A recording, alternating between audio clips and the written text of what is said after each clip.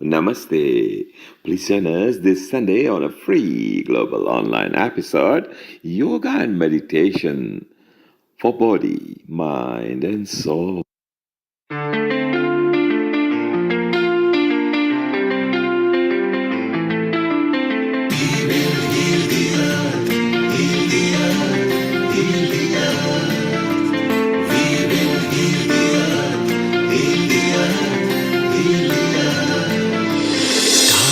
They can tell you stories which are brighter than yesterday. The streets have never been so quiet. The squirrels found a new hideaway. Tomorrow will never be the same. There is so much hope in our hearts. Brick by brick we shall overcome and walk right into a new start. Welcome to the brand new world. Give the children of a mother earth. Reach out your hand.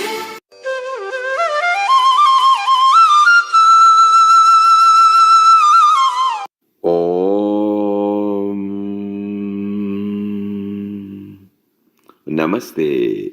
Please join us this Sunday on a free global online episode, Yoga and Meditation for Body, Mind and Soul.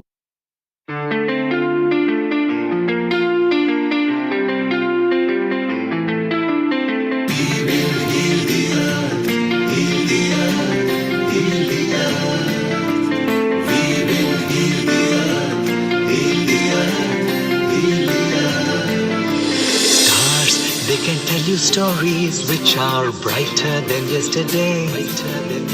The streets have never been so quiet. The squirrels found a new hideaway. Tomorrow will never be the same. There is so much hope in our hearts. Brick by brick we shall overcome and walk right into a new start. Welcome to the brand new world. Give the children of a mother earth. Reach out your hand.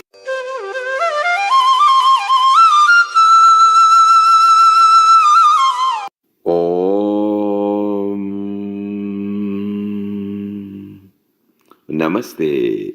Please join us this Sunday on a free global online episode, Yoga and Meditation for Body, Mind and Soul.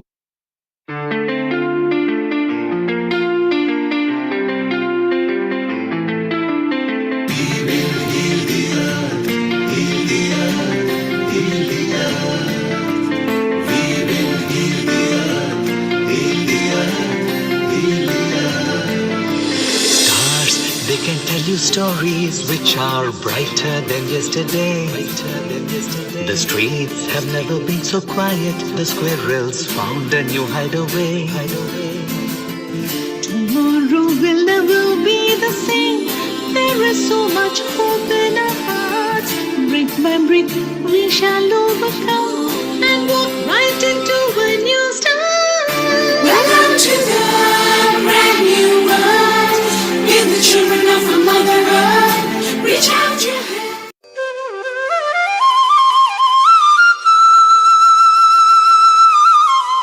Om Namaste. Please join us this Sunday on a free global online episode, Yoga and Meditation for Body, Mind and Soul.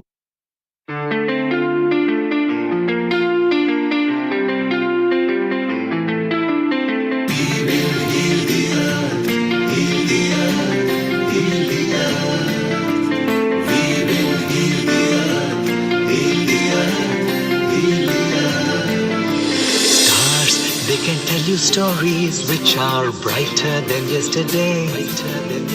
The streets have never been so quiet. The squirrels found a new hideaway. Tomorrow will never be the same. There is so much hope in our hearts. Brick by brick we shall overcome and walk right into a new start. Welcome to the brand new world. Give the children of a mother earth. Reach out your hand.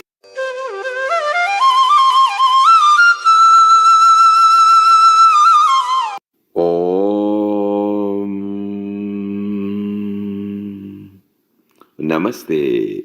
Please join us this Sunday on a free global online episode, Yoga and Meditation for Body, Mind and Soul.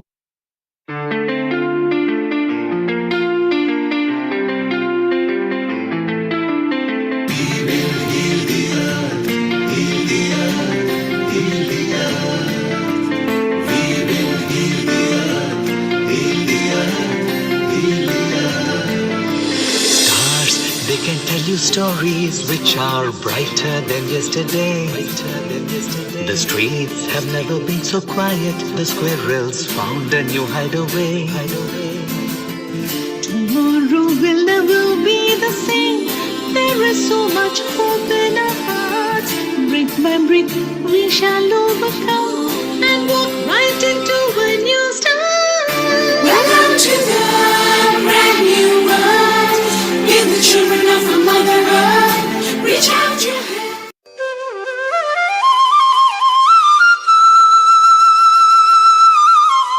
Om Namaste. Please join us this Sunday on a free global online episode, Yoga and Meditation for Body, Mind and Soul.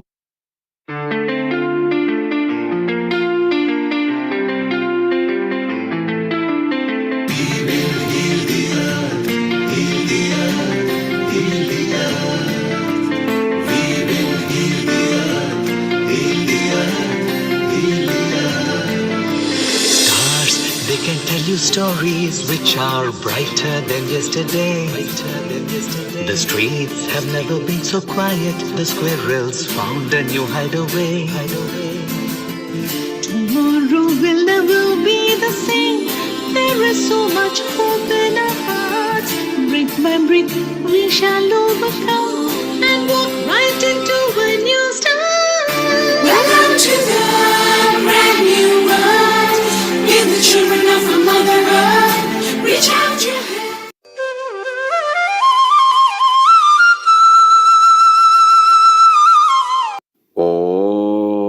Om Namaste. Please join us this Sunday on a free global online episode, Yoga and Meditation for Body, Mind and Soul.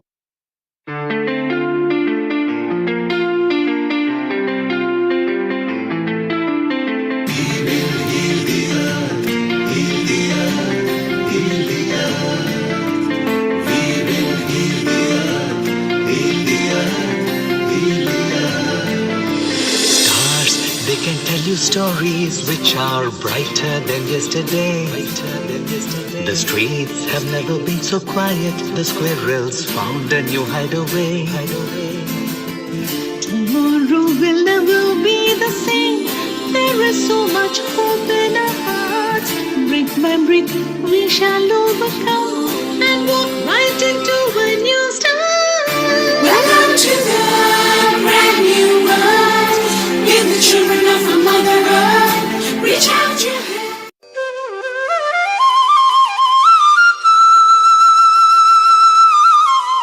Om Namaste. Please join us this Sunday on a free global online episode, Yoga and Meditation for Body, Mind and Soul.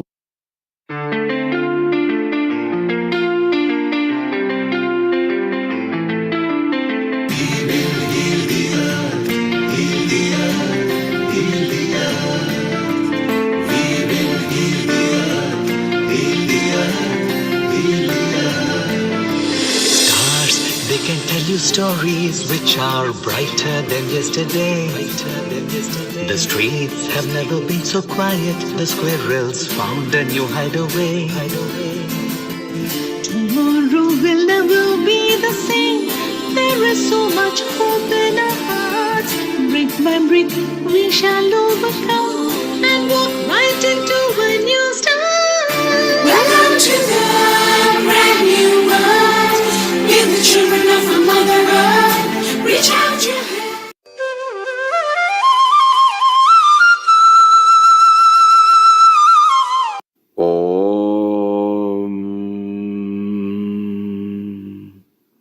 Namaste. Please join us this Sunday on a free global online episode, Yoga and Meditation for Body, Mind, and Soul.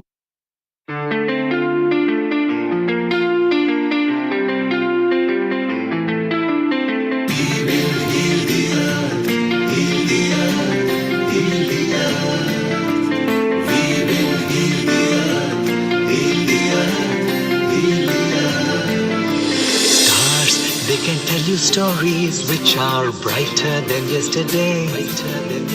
The streets have never been so quiet. The squirrels found a new hideaway. Tomorrow will never be the same. There is so much hope in our hearts. Brick by brick, we shall overcome and walk right into a new start. Welcome to the brand new world. Give the children of a mother earth. Reach out your hand.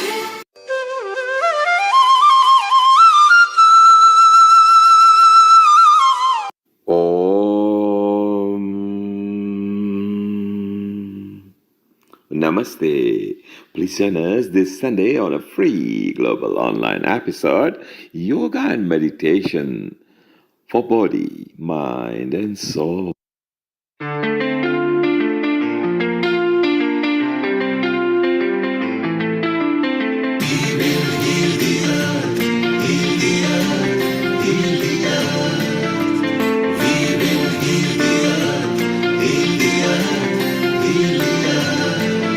Stars, they can tell you stories which are brighter than yesterday. The streets have never been so quiet. The squirrels found a new hideaway. Tomorrow will never be the same. There is so much hope in our hearts. Brick by brick, we shall overcome and walk right into a new start. Welcome to the brand new world. Give the children of a mother earth. Reach out your hand. 10, 9, 8, 7, 6, 5, 4, 3, 2, 1. Global Namaste. Good morning, good afternoon, and good evening to all the viewers of Healing Our Earth. We are back again with you, and I, Amrita Sharma, welcome you to the new episode at Healing Our Earth. Today's episode is on yoga and meditation. As we move further, I welcome you to this immense dive on the spiritual journey of life through this yoga and meditation episode, where our experts will be giving you a lot of tips, some insight into yourself, well being, restoration of physical, mental, and spiritual health, and a lot more chit chat about well being status. But before that, let's start with Gayatri Mantra. Closing your eyes, taking a deep breath inside. Let's chant. Om.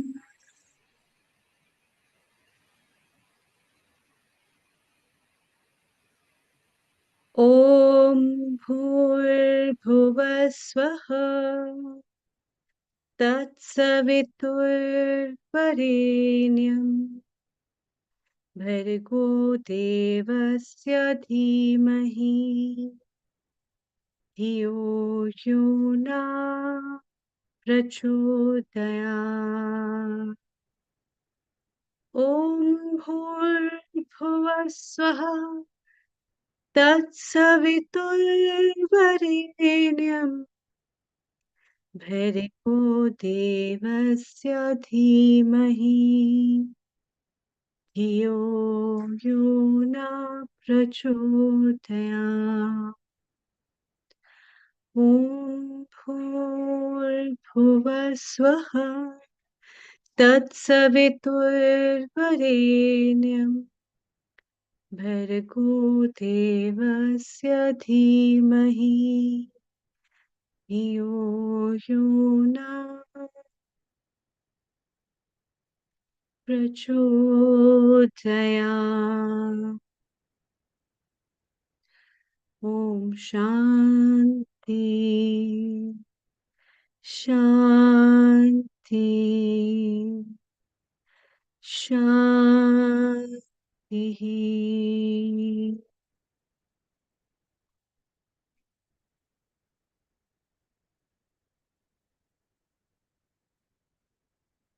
Welcome again. As today's episode is specifically dedicated on the tips and the guidance of yoga meditation and its importance in life, building up resilience in life, building up spiritual power in life, as well as giving an immense opportunity for yourself to restore your mental health, your physical health, and the well being. It's time to know from our experts what all yoga has done to the world, what all yoga has given to the world, and also to address solutions from a lot of small, small problems. So, as we go live, you can ask questions from our experts as well.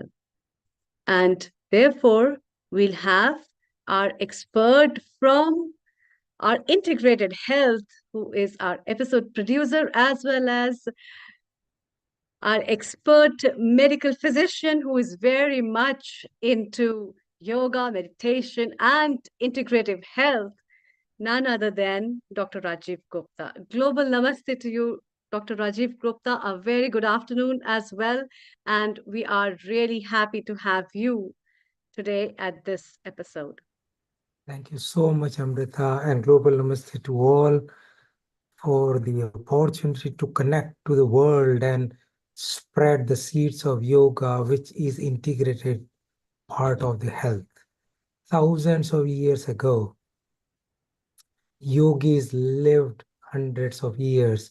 Now the lifespan has been shrinking to the period of life, and we have not aligned ourselves to the natural way of living. And yoga is uniting yourself with the universe. So it's great to share that opportunity to demystify the myth that yoga is not just physical postures or breath control. It's a holistic way of living life, mind and body practice, which originated from India. And I always say it is a three-legged stool. One part is physical posture or asanas, one part is pranayam or breath control, and third part is the meditation or connecting, going in for self-awareness and self-management and consolidating the body so that we preserve the health, protect the health, and prevent departure into the disease. And I'm great. I think Riddhi is going to join us shortly. But I would like to expand on yoga's benefits are because I have spent almost 8-9 years now on the multiple physiological and biochemical pathways which underline the yoga. As majority people go to gym, do yoga, do some posture, some asanas, come back without understanding how does it benefit. And therefore, they do it for a few days and not do other days. The consistency is important. And what happens, actually, the body changes because asanas or postures change the flexibility. It improves the muscle strength, but also improves the circulation. Hmm. On the other hand, the other part is pranayama, which improve the oxygenation and promote the relaxation through the parasympathetic activation. And that reduce the stress response, which is prevalent all over.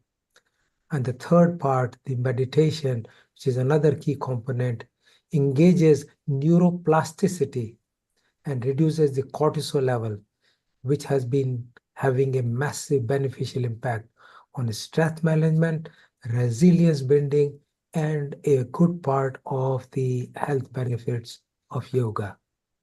Hmm. Yeah. So, some way it can not only improve the physical health, but also the mental health. And we know that mental health problems are increasing, anxiety, depression, stress, continuously, even in young children. And their studies have demonstrated that yoga can reduce the level of cortisol, promote the release of serotonin, which is a vital neurotransmitter. And this is improving the mood and stress, similar to many antidepressants. Yeah. So, That's basically that's very well said, Dr. Rajiv Gupta. And we also have Rena from Israel. Let's take her thoughts as well from that. Rena, you have been because Israel has been on war since such a long time, and people are on in with all these stuff of mental stress as well as a lot of physical um, hardships that they are bearing on this. Whatever Dr. Rajiv Gupta has said, how do you practically feel that it has helped people? And you are a yoga practitioner, you also practice yoga, you believe in practicing all that stuff. So um, how do you integrate these lines with your own personal self, and how for the well-being of people as well? Yeah, Thank thank you. you. Thank you, Dr. Amrita. Global Namaste. Thank you, Dr. Rajiv Gupta. It's an honor to hear you speak, and it's an honor to follow you. And I very much agree with what you said, that yoga is a scientific method for relieving ourselves of internal suffering. And Dr. Amrita, like you mentioned, here in Israel, there is no shortage of suffering, lots of work to do. And I'm actually going to give some practical advice right now that can be helpful for people who are living in Israel, going through the stress of the war, but also for people anywhere. I know, unfortunately or unfortunately, there's a lot of suffering in our world, and fortunately, we have a lot of tools for relieving that. So here's one that might be helpful for you. And you can do it right now, just seated at your desk. And it's also something you can take with you for anybody who, like here in Israel, yeah, there's a war going on, but most people are still needing to show up and work every day. And that's the same no matter where you are in the world. If you're going through a stressful situation, it's likely you also need to show up and work. So this tool is yoga at your desk. You can do it in as little as 5 minutes. I would even invite you to, like, as you make the transition from whatever is causing stress in your life to needing to sit down and work at your desk, this is something that can help with making that transition. So it starts with, first of all, just acknowledging how you're seated. What are the soles of your feet touching before we move anything? What are the soles of your feet touching? What direction are your knees facing? How do you feel the weight being held in your pelvis? How do you feel your spine? Is it touching?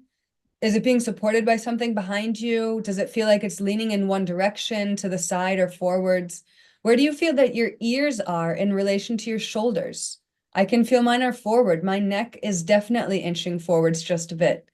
I'd be surprised. I imagine a lot of yours as well.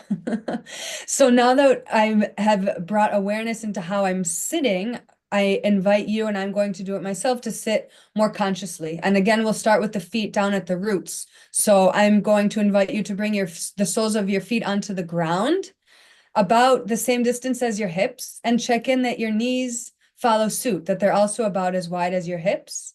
You may take your back slightly away from any support that's behind you and wiggle out into your pelvis a little bit, and try to feel the weight equally distributing both from side to side and also forwards and back. So take a few moments to feel into that. Maintain the grounding through the soles of your feet. So we've got the soles of our feet, knees, hips distance. Our pelvis now is equally holding our weight. And let's imagine there's a cord at the crown of our head. As you inhale, feel that cord being pulled up, creating length through your spine. And then let your shoulders waterfall down your back, feeling the openness that comes through the front of your chest. And finally, feel your ears come over your shoulders. You can even bring a hand to the back of your neck and feel if it needs to straighten out. And then just sit like that for a moment. Once you're seated like that, let's take a deep breath in through the nose, fill up your body with fresh new air. And exhale through the mouth, let go of anything that's not helpful right now. Squeeze the belly, get all the air out. And once more, a deep inhale through the nose. And exhale fully out the mouth. Squeeze all the air out, making space for new air to come in, and then breathe normally. And you can continue with your eyes open, maybe finding a point to stare at, or maybe close them. And acknowledge all the parts of your body that are touching something below. Feeling where gravity is holding you into this place. Notice the sounds you hear around you, farther away, through the screen. And then getting closer. And maybe even sounds coming from your own body.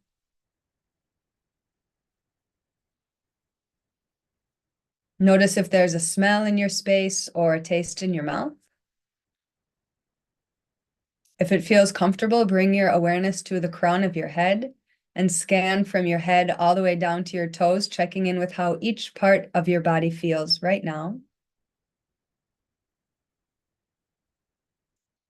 When you reach your toes for a moment, observe the natural rhythm and pace of your breath and where you feel the movement of the breath in the body. And then I invite you to focus on an anchor. Working with the breath is the deepest way for you to focus, and it's not always appropriate to maintain a focus on the breath. So you may choose to be staring at a point. You may choose to focus on a sound. You may choose to focus on a part of the body, like the soles of your feet, or you may choose to focus on the breath. Go with whatever pulls your attention. You can just keep the breath natural if that's what you're working with. And we'll just take a few more moments to anchor in, increasing our sense of focus. So focus on whatever your chosen anchor is, a point, a sound, a part of the body, or the breath. And you may already notice stories coming up distracting you from this anchor. They may be stories in the mind, and they may be things you're feeling in your body.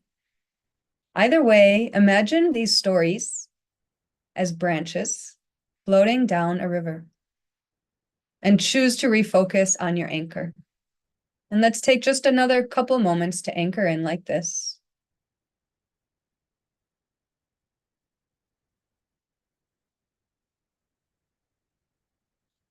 And then we're going to work just the neck here.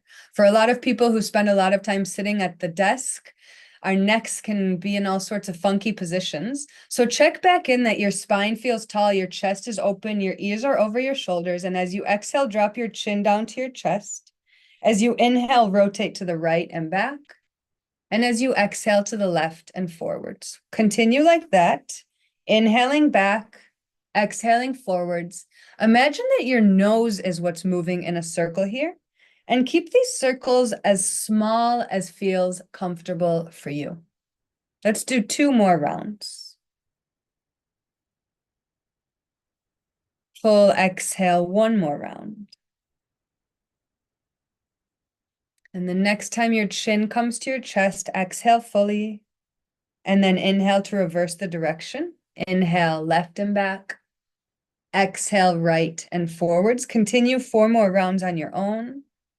Again, keep these circles as small as feels good for you. Imagine it's the nose moving in a circle. And maybe turn the corners of your lips up just a little bit, smiling with gratitude for this opportunity to sit with some awareness. Full exhale, 1 more breath.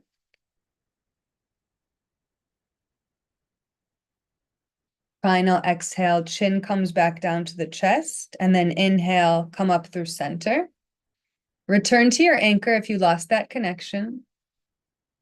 Just take a moment to feel the effects of what we've done up until this point. And then let's do 3 rounds of yogic breathing. So we'll bring one hand to the chest, the other hand to the low belly. Take a big inhale through the nose just to cleanse. And a full exhale out the mouth, once again cleansing out. And then through the nose, inhale, feel the lower belly expand first, middle belly expand, chest rise. And at the top of the breath, through the nose, exhale, chest falls first, middle belly comes in, lower belly comes in. All the breath comes out. Awesome. Inhale, lower belly expands, middle belly expands, chest rises. And at the top of the breath, exhale through the nose, chest falls first.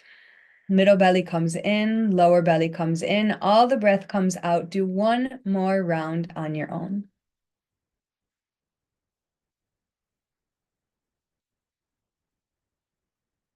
Exhale, fully get all the air out, and then breathe normally. And you can release your hands to wherever it's comfortable. Return to your anchor. Let any stories float on by. Stay present with your experience. Taking a moment just to integrate the effects of this yogic breathing. And then to close out this practice, keeping in mind that it's something you can do maybe at the start of your workday when you're transitioning to work, or anytime you just need a little boost of energy. We'll bring our hands together in front of our heart and rub them together. This first time, we'll rub our warm hands all over the body. And then once again, rub your hands together. This time, you'll place your warm hands on a part of the body that still needs some extra attention. Maybe offer some gentle massage. Let this part of your body know that you see it and that you can always come back to it. And a final time, we'll bring the hands together in front of the heart and bring to mind a word, prayer, or intention, maybe for your working session, or maybe to bring with you through the rest of your day or through the rest of your week. And then imagine rubbing the quality of that word, prayer, or intention between your hands. Feel it warm up your hands, and then place your warm hands over your eyes. Fill yourself up on the inside with this energy of this thing as if it already is. And feel the warmth fill you up on the inside.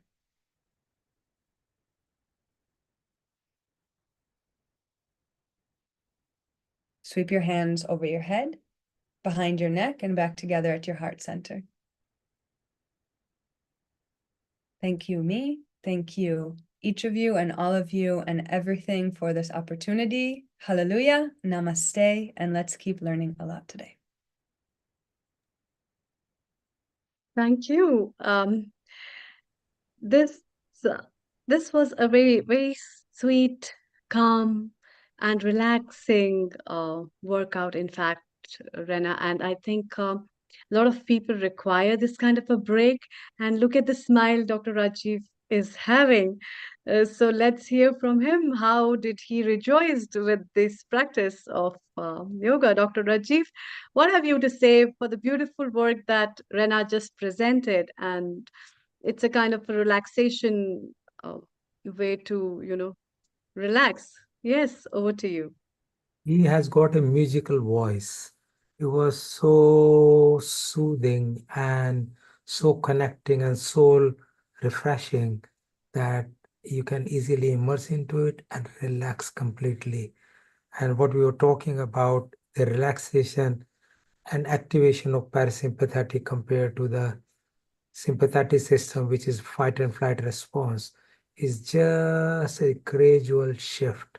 And she has set the scene for the true relaxation through the meditation and breathing together. And it's all part of the body, starting with the head, the neck, and rest of the body. Was amazing experience. And we can think that stress is so much built into our system now. And a lot of diseases, the metabolic conditions, the obesity, the diabetes, the hypertension, heart attacks, they are because of the stress that is into the body system. And same is irritable bowel syndrome, which is like a disease, which is due to gut-mind activation. These all things can just be chilled and relaxed by positive impact of the yoga onto the body and organ systems. And I have actually done a lot of research into it to bring that how it can even downregulate the cytokines for inflammation and reduce the inflammation. But also you can see that there is a lot of respiratory diseases which are there. And pranayama or breath control technique improve the lung capacity and increase the oxygen exchange efficiency. and also more supply of oxygen to the brain. And as she demonstrated, calming means your brain is consuming less oxygen. It's not demanding. Activities just slow down. It brings a balance to the life. And that is what our ideal life is. So I think that is a fantastic demonstration and a very good start. I might go a step further that there are some immediate effects, but there are long-term effects, including the effect on the reproductive health, effect on the mind, effect on the memory, effect on dementia, effect on Parkinsonism, effect on polycystic ovary, effect on the chronic lung disease, effect on increasing the joint pain, the osteoarthritis, inflammatory bowel disease. There are many things which are bidirectional communication between the relaxation and the organ system. And that is extremely good with yoga to bring an impact that is visible and the impact that is going to come in 5-10 years time, preventing dementia, preventing these joint problems, preventing the organ dysfunctions. And that is fantastic. So thank you so much indeed. Thank you. Thank you, Dr. Rajiv. That's very nice of you. And how we can see the practices of yoga, how they collate with the mind-body system, as our experts are giving guidance on how the connectivity of the practices can make a big difference in treating a lot of health disorders, which cannot be just addressed by taking pills or medicine, but yoga has an intense role, meditation has an intense role to play in that, for curing as well as healing up people. And thank you so much, Rena, for joining us. Please stay around. It's time to move from Israel to India, where we have our yoga expert, our residential yoga guru, Himanshu Mehta. Global namaste to you, Himanshu, and a very good evening to you. We cannot hear you, Himanshu, as it's time to move from Israel to India, where we have our yoga guru, Himanshu, who has been in this field of yoga, practicing so many yogas, as well Is it as okay now? beach yoga. Yes. So let's hear from him as he makes people practice and move around in waves of yoga, as people see and harness themselves in his aura of yogic vibes. It's time to hear from him. Yes. Global namaste to everyone on feeling on Global namaste. I think Can you mute one? Yeah, kindly mute. You have two instruments that has joined the sound. So if you can just remove the sound from the other instrument. Can you speak now? now. Yeah, we still Yes. have an echo. So you've joined two instruments. One instrument needs to be switched off or not join sound at all. If you go to the sound, or just sign out from one instrument which is not useful. Okay, it's done. Yes, we can hear you well. I'm not using the mic. It's okay, right? Yes. Good. So once again, global namaste to everyone on feeling the Earth. Yes, Amrita ji. Nice again to see you as my host. So today, Yeah, nice to see you as well. thank you. So I'll give some demonstration of some relaxation as Dr. Rajiv rightly said. Yoga activates the parasympathetic nervous system, and that's very much essential. So before anyone begins any asana or pranayam, yes, we need to start the relaxation pose. We need to relax our body and then move into asanas. First, the easier one, simpler one, and then the more dynamic ones. So we can first start with the simple neck rotation, neck exercise as uh, the other yogini she's total demonstrated.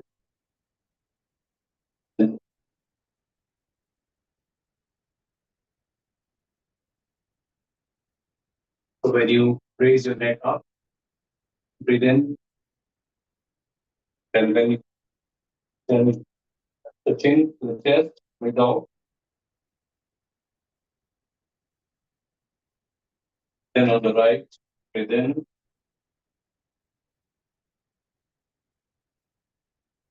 on the left, breathe out. One more time, breathe in,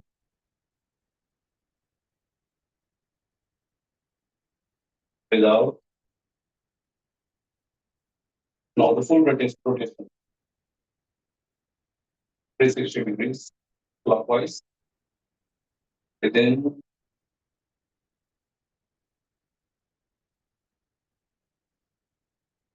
and breathe out.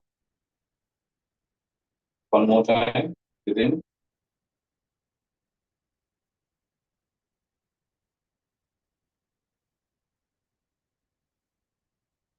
breathe out. Anti-clockwise, breathe in,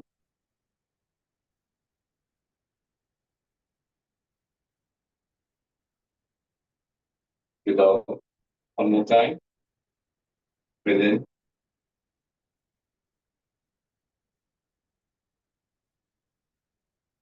breathe out. Now loosen up from your wrist.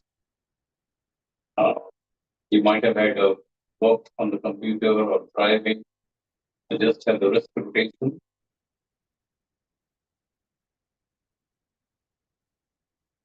The other side.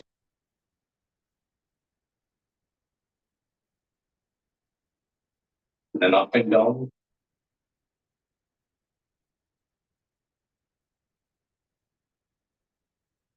Okay. So normally when we find most of the people when they sit in the chair or they're working on the desk, they generally tend to slouch. So the first thing, of course, you keep your back upright, the torso upright, and then you start to get all simple exercise to relax and de-stress yourself. Now, something simple as just doing Parutasana, sitting on the chair. So exhale, elongate your body. Inhale.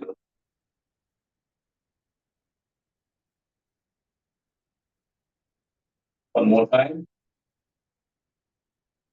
Exhale.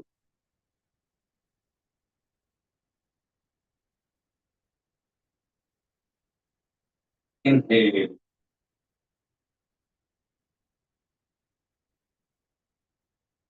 Now sitting on the chair, you can even do Ardha Chandrasana. Simple one. Moving on the side, on the right. Here you open up your chest, look up. You feel the stretch on the other side. Feel an amazing stretch.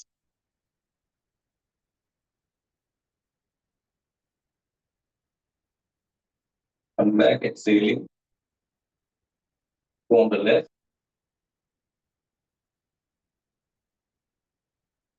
Inhale, open up your chest like a flower left pattern blooming.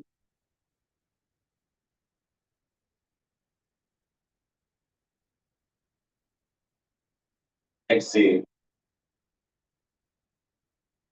You can even do the forward bend, release your back and the shoulder pain.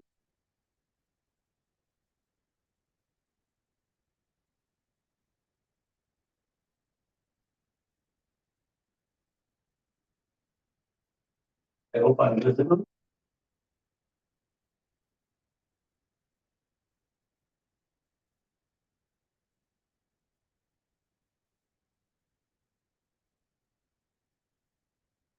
and you can do Yoga Mudra.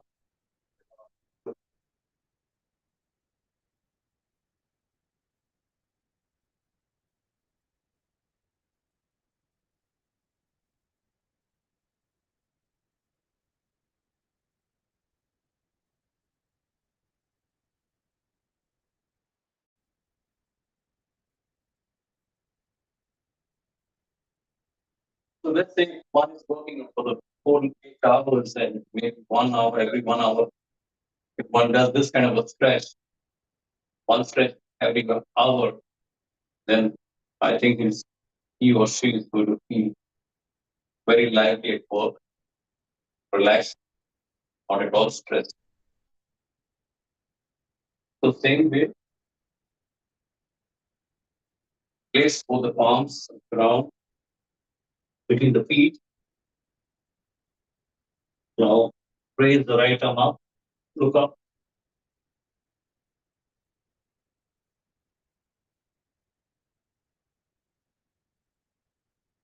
Exhale, come down.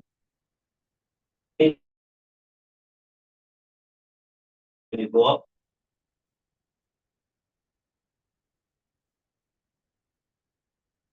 Exhale. One more time. Inhale.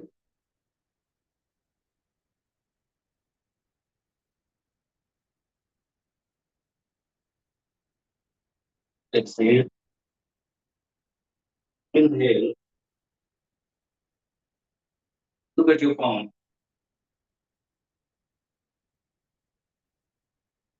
Exhale. Still, if you need some good stretch, and you can do just your body for simple massage.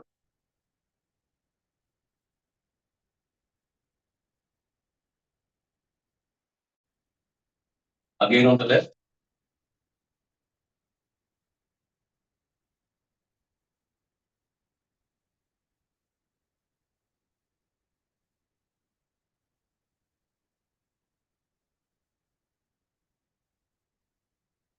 Also, you can have a good twist on the chair.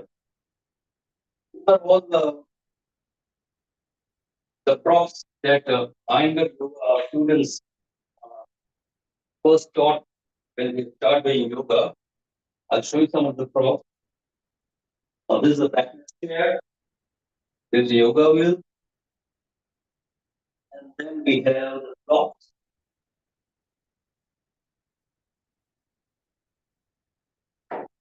And the yoga mat.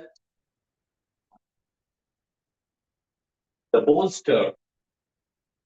So someday I'll do a session for a longer duration.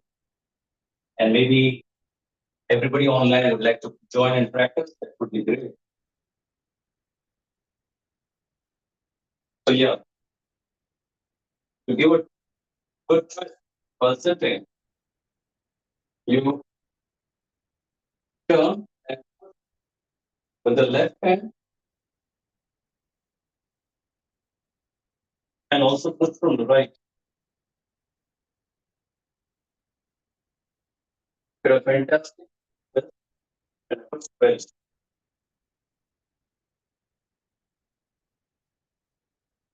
Same way from the other side.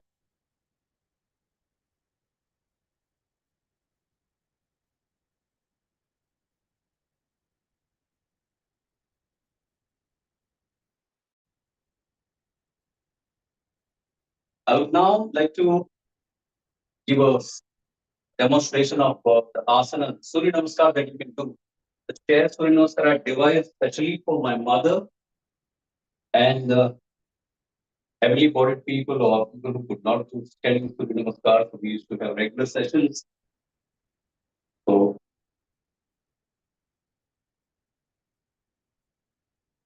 my audible and visible, I believe. Yes.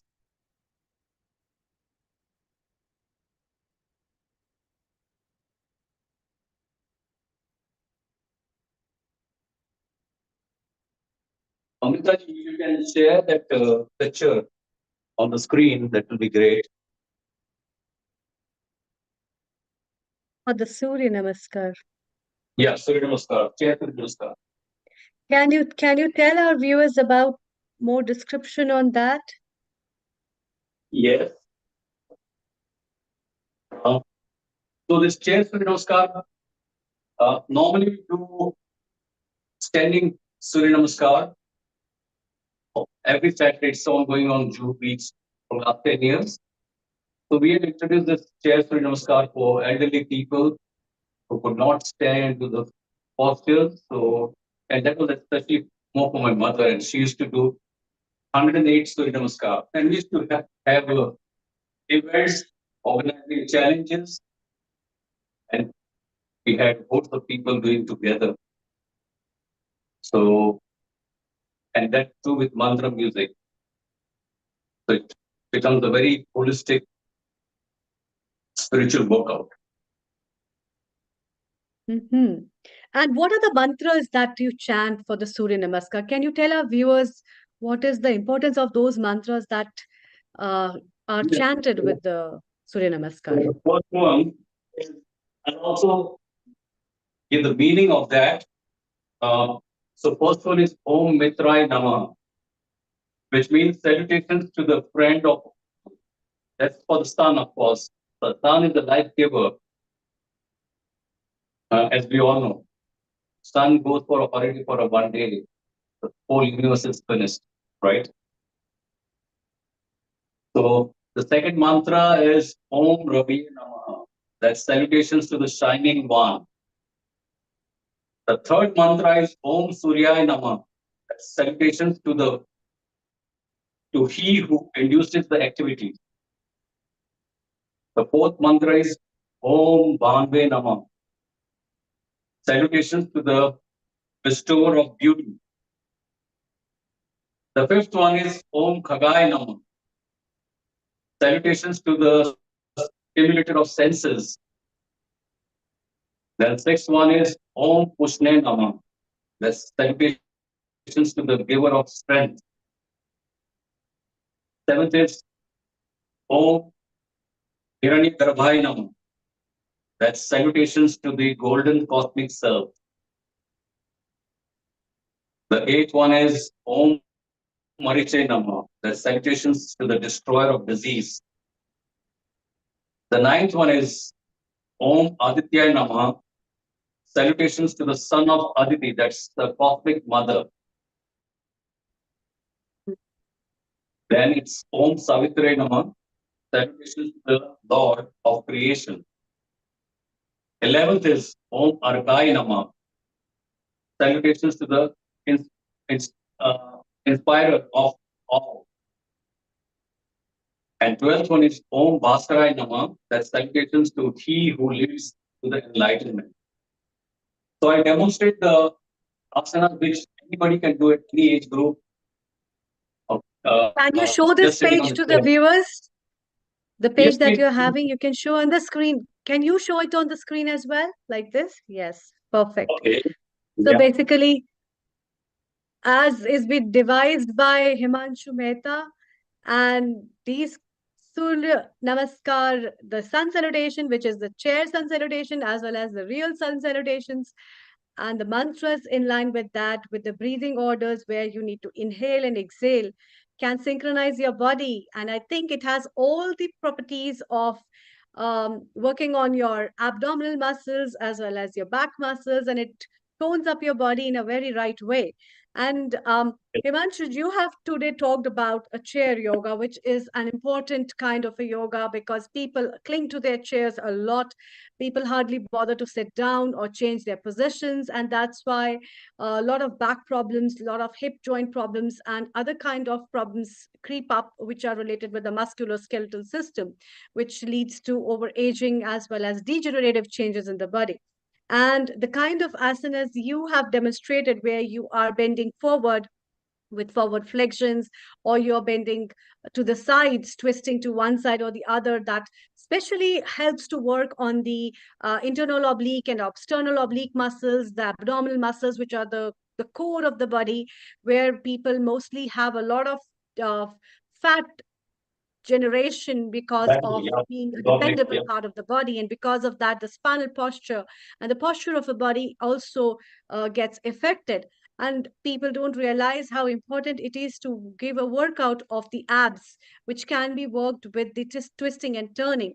Not only this, I think, Himanshu, your asanas also helps the people who have got ankylosing spondylosis and spondylitis problems, where there is inflammation of spine as well as the degeneration of the bones and the vertebrae, as well as this disc, this the intervertebral disc that gets degenerated. And your asanas gives a very good way to give a good blood circulation to these intervertebral discs as well.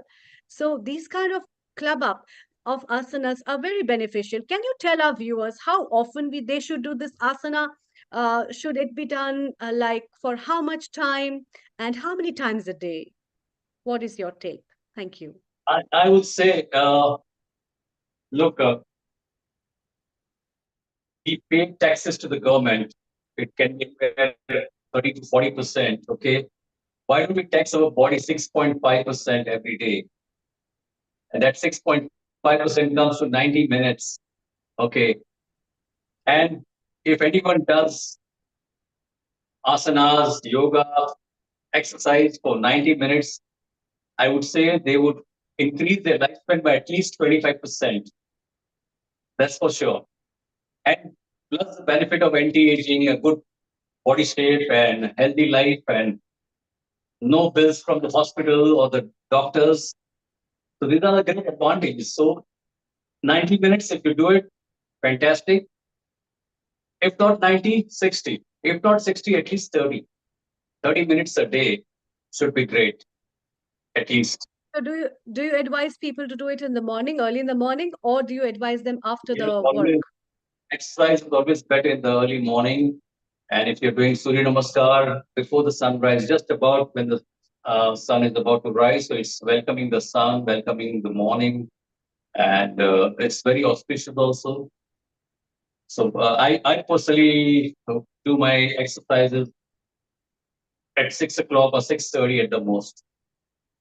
So that's when I start, and I work What are the fantastic. benefits of practicing asanas in the morning, as per your experience? Why do you Of think it course, is the great important to benefits. practice asanas in I'm the a morning? morning guy. Yeah, sorry. Yes, what Yeah. according to you are the benefits of practicing asanas in the morning? So if you're practicing in maybe in open air in the garden, you get a fresh supply of oxygen in the morning instead of evening. Evening, as we all know, the plants, plants, they breathe out carbon dioxide, so it's not good for us in a way. So morning, the biggest advantage is getting a fresh supply of oxygen. And of course, you've had a good sleep and cool and calm, so your body is very much aligned, and your uh, parasympathetic nervous system, as we said, is active, and that will help you. Personally, I find it's more helpful to do asanas in the morning than in the evening, because evening you're tired, you've done your work for the whole day, so your focus will not be that good enough as it will be in the earlier hours. And the biggest advantage, of course, early mornings you don't get any phone calls, okay, and Mhm. even less of WhatsApp messages. So that's a big advantage. I see. Okay. Yeah, So that's one of the good add-on things. And I think that kind of a time where the morning people rise up, the mind is pretty calm, the body um, is really prepared because it has come from rest, and then after that it is ready right. to take up new things and work out. So that's really very nice of you to talk about these benefits of asanas in relation to the chair yoga, to the sun salutation, and how important it is to see what time is good for you and how many minutes you must practice the asana, but it has to be consistent. Thank you so much for joining us, Himanshuji, from Thank you. India, Mumbai. Very good luck to you as well as to your mother as well. May Thank you. you keep harnessing people's life with the practice of yoga. Thank you. Thank you so much. Yeah. Global Namaste. Global Namaste. It's time to have a message from our regular guest as well as our dear Swamiji from Osho Fragrance, Swami Shailendra Saraswati ji, who is with us always to bless us, and his tips of yoga and meditation from his guidances, what he brings from his brother Osho, has always been a privilege for everyone to hear, follow, as well as the philosophical guidelines that he gives to people with Osho's following is immensely great. And therefore, we today will be having a short video message of Swami Shailendra ji, as he's not available. He's in Nepal right now on a yoga shivar. So here we go. Thank you. सभी मित्रों को प्रणाम। एक छोटी सी कहानी से मैं अपनी बात शुरू करना चाहूँगा। कोई मरीज एक आयुर्वेद आचार्य के पास पहुंचा। अपने रोग, अपनी तकलीफ के बारे में उसने बताया। चिकित्सक ने उसका परीक्षण किया, फिर कहा कि कुछ जड़ी बूटियां मैं पीस के दे रहा हूं, पुड़िया बनाकर, इनको शहद के साथ ले लेना, क्योंकि औषधि थोड़ी कड़वी है, शहद के साथ ठीक रहेगी। वो मरीज कहने लगा कि शहद मैं नहीं लेता, मैं कोई भी एनिमल प्रोडक्ट नहीं लेता, शुद्ध शाकाहारी हूँ, कुछ और कर सकता हूँ। चिकित्सक ने कहा कि फिर ऐसा करो, दूध में मिला के पी लेना। वो मरीज बोला कि क्षमा कीजिए, दूध भी एनिमल प्रोडक्ट है, शहद भी एनिमल प्रोडक्ट है, मैं बिल्कुल वैगन हूँ, शुद्ध शाकाहारी, कुछ और उपाय हो सकता है? चिकित्सक ने कहा कोई बात नहीं, असली बात है कि दवा तुम्हारे पेट में पहुंचे, पानी के संग घोल के पी जाना, अगर कड़वी लगे तो कुछ गुड़ शक्कर मिला लेना, उससे भी काम चल जाएगा। उस मरीज ने कहा और अगर ऐसे ही फांक लूं दवा तो? उसने कहा अगर तुम इस कड़वी दवा को ऐसे ही गुटक सकते हो, बहुत ही अच्छा, किसी चीज की जरूरत नहीं, न दूध की, न पानी की, न शक्कर की, न गुड़ की, न शहद की, किसी चीज की जरूरत नहीं। ये छोटी सी कथा कहकर ओशो कहते हैं कि ठीक इसी प्रकार ध्यान साधना है, योग साधना है, मुख्य दवाई एक है, उसको किस चीज में मिला के तुम लेना पसंद करते हो ये तुम पर निर्भर है। औषधि एक ही है, क्योंकि हमारी व्याधि एक है। हमारी व्याधि है मूर्छा, बेहोश बेहोश जैसे जीना, प्रमाद की अवस्था। तो इसका उपाय क्या होगा, औषधि क्या होगी? अधिक होशपूर्वक, अधिक जागरूक, अधिक संवेदनशील, अधिक सतर्कता पूर्वक जिए। तो औषधि एक ही है, संक्षेप में उसको कहते हैं दृष्टा भाव, साक्षी भाव। अपने आप के प्रति सतर्क हो जाएं। सामान्यतः हम जगत के प्रति तो सतर्क हैं, अपने प्रति बिल्कुल मूर्छित हैं। हमें दुनिया भर का पता है, बस अपना पता नहीं मालूम।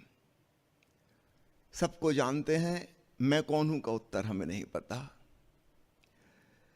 तो हम किस ढंग से होशपूर्वक जिएं कि हमें अपने होने का एहसास होने लगे।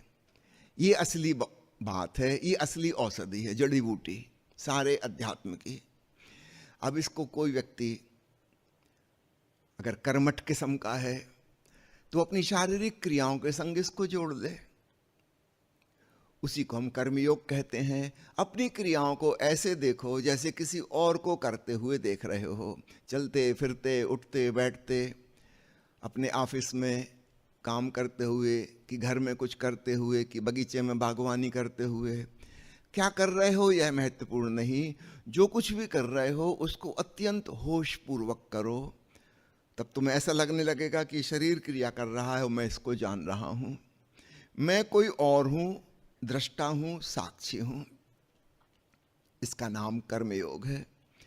अब कोई व्यक्ति कहे कि हम तो कर्मठ किस्म के नहीं हैं, भोगी प्रवृत्ति के हैं, तो चिकित्सक रूपी सदगुरु उससे कहेगा कोई बात नहीं, तुम क्रियाओं वगैरह की चिंता ना करो, जो तुम्हारा सहज रुचि रुझान है, जो तुम्हारी स्वाभाविक प्रवृत्ति है, उसी के साथ दृष्टा भाव को जोड़ दो। तो इंद्रियों की संवेदनशीलता के संग जब चाय पी रहे हो तो पूरा मजा लेते हुए, चाय की संवेदनशीलता का एहसास करते हुए यह जानो कि कौन है जो चाय का मजा ले रहा है। जब भोजन का रस ले रहे हो, कि मधुर संगीत सुन रहे हो, कि सुंदर दृश्य देख रहे हो, स्मरण रखो देखने वाला कौन है, सुनने वाला कौन है। तो बात वही हो गई, दृश्य से हम दृष्टा पे आ गए, संगीत से हम श्रोता पे पहुंच गए। किस चीज का स्वाद ले रहे हैं? नॉर्मली हम केवल उसी के प्रति सतर्क होते हैं। अब एक नई बात और जुड़ गई, ये कौन है जिसको स्वाद आ रहा है? तो हम अपने साक्षी चैतन्य पे पहुंच गए।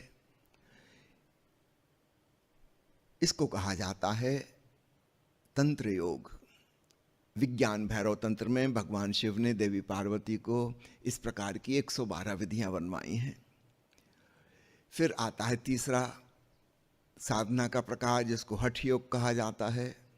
स्मरण रखिएगा, हठ शब्द का मतलब वह नहीं जिद्दी, आग्रही, जोर जबरदस्ती करने वाला, इसको हम हठी आदमी कहते ना, यहाँ वो मतलब नहीं है। हठ योग में हा और ठा, ये हम और ठम, जो कि बाएं नाक और दाहिने नाक से चलने वाली श्वास के सिंबल हैं, प्रतीक हैं, ये उसका शार्ट फॉर्म है हठ, हम और ठम का। तो अपनी भीतर आती सांस, बाहर जाती सांस, दोनों सांस के बीच का गैप, इसके प्रति सतर्क हो जाओ। ऐसे देखो इस आती सांस को, जाती सांस को, और वो जो क्षण भर का ठहराव है, एक अंतराल बाहर पैदा होता है, एक अंतराल भीतर पैदा होता है।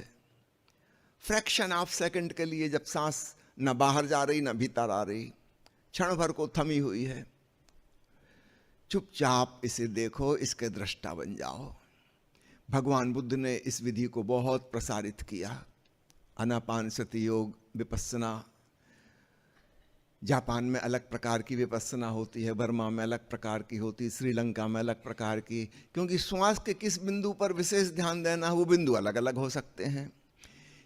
इन जनरल पुरुषों के लिए नासाग्र पर ध्यान देना आसान है, जहाँ से हवा भीतर प्रवेश कर रही है। महिलाओं के लिए पेट पर ध्यान देना ज़्यादा आसान है, सांस भीतर गई पेट फूला, सांस बाहर चली पेट पिचका। और भी अन्य उपाय हो सकते हैं। तो भांति भांति की विपस्सना, प्राणायाम की पद्धतियाँ प्रचलित हो गईं। महर्षि पतंजलि ने कहा 4 प्रकार के प्राणायाम हैं। पहला पूरक यानी इनहेलेशन, दूसरा रेचक यानी एक्सहेलेशन, तीसरा कुंभक यानी सांस का ठहराव। कुंभक 2 प्रकार के हो सकते हैं, बहिर्कुंभक, अंतर्कुंभक। तो एक तो स्पॉन्टेनियस ब्रीदिंग प्रोसेस में अपने आप हो रहा है, 1 सेकंड से भी कम देर के लिए, जानबूझकर हम उसको थोड़ा बढ़ा भी सकते हैं। और चौथा प्राणायाम उन्होंने कहा सूक्ष्म आंतरिक प्राणायाम, जिसमें बाहर से किसी को कुछ पता नहीं चलेगा कि आप क्या कर रहे हैं। सहज सांस प्रकृति जैसी चला रही थी वैसी चलती रहेगी, और चुपचाप आप उसके दृष्टा बन जाएंगे, आप अपने साक्षी चैतन्य में रम जाएंगे। तो आपको क्लियर हो गया, चाहे कर्मयोग हो, चाहे तंत्र योग हो, चाहे हठ योग हो, मूल बात एक है, साक्षी होना, खूब सजग चैतन्य होना। अब किस चीज के प्रति कहाँ से हमने शुरुआत की वो बिंदु अलग अलग हो सकते हैं, पर फाइनल एक बिंदु हमारा खुद का होगा। ऐसा समझे एक डबल एरोड कॉन्शसनेस का तीर, जिसमें दोनों तरफ फलक हैं। तो एक तीर बाहर की तरफ है, एक तीर स्वयं की ओर है। तो कर्मयोग में तीर शारीरिक क्रियाओं की तरफ था, एक तीर अपनी तरफ था। तांत्रिक साधना में एक तीर इंद्रियों की संवेदनशीलता की तरफ है, दूसरा तीर अपनी तरफ है। हठ योग में, जिसको प्राण योग भी कहते हैं, एक तीर श्वास की तरफ है, एक तीर अपनी तरफ है। तो एक चीज कॉमन है, वो है एक तीर अपनी तरफ है। उसी का नाम दृष्टा भाव है, साक्षी भाव है। योग का चौथा प्रकार भक्ति योग। अब कोई व्यक्ति कहे कि ना तो मुझे कर्म में रस है, ना मैं भोगी प्रवृत्ति का हूं, और ना कोई बहुत प्राणवान साहसी प्रवृत्ति का हूं, प्राणायाम में मुझे रुचि नहीं आती, लेकिन भावुक किस्म का हूं, इमोशनल, सेंटिमेंटल, उससे कहेंगे कोई बात नहीं, चलो इसी द्वार को तुम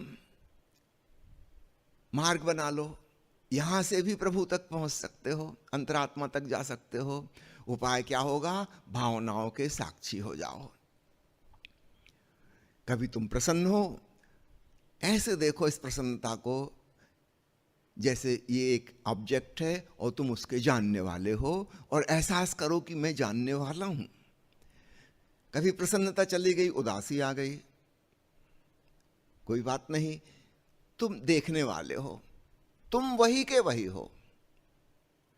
ये हृदय के पर्दे पर कहानी के दृश्य बदल रहे हैं, कभी ट्रेजेडी, कभी कॉमेडी, उसकी चिंता ना करो, तुम याद रखो कि मैं दर्शक हूं।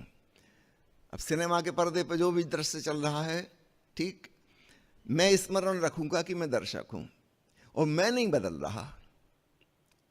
कहानी के दृश्य तो बदलेंगे, कभी सकारात्मक भावना आएगी, कभी नेगेटिव इमोशन आ जाएगी, कभी क्रोध आ गया, कभी करुणा आ गई, कभी कठोरता आ गई, कभी दया आ गई, चलता रहेगा खेल, चलने दो।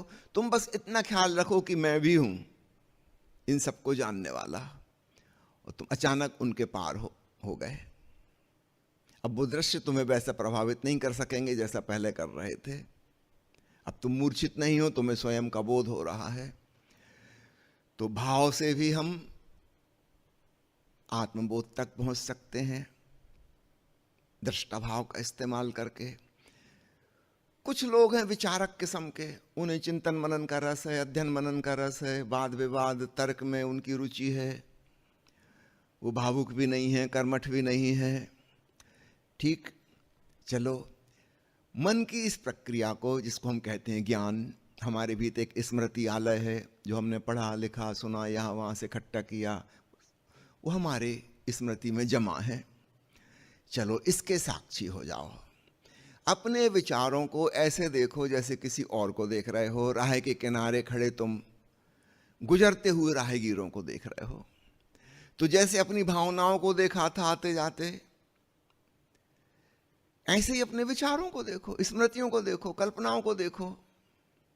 ये मन का खेल चल रहा है, कुछ लेना देना नहीं, निष्पक्ष, कोई निर्णय भी नहीं करना कि अच्छा कि बुरा, कि हो कि ना हो, अरे ये विचार कहां से आ गया, कुछ लेना देना नहीं है। एकदम उपेक्षा पूर्ण होकर चुपचाप तुम सड़क के किनारे देख रहे हो कौन गुजर रहा है, अनकंसर्न्ड, इंडिफरेंट। तब तुम्हें स्वयं का बोध प्रगाढ़ता से होने लगेगा, और धीरे धीरे विचारों का जो सिलसिला चल रहा था, ट्रैफिक, वो कम होने लगेगा। बड़े बड़े गैप आने लगेंगे, एक विचार गुजर गया, दूसरा भी आया नहीं, बीच में एक गैप है। लेकिन आपको अपने होने का बोध तो होगा। सड़क पे कोई नहीं है मगर आप तो हो किनारे। इसको कहते हैं ज्ञान योग।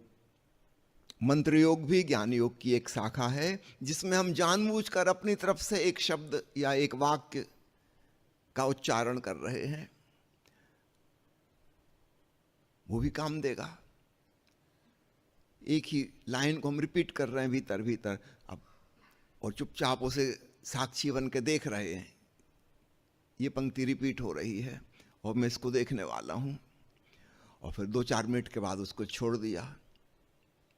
उस एक पंक्ति ने अन्य विचारों को मन से बाहर कर दिया, और 2-4 मिनट बाद हमने उसको भी छोड़ दिया।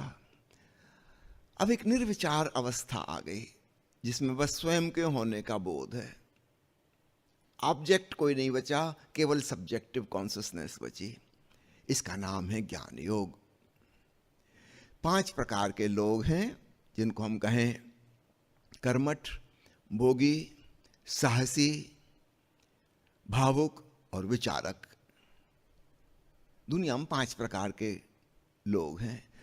लेकिन एक बड़ा वर्ग ऐसा है जो इन 5 कैटेगरी में फिट नहीं होता, जो मिश्रित प्रकार का है। उसकी जिंदगी में बारी बारी से सब चीजें होती रहती हैं, कभी कुछ है ना। कभी वो भावुक भी हो जाता है, कभी चिंतन मनन भी करता है, कभी भोग विलास में रहता है, कभी कर्मठ भी हो जाता है जरूरत पड़ने पर।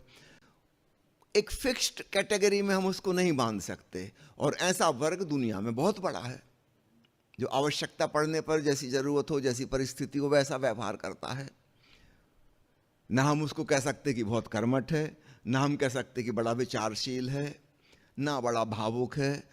सब कुछ उसमें मौजूद है, थोड़ा थोड़ा थोड़ा थोड़ा, 20-20% पांचों चीजें हैं। ऐसे व्यक्ति के लिए छठवां योग है जिसका नाम है राजयोग। उसी को ध्यान योग भी कहते हैं। इसमें हम विशेष आग्रह नहीं करते कि तुम क्रियाओं के साक्षी बनो कि सांसों के बनो। इसमें चिकित्सक रूपी सदगुरु कहता है कि जिंदगी में जब जो हो रहा है तुम उसी के साक्षी हो जाओ, क्योंकि तुम्हारी पर्सनालिटी, तुम्हारा व्यक्तित्व कोई स्पेसिफिक टाइप का नहीं है। तो जब जो हो रहा है तुम उसके साक्षी रहो। असली बात है साक्षी भाव। औषधि तो वही है।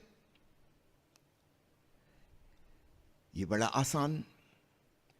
इसलिए राजयोग का साधक जो है, जो भीतर ही भीतर ध्यान को साध रहा है, बाहर से हमें पता नहीं चलेगा कि कोई विशेष ढंग से जीवन जी रहा है। हमको लगेगा ये तो साधारण जीवन जी रहा, जैसे हम सब जीते हैं। भीतर भीतर कुछ विशेष उसको हो रहा है। कर्मयोगी हमें नजर आ जाएगा, हठयोगी हमें नजर आ जाएगा कि कुछ खास प्रकार की चीजें करता है। भक्त को हम पहचान लेंगे, राजयोगी को पहचानना मुश्किल है। कोई सूक्ष्म चीज उसने भीतर ही भीतर साधी है, वो है दृष्टा भाव। जिंदगी में जब जो कुछ हो रहा है उसमें परिवर्तन वो नहीं कर रहा है, लेकिन उसके प्रति साक्षी हो गया है। इसमें नीचे के 5 प्रकार के योगों का समन्वय है, ऑल इंक्लूसिव। सभी विधियां इसमें समाहित हो गई। फिर आता है 7वां योग जिसे सांख्य योग कहते हैं। ऑल एक्सक्लूड कर दिया, सब छोड़ दिया, कोई विधि विधान नहीं। सांख्य योगी वो है जिसने कि उस आयुर्वेदाचार्य से कहा कि मैं ऐसी दवाई खा लूं, तो वैद्य ने खुश होकर कहा कि बहुत अच्छी बात है, किसी चीज में मिलाने की जरूरत नहीं। तो जिनको जरूरत थी मिलाने की, उनसे कहा कि ठीक है, आपकी जो रुचि की चीज है उसमें आप मिला लो। अगर आप सीधे ही साक्षी हो सकते हो बिना किसी विधि विधान के, सर्वश्रेष्ठ। बस साक्षी हो रहो। तो सांख्य योग की कोई विधि नहीं है, अविधि, नो मेथड, नो टेक्निक। बस बात समझ में आ गई और पूरी हो गई। कुछ करने का सवाल ही नहीं है, साक्षी हो गए। किसी खास चीज के प्रति नहीं।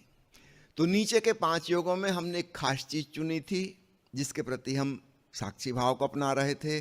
6वें में हमने चुना नहीं, चॉइसलेस अवेयरनेस, जो कुछ भी था, जो कुछ भी आगे होगा, हम उसी में साक्षी भाव जोड़ रहे हैं। और 7वें में हमने चिंता ही नहीं की कि परिस्थिति क्या है, क्या हो रहा है, क्या नहीं हो रहा है, हम बस साक्षी हैं। ये 7 प्रकार के योग, इनको हम ऐसा समझें जैसे प्रकाश की सफेद किरण प्रिज्म से गुजरती है, कि पानी की बूंदों से गुजरती है, तो इंद्रधनुष पैदा कर देती है, 7 रंग में बिखर जाती है। तो साक्षी भाव की वह किरण 7 प्रकार के योगों का निर्माण करती है। तुम्हें जो भाए, जो रंग तुम्हें अच्छा लगे, तुम उसको चुन लेना। आज हम कर्मयोग की विशेष चर्चा करेंगे और कर्मयोग का प्रयोग करेंगे आज के सत्र में। कर्मयोग अर्थात अपनी शारीरिक गतिविधियों को साक्षी बनकर देखना।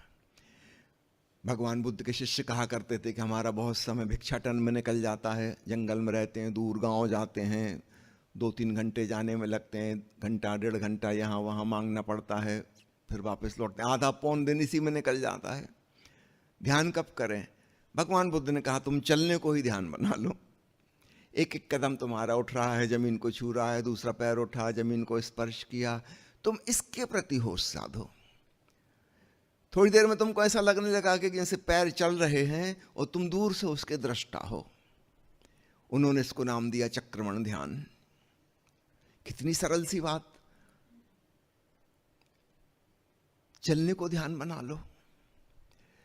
अर्थात सार संक्षेप क्या है? किसी भी क्रिया को ध्यान बना लो। आप स्नान कर रहे हो, स्नान करने को ध्यान बना लो। भोजन पका रहे हो कि घर की सफाई कर रहे हो, झाड़ू लगा रहे, उसको ध्यान बना लो।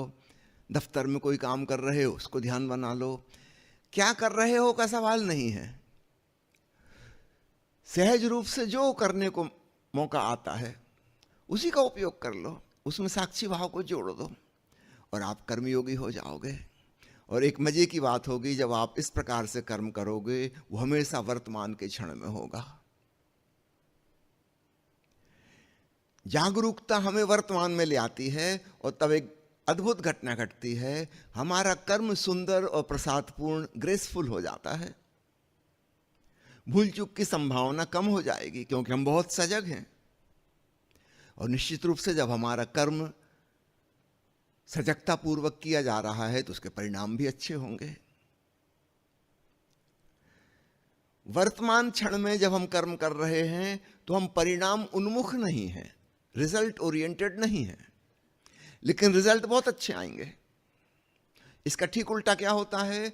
जो लोग रिजल्ट ओरिएंटेशन रख के कोई कर्म करते हैं, फलाकांक्षा सहित, कामना सहित, कि मैं काम कर रहा हूं इसका ऐसा फल मिलना चाहिए, ऐसा होना चाहिए, वैसा होना चाहिए, वे वर्तमान के क्षण में नहीं जी रहे, वे भविष्य में चले गए कि परिणाम कैसा आना चाहिए। और ये जो उनकी मूर्छा है वो वर्तमान के क्षण में इस क्रिया में पूरी तरह संलग्न नहीं है। इसकी वजह से उनके कर्म बिगड़ जाते हैं और कर्म बिगड़ जाते हैं तो फिर फल भी बिगड़ ही जाएगा। तो सुनने में अटपटी लगती है बात। जो लोग वर्तमान के क्षण का मजा लेते हुए कर्म करते हैं निष्काम भाव से, फलाकांक्षा रहित होकर, उनको अच्छे फल मिलेंगे। और जो फल की आकांक्षा से परेशान हैं, तनावग्रस्त हो गए हैं, फ्यूचर ओरिएंटेड हो गए, उनका फल बिगड़ जाएगा। क्योंकि वह टेंशन में और गंभीर होके, तनावग्रस्त होके वो अपना कर्म कर रहे थे, तो कर्म ही बिगड़ गया तो परिणाम तो बिगड़ेगा ही बिगड़ेगा। भगवान कृष्ण गीता में जो उपदेश देते हैं उसमें से एक मुख्य बिंदु यह है, हे अर्जुन, फलाकांक्षा रहित होकर कर्म कर। अर्जुन क्या कह रहा था कि मैं संन्यास ले लेता हूं, अर्थात कर्म का त्याग कर देता हूं, मुझे नहीं लड़ना युद्ध। वो तीर धनुष रख के बैठ गया था कि मैं रणभूमि से जाता हूं, मुझे नहीं चाहिए सिंहासन, मुझे नहीं लड़ना। वो कह रहा है कि मैं कर्म को छोड़ दूं। और भगवान क्या कह रहे हैं उससे? ये कर्म को कैसे छोड़ोगे? जब तक तुम जीवित हो कर्म तो होगा ही होगा। ये नहीं होगा, दूसरा कर्म होगा, तीसरा होगा, चौथा होगा, कोई ना कोई कर्म अवश्य होगा। जीवन और कर्म पर्यायवाची हैं। तो कर्म का तो त्याग हो ही नहीं सकता। हां, कर्म के साथ जो आकांक्षा जुड़ी है फल की, उसका त्याग हो सकता है। और भगवान कृष्ण स्पष्ट करते हैं कि हे अर्जुन, कर्म का त्याग संन्यास नहीं है। कर्म की फलाकांक्षा का त्याग असली संन्यास है। कितना महत्वपूर्ण बिंदु। भगवान कृष्ण को हुए कहते हैं 4,500 साल हो गए, लेकिन उनकी बात किसी ने सुनी ही नहीं। आज भी सन्यासी अपने घर को, परिवार को, दुकान को, खेत खलिहान को छोड़ के वो सोचते हैं कि हम सन्यासी हो गए। अपनी जिम्मेवारी छोड़ के कोई सन्यासी नहीं होता। अपनी जिम्मेवारी को साक्षी भाव से करने से सन्यासी होता है। छोड़ना है फल की आकांक्षा, कर्म नहीं छोड़ना। दो प्रकार से कर्म के छोड़ने की बात दुनिया में चली। एक, पूरब में सन्यासियों ने कर्म का त्याग कर दिया कि हम दुकान नहीं चलाएंगे, खेत खलिहान नहीं करेंगे, हम जंगल में जाकर चुपचाप गुफा में बैठ कर ध्यान करेंगे। कर्म से बचने की कोशिश की, लेकिन याद रखना परिणाम कुछ नहीं हुआ। वो केवल काहिल, आलसी, तामसी, पहले से भी ज्यादा मूर्छापूर्ण हो गए। सजगता हासिल नहीं हुई। दूसरा उपाय पश्चिम के लोगों ने किया विज्ञान के द्वारा कि हम मशीन से काम लेंगे, रोबोट से काम लेंगे, एआई से काम लेंगे, ताकि हमको कुछ ना करना पड़े। हम बस बैठे बैठे टीवी का रिमोट कंट्रोल की बटन दबाते रहे और कुछ हमको ना करना पड़े। याद रखना, इन्हीं लोगों ने फिर फर्स्ट वर्ल्ड वार किया था, इन्हीं लोगों ने सेकंड वर्ल्ड वार किया था, और भविष्य में यही थर्ड और आखिरी वर्ल्ड वार करेंगे। आदमी कुछ तो करेगा। उसके साधारण जिंदगी के काम खत्म हो गए।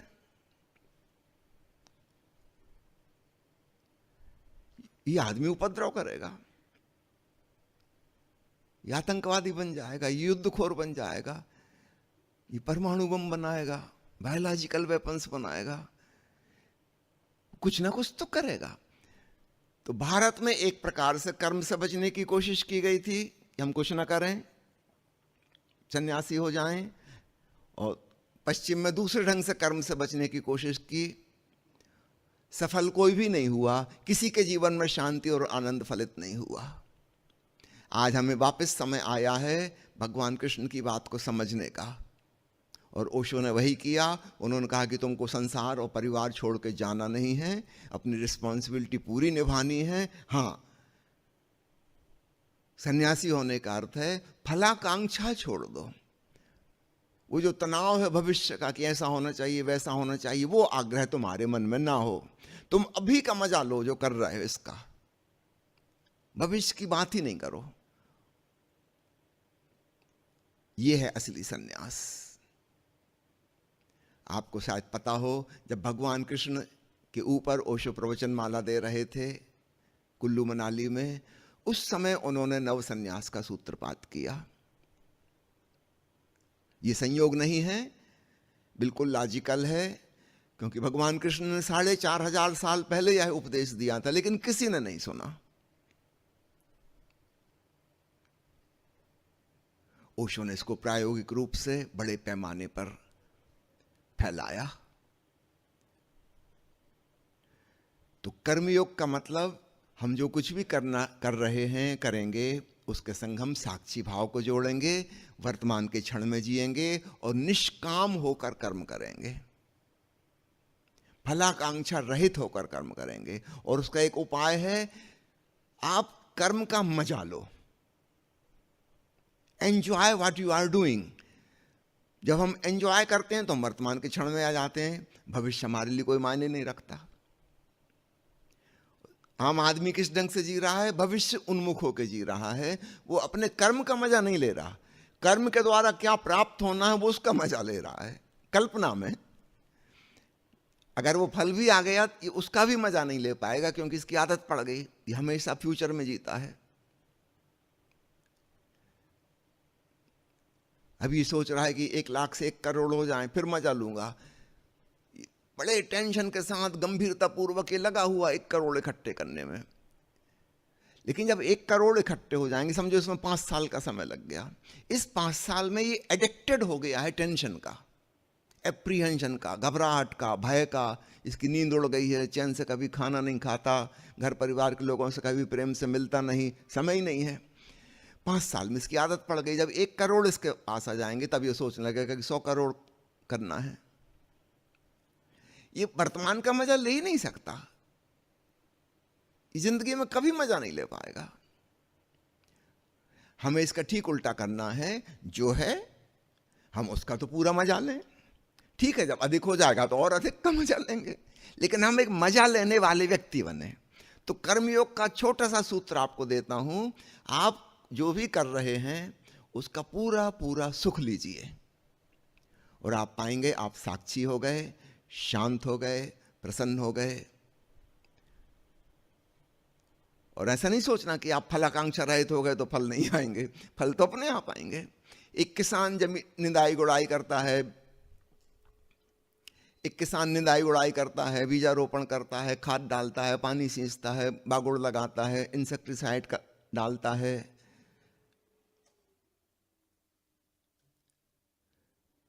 पौधा तो अपने आप बड़ा होगा। फसल अपने आप आएगी। कोई खींच खींच के फसल थोड़ी निकालता है वो बैठ के, कि टेंशन में बैठे हैं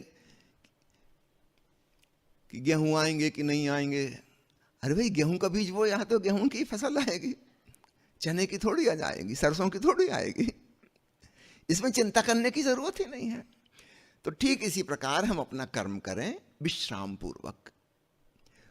बीज के ही तो फल आते हैं, कोई चमत्कार थोड़ी होता है। सब चीजें नियम पूर्वक चल रही हैं। तो कर्मयोगी को इस बात की समझ में आ जाती कि चीजें एक नियम पूर्वक चल रही हैं और वो वर्तमान के क्षण का मजा लेता है। तो कर्मयोग सारांश में क्या हुआ? निष्काम कर्म, फलाकांक्षा रहित कर्म, वर्तमान के क्षण में होश पूर्वक दृष्टा भाव से किया गया कर्म। और उसका बड़ा सा सरल सा सूत्र है, enjoy what you are doing. Simple सी बात, सबको समझ में आ सकती है, और आप पाएंगे आप कर्मयोगी हो गए।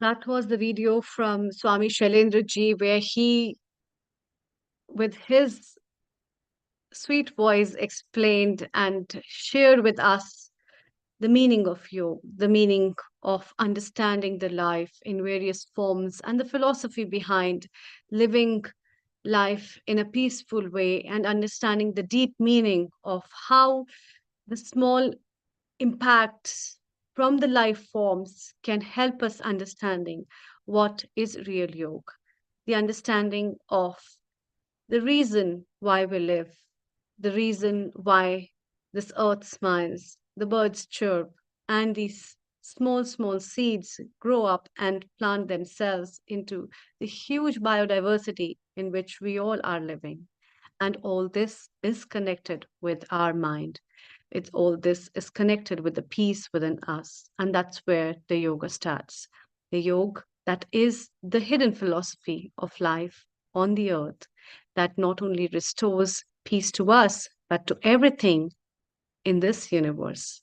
And with that philosophical meaning and the light that he keeps spreading through his preachings worldwide has given an enormous help to a lot of people who come to his shelter and learn the Osho fragrance, the healing power behind yoga and meditation.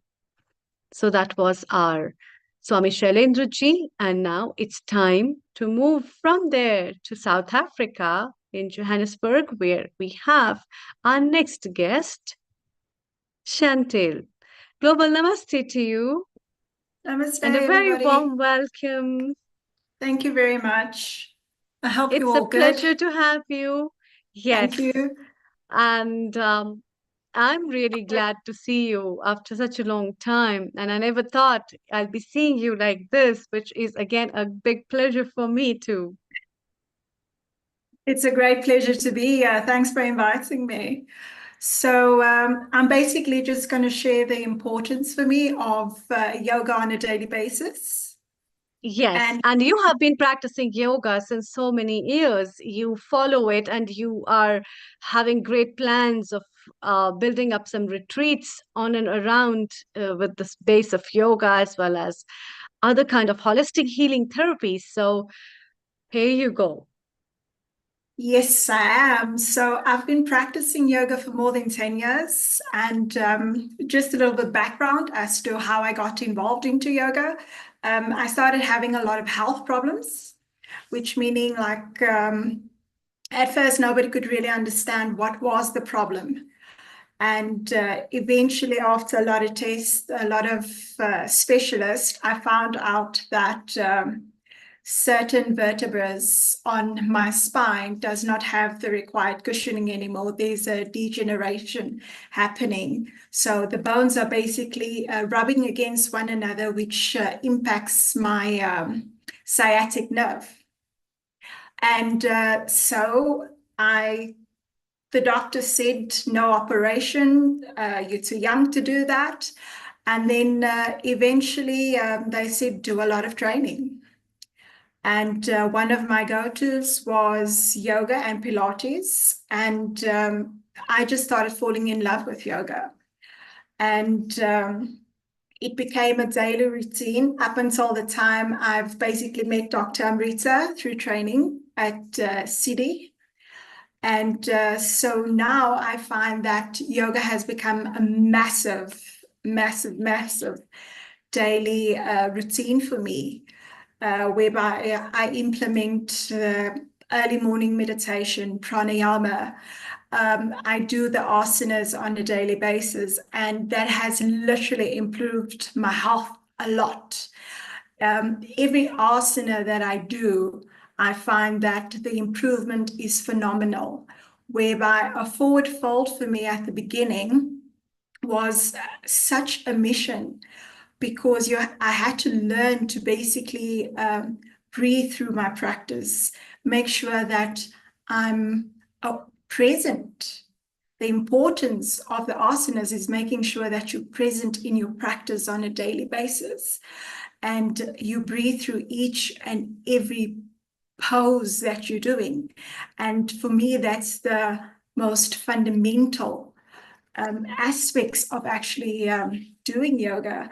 I found that I had not just improved my back pain, I've improved my migraines. I suffered from migraines all my life as a child. Before exams, I used to go to a therapy session for either massages or anything. And I found that yoga has literally eliminated me having migraines, which is phenomenal. And I never actually thought that it would have such a huge improvement. If I feel that there's days whereby there's a headache coming on, then I would go into an upside down pose. And I just feel that that relief of everything just helps me quite a lot. Standing on my head against the wall or anything would basically just alleviate a lot of pressure. I also find that with certain asanas like downward facing dog, it basically engaged such a lot of muscle groups in my body that I didn't realize that my arms were getting stronger. My torso was actually becoming a lot more stronger than what it was. And it was phenomenal, because every time you do a daily practice, you improve slightly. You might think at the beginning that you do not improve, but you do. And it's a huge goal in itself. I found that I sleep better because I have a lot more deep sleep. And for me, it's like the deep sleep it's important, because living in Johannesburg in South Africa, it's a daily bustle. You literally have to be up like at a set early mornings and just make sure that everything goes. Sitting hectic traffic, whereby the relaxation of meditation, of doing certain poses before I scoot out of the door has become literally a lifeline for me. Being able to breathe through certain stresses in a car, even going on my way to work or on my way anywhere, because you actually realize that yoga is not just a couple of hours a day, or an hour a day, or 15 minutes or 20 minutes. It can be a 2-minute session in your car, just doing pranayama, or just sitting and making sure that your posture improves. I sit up, instead of this now, I can actually sit up straight. And every time you become very conscious of what you're doing. And that for me is so phenomenal. It reduced my stress levels a lot, because you just become aware of there's certain things in life that you can control, and the things that you cannot control is things that you have to just breathe through. Take time out and just listen and just move on, because you cannot do a lot if you cannot control it. And it it grounds you in such a way that the humbleness that you actually discover within yourself as a person is just phenomenal. You realize that you detach from a lot of worldly things that as sometimes a career person, you think it's important to make sure that you reach for the top of your peak in your career, whereby it's important, but it's not that important in your life. If you do not look after your health through some sort of mechanism, which yoga is phenomenal to at that point, then you realize that you're working yourself towards a hospital bed or to the nearest pharmacy in terms of medication, etc. I've also discovered that a few years ago that I started suffering from asthma, and funny enough, nobody in my family actually has, especially not my close siblings, has any. And I did not realize that my lung capacity at some stage, I would most probably say it was because of stress. You just carry on with life and you think everything is okay, but you don't realize the importance of actually just taking back. And because of that, I've literally increased my level of yoga. And I find that I do yoga poses for about two hours on a daily basis. And that excludes meditation. Meditation for me is something I do first thing early in the morning, and I'm an early riser. So a lot of the times it's like 4 o'clock, 5 o'clock in the morning. And if I open the door and I feel the fresh air, it's phenomenal.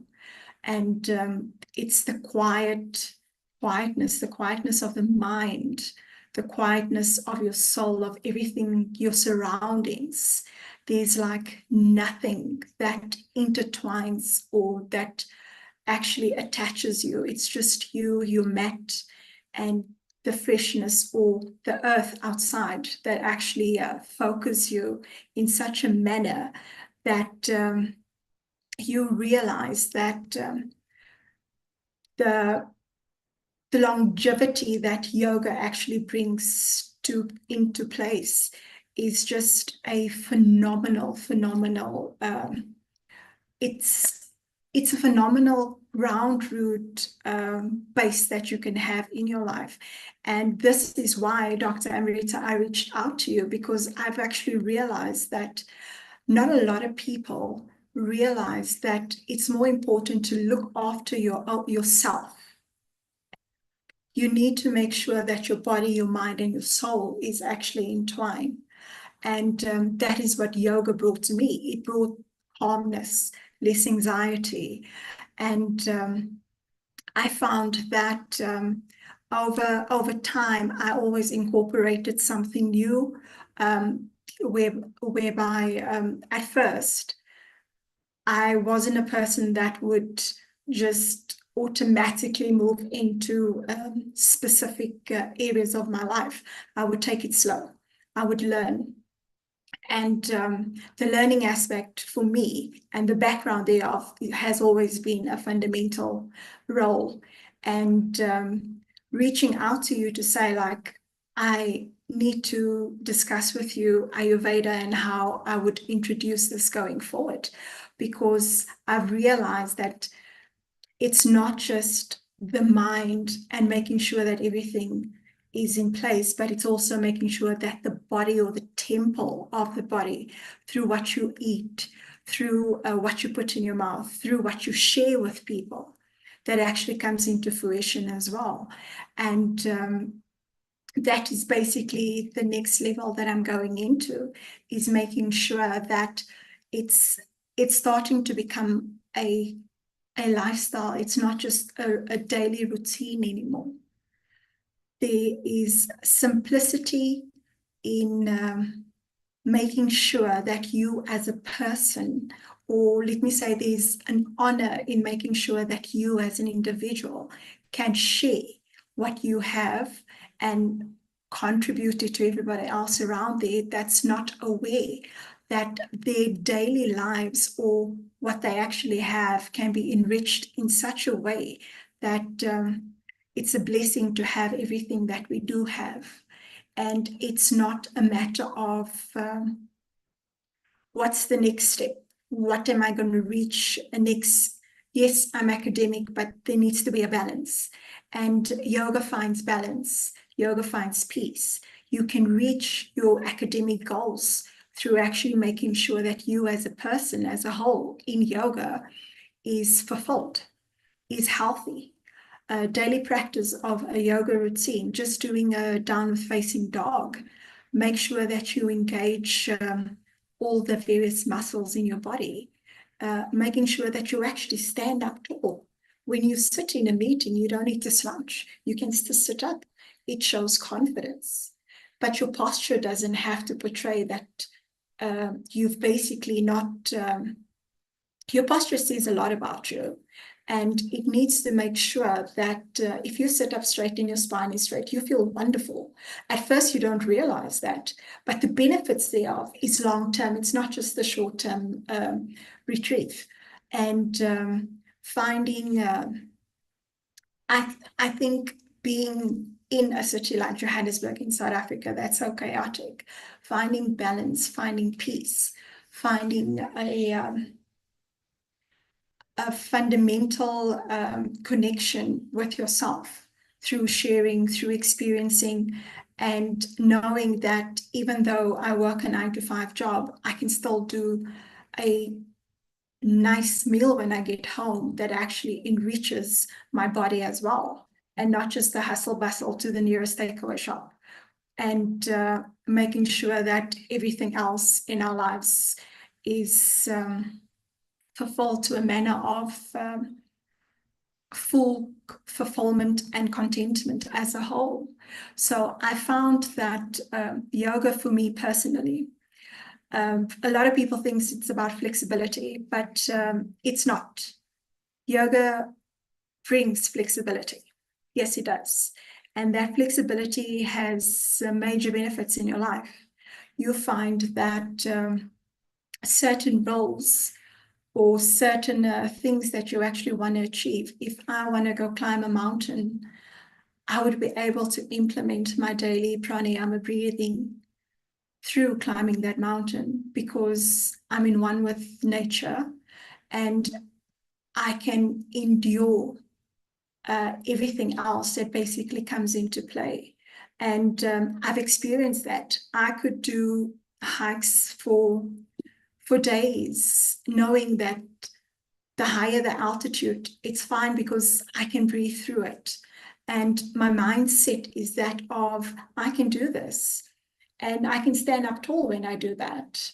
And once I reach the peak of where I need to be on that hike, I can clearly just go down and say thank you and stand tall in mountain pose because I've done it. I've done it in a different way, but through a yoga practice. And that for me was important because I found that my energy levels has spiked. If I tell you spiked, I mean, people will think sometimes I'm on drugs because my energy levels has peaked and it's phenomenal. And I love it. I found that I can't even remember the last time I've had flu because yoga has made my immune system stronger. And with what I put into my body, it basically, the two goes hand in hand. I found that I've become more aware of my body. I know my body better.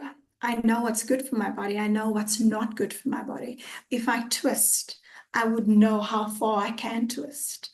I would know if I breathe in a certain way and twist, I might not get the same leverage that I would if I actually do proper yoga breathing and actually twist in that manner. I've found that the biggest benefit for me is actually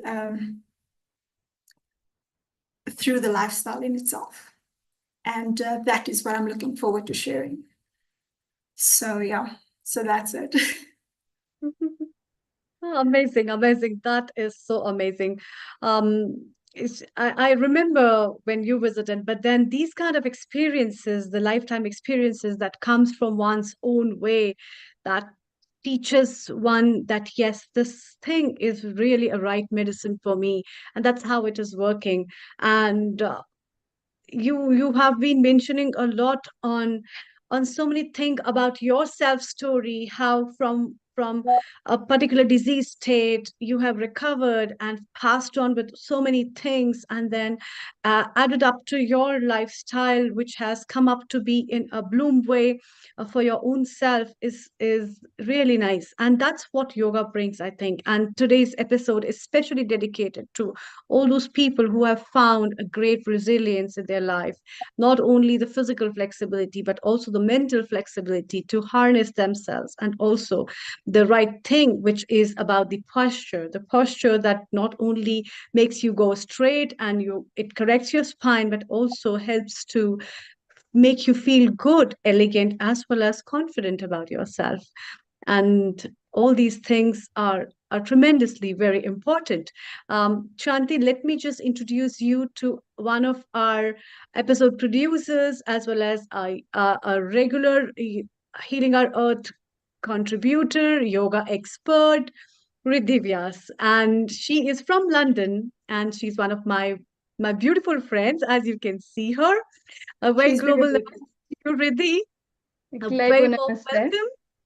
And please say hello to Chantel from Johannesburg in South Africa. And how does she align with you and your tips of life for yoga? Over to you. Thank you. First of all, Amrita, thank you so much for doing a fantastic job with anchoring and hosting today's episode. It's been fantastic to be working with you as well.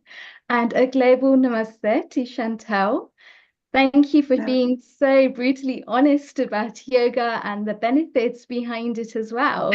I think you've had so much knowledge and wisdom that you have shared with us there, and what you've actually experienced in your own life, and how yoga has helped you to find your balance point, how yoga has helped you to come back to a center point within yourself. And I think that is the key, because when we're able to break through those mental emotional challenges, those mental emotional problems, our whole world, our whole perception begins to free up. And I think that's what you've been experiencing, where you've had your spine being straight, you've had your spine being aligned.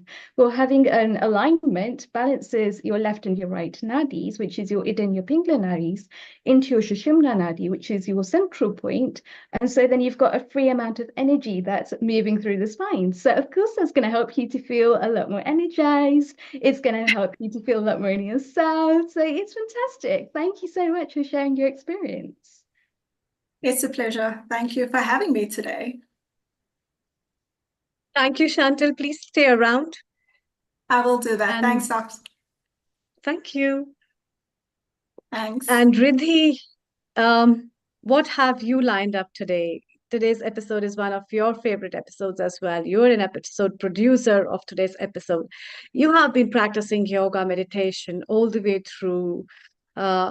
What is your message before we move to India again with Kiran? Over to you, Riddhi. So my message for yoga is to find your own health and well-being within. A lot of the times people go to the external world to find the sources of happiness. Actually, when we come back to our center point, when we come back to ourselves, that is true happiness. Wonderful. So it's time to welcome our guests from India. Over to you, Riddhi. Thank you. Fantastic, thank you. And a global namaste to Kiranji. Kiranji is a Himalayan yogi. He does a lot of masterclasses around this as well. He's also got 2 projects, which are Think Peace and the Refugee Aid Project, where he's helping those in marginalized communities with human rights. And a lot of the times it comes back to a sense of being. Kiranji, tell us more about this. Namaste. Thank you so much for inviting me for this event, Riddhi. Sorry if I'm doing my hands like this. That's because I'm in one of my refugee camps. You can see. Right. So there are a lot of mosquitoes here right now. So and then that's our mandir in the camp. So so that's the only reason. So yeah, I mean, yes, we work with the Hindu refugees that are fleeing Pakistan and Bangladesh and trying to come into India and settle down here. And then we have about 92 refugee camps across Bharat, that is India. And also we have about 327,000 refugees living in our camps right now. Yeah. Beautiful. So there's a lot of karma yoga going on there as well. And when you first started your journey, it started from a perspective of yoga and how Yeah. you managed to embody that into your day-to-day life through yoga sadhana. Tell us more about your experience. Yeah, I started as I mentioned to you on the other day. Like I started when I was 6. For me, whenever I saw Swami Vivekananda or the Adi Shankara, it have inspired me so much as a 6-year-old kid. Like if you look at if someone looks at a flight, they like it, they want to become a pilot, right? So similarly, everyone as a kid wants to become something, and for me, the calling have always been this cloth right here that's on my body right now. So, but then, I come from a very different kind of a family background. There was no one spiritual. In fact, I taught my mom how to do prayers. So, so yeah, so I had to find my way. And then it was when I was 13, I went to Himalayas and I grew up there until I was 19. But when you're in deep spiritual practice as a Himalayan yogi, something that follows up immediately is service. Yes. So service and spirituality is something that I've decided to take up. But from 13 to 19, it was a very hard journey for me to realize what I want to be. And yeah, since then I've been doing this. First it was tribal areas, and then now it's refugees. So what I do, like you said, is I do yoga workshops in US, UK, and Australia. And in return, whatever bhiksha I get, I bring it back and serve my people back home here. Fabulous. Sounds amazing. And a lot of the work that you do Yeah. is with children because you've had that in your own life where you've had to find your way. You haven't actually had somebody show you, but it's through your life experiences that you've been able to shape that. So I've got Right. to ask you, from the perspective of a Himalayan yogi, what does Yog Sadhana mean to you? And how can we help our viewers today to step further into Yoga Sadhana? Definitely. I mean, see, let me start with our mantra, which says Sadashiva Arambam Shankaracharya Madhyamam Asmadacharya Paryantam Vande Guru Parampara. Basically, we all believe that our yoga, there are many kinds of yogas across the world. And based on the intention behind why you're practicing yoga, the style is, kept evolving all the time, right? So in Himalayas, I can only speak from the perspective of the Himalayan yoga, from where basically yoga took its birth, right? So it is, when Hatha yoga, when Shiva was, giving the knowledge to Parvati Ma, who is the first yogi. Shiva is anyways there, but then the first yogi that learned is actually a woman, that is Parvati Ma, and that's when Matsyendranath your G heard it, and then Hatha Yoga was written. So that's how it started, right? But today, especially when I'm traveling in Western countries, a lot of people ask me, what kind of yogi are you? Are you a Hatha yogi? Are you a Ashtanga yogi?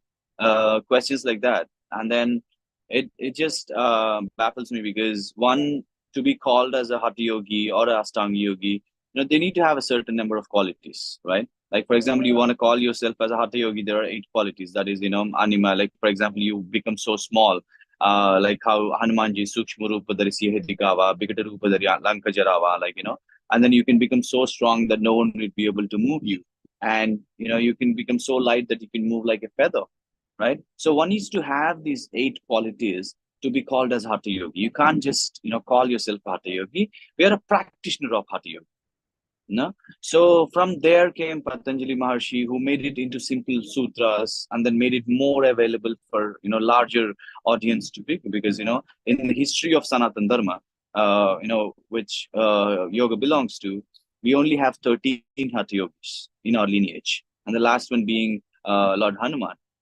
So it takes, it's not an easy art. So I feel like that's how Ashtanga yoga, through Patanjali Maharshi, Patanjali Sutras and everything came, and then it was more widely available. From there, it took many shapes. Like B.K. Iyengar have thought that, okay, we should add more props so it's easier to learn asana. And so something like that. And then came hot yogas. And then there are many yogas, like then there is now beer yoga, nude yoga. There are so many different kinds of yogas now. But in Himalayas, I would only say that we have never criticized any of them, because someone's doing beer yoga, someone's doing something. After a few days, right, after a few months, what we believe is at least they have taken that step towards spirituality. So after 3 months, 4 months, there will be a sense of emptiness that seeps into it, and then the search begins. And So that is the and then they life will that they are creating for themselves as well. It's the life of the yogi. It's exactly. the life So that they at want to least they create their own. started there. At least they started there, but then ultimately they will everyone have to merge into Himalayas. So that's what we believe, and then so that is the lineage we come from. So And that is a lovely as a lineage, Kiranji. One of the questions yes. I actually have for you, based on what you've just shared with us, is around the concept of Shiva and Shakti, which is, if we look at it on a wider perspective, we're looking at Shiva and Parvati, we're looking at masculine and feminine energy intertwining and coming together. So how can we actually help ourselves to embed this process on a day-to-day basis? What are some of the tips that you can share with us that help us to really tap into this Shiva and Shakti energy? No, see, Shiva and Shakti energy, we all have that energy within ourselves. So we all do have that energy within ourselves. But I'd like to actually take back to understanding. I'm so sorry. Take back to understanding the difference between, because I think that's what I mentioned to you. Because as a traveler of coming from Hatha yoga, Himalayan yoga, traveling in the Western countries, so there is a narrative, lot of narratives, like yoga gives peace, meditation gives peace and calmness. But in Himalayas, we never believe that. No, we always believe that yoga and meditation makes you conscious. It is, and that consciousness will put you in take you to places which are uncomfortable to face otherwise, because you are so deep within you, right? And then, or you're doing asana, so you will see those physical limitations, you will see those mental limitations, right? So tapa, when people say tapas, everyone thinks people are just leaving everything and running away. It's not true. Tapas, it says in Sanskrita, means fire. Fire can never be peace. It burns you from within, right? So it shows you all those uncomfortable places that you don't want to confront, right? So yoga shows you that. So it cannot give you peace, but it is marked, because there is so much stress, so much, pain in the world, and so many fears. So it's a very easy way to bring people, saying that, okay, Ajao, you come here, do a 1 hour session, you feel so peaceful, and then you walk out. So it have become more like a spa, so you enjoy that moment, but when you step out, when in the real world, you can't just take it. So yeah, so that's why it does. So peace and calmness are a byproduct of becoming conscious, confronting those fears. So that is tapa. What I'm talking about. So that is why, even when they say that yoga makes you calm, or no, it's not. Like even Rigveda, the foundation of our scriptures, it very clearly says who is a yogi. Simhavat sarva vegena patantyarthi kiladina. That means a yogi should be like a lion hunting. That means you're at the peak of your stamina. Like one of the sisters earlier said, like, once your energy peaks, so how do you stay balanced, right? So how do you live like that? Not just after meditation, but all your, you, even when you're sleeping, you're so deep everywhere. You're peaking your stamina, peaking your speed, and peaking your focus. So that is how a yogi should be, not weak and meek, and then, just la la la la. So the calmness is within yourself. So this is what the Hatha Yoga in this belief. So the intention behind being a Hatha Yoga, like in the Himalayan Yoga, is to become fearless. You know? So we believe, like even Bhagavan Krishna, when he puts down the virtues, he says, Abhayam Sattva Sanshuddhir Gnana Yoga Vyavastitha. What Bhagavan says is, Abhayam. That means only when you are fearless. Sattva Sanshuddhir Gnana Yoga Vyavastitha. For the first virtue that one needs is to become fearless. Only when you become fearless that the Gnana Yoga, the yoga will start flowing within you. Otherwise, you'll keep fluctuating. One day you feel great, one day you don't feel great. One day you feel connected to something, one day you feel not connected. You know, so that fluctuation that most of us, go through, right? So that is because of fears, if you deeply look into it. So yoga's first thing is to make you fearless. And that fearless brings in balance to you. And that is what in Himalayas we work for. So I'm just trying to clear the narrative between the Western versus the authentic Himalayan yoga, right? So when you find that fearlessness, all those, Shiva, Shakti, the masculine, feminine energy and all of it will automatically interlink. The balance will come into you. And all of this leads to what we call as Vairagya. Again, Vairagya has a very different meaning that the West puts forward. That is like, detachment. Simply, they say detachment. That means like, you're not attached to anything. That is not true. That is not Vairagya that we see in Himalayan Yoga. When I'm only talking from that perspective, I'm not saying no one is right or wrong. Okay. So for us, it is, so Vairagya means Vai means not having, Raga means colors. No, so that means you become transparent.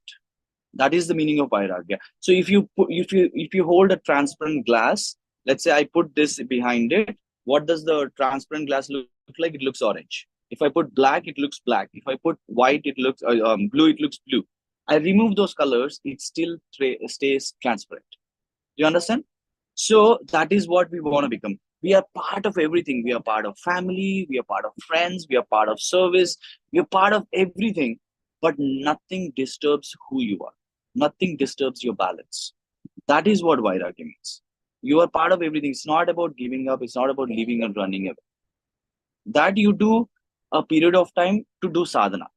Because at that time, the less disturbance you have, the more focus you can do. But the idea of doing that sadhana is to become fearless, become balanced, come out, and then become the best in whatever you want to. It can be business, it can be social service, it can be anything else. So this is what, for example, Vairagya and the Himalayan yoga that we are talking about.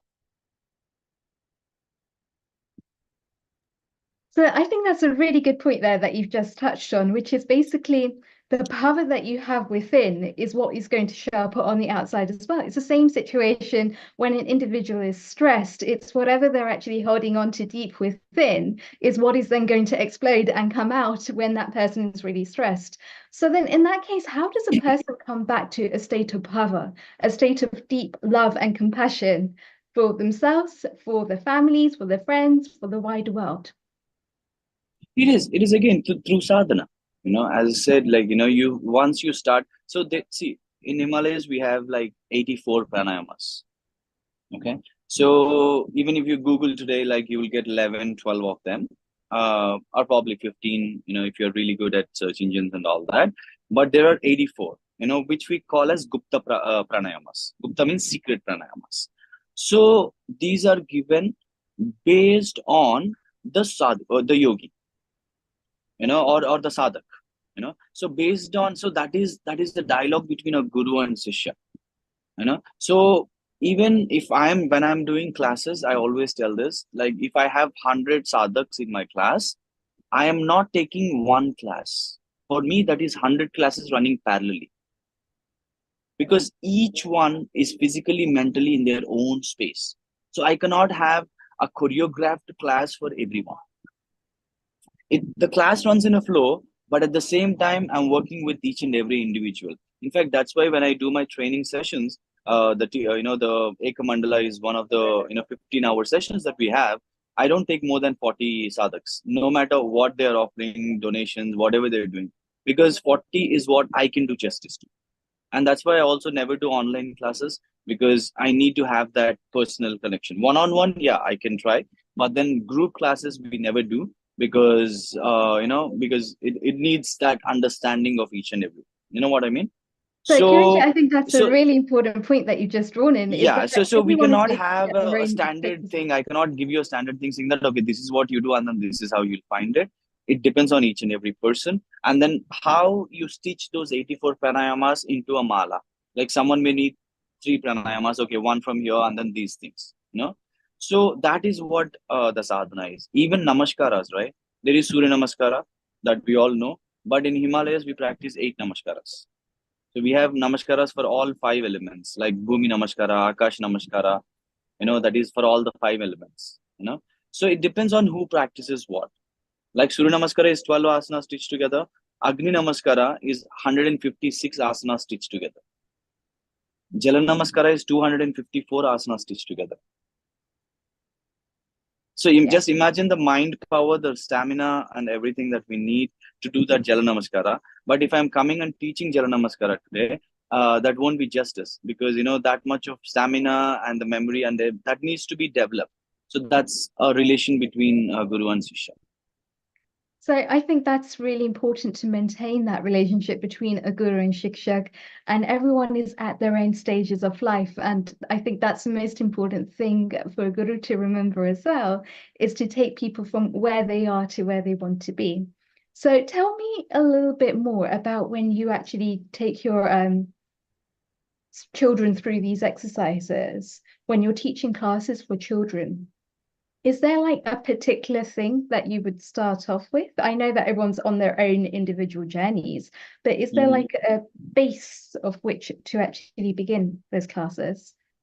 Yes, I mean, yes, definitely, because especially children, especially in the US and everywhere, I see that they have an opposite breathing. Like when they inhale, they take their diaphragm inside, like which should be coming outside, because of the sport and because of the anxiety and because of everything.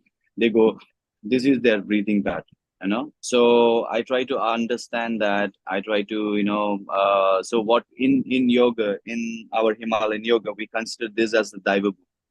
Like if you put your thumb underneath your cage, there is a small dent, and then we place the little finger in our belly button, and then you just place it. So we consider this like a balloon, right? So if you are putting air in it, it expands. If you take off the air, it contracts, right? So we start with something as basic as this, so that they understand where their inhales and exhales are, and then no movement of chest and everything. So just consciously focus on your nose and this. So that's how we started. So that they get to that simple, nice and flow, where the base is nice and strong, and from there we mount more pranayamas based on the child. So, but that's how we start, like just to make sure that their breathing is right. So it takes a lot of time to understand and explain to them, and then from there we build more. From there we build more of these things, yeah, more of pranayamas and everything. Exactly. And as you've just pointed out to us as well, fear actually has absolutely no place in dharma. In fact, I think that's why the dharma that we practice on a Sanatan level is really one of the critical factors in which to start to understand ourselves and start to understand others a lot better. So I know from the conversations that we've had, when you actually do go out and you're visiting these families, marginalized communities, one of the things that you do is a lot of shravanam and listening to the individual pain points and the things that they feel. Well, one of the things with fear is that fear tends to be a lot of the sort of chesty breathing, and it tends to stop us from really being able to have the full yogic breath. It tends to have the stomach going inwards. So are there particular exercises that you can do in order to help them in that moment as well? Is there a particular go-to that they can start to practice on a very basic level? Yes, definitely. I mean, we have different numbers that they throw inhales at this number and exhales at this number. But then, again, we all know when someone faces that anxiety in the camps, right? they don't have that much of time to sit and then count and everything. So what we generally say is just simply sit, relax, and then just take as long as inhale as possible, and then we just say that take that exhale little longer than that inhale. And rather than giving that numbers again they're stressing on that. We just try to make it focused on the inhales and exhales, and then you take a deeper inhale, and then exhale is slightly longer than that, things like that. But other than that, it is just sitting with them and talking at that point of time, because what we need to understand is like how Bhagavan Krishna again says, Matra Sparshasta Kaunteya Shitoshna Shukadukadaha Agama Paino Anitya Tansitikshasva Bharata. So what Bhagavan says is, let's just like Shitoshna Shukadukadaha. Shital means winter, Ushna means summer, Sukha Dukha. So Bhagavan says, just like winter and summer, happiness and sadness one goes one after another. It's like Agama the Paino, they come, they go, Anitya, they're impermanent. So what Bhagavan says is, he never, in the whole of Gita you see, he never says you can overcome sadness. Not once Bhagavan says. What he says is, Tan Stitikshasva Bharata. One who knows to stay balanced despite these two coming and going is yoga, is yogi. So that is a stage we try to keep them in, like, just stay balanced, this too shall pass. So it's a dialogue more than the asana at that time. Again, that is also rooted in Vedas. Yoga is not just breathing, yoga is not just asana. Yoga is how you think, what is your intention, how you live on every single minute. Right? So we focus more on the scripture and then try to quote that scripture, and then try to motivate them and then understand them, because that's what goes into them mostly. So different people, different strokes. Absolutely, Yeah. yes. And a lot of that is about human rights and just enabling them to have their voices heard. And I can also see that we've got Dr. Pepe Yago in the audience with us today as well. And he is a phenomenal person that does a lot of work on human rights. And he's actually done a project on international relations in his master's. Dr. G, would you like to come join us live? Thank you so much. Please tell us a little bit more about the work that you do and how it can actually help in a global phenomenon too. Yeah, so I do a range of things. I focus, my background is mainly in international relations, foreign policy. I started my career as a diplomat, and then I moved into the world of think tanks, looking at, in particular, Indian foreign policy and the role of cultural values. And that's what my PhD in my book was on. And I've since expanded to a little bit more on the international law side of things. And I was working in at the International Criminal Court in The Hague as well. And my second book that I'm finalizing at the moment actually looks at human rights, but also looks at animal rights, and in particular how different cultures conceptualize animals. And one of the most interesting things is how the Dharmic traditions look at animals, and there's some real striking differences there when you compare it to the West. So I think that is really important because there's a spark of divinity within all of us, which helps to bring us all on to a similar plane. The same thing with animals as well. They each have that spark of divinity within, and then free will of how to actually exercise. They have a choice of the directions that they go in. So what are your views on what Kiranji has shared with us today? I'm no expert on yoga. But I do practice breathing and meditation, mindful breathing, and recently I've started trying to breathe more from my stomach as well. And I think just hearing figures like him, for me, I find it quite inspiring because it just reminds you to stay on that focus. Like he was saying, you're always on it. And I think that's always a good reminder to always be focused, to always be mindful, and to always remember these important truths. Absolutely. And I think that actually comes back to a state of ekagrata and sthita pragya, where somebody is so focused and so concentrated on the one task in front of them that it negates all of the pain around them, where they can literally just go so deep into that one thing. And I think that is a key concept around human rights as well, is to be able to come at it from a dignified perspective, to be able to understand, to be able to sit in common communities and to understand each other's perspectives, to be able to form that vision, so to speak, that brings everyone together, because everyone's got some kind of pain that they are experiencing, that they are going through. And even if we can't transcend all of that pain in one go, it's about slowly, layer by layer, peeling that off. And I think that comes back to your book as well, where we're talking about animal rights. And a lot of the times the animal, when people actually start to hunt animals or they start to go in the opposite direction, that is a lot of tamas that's coming to the surface. It's a lot of inertia. It's a lot of that sense of lack, as almost to speak.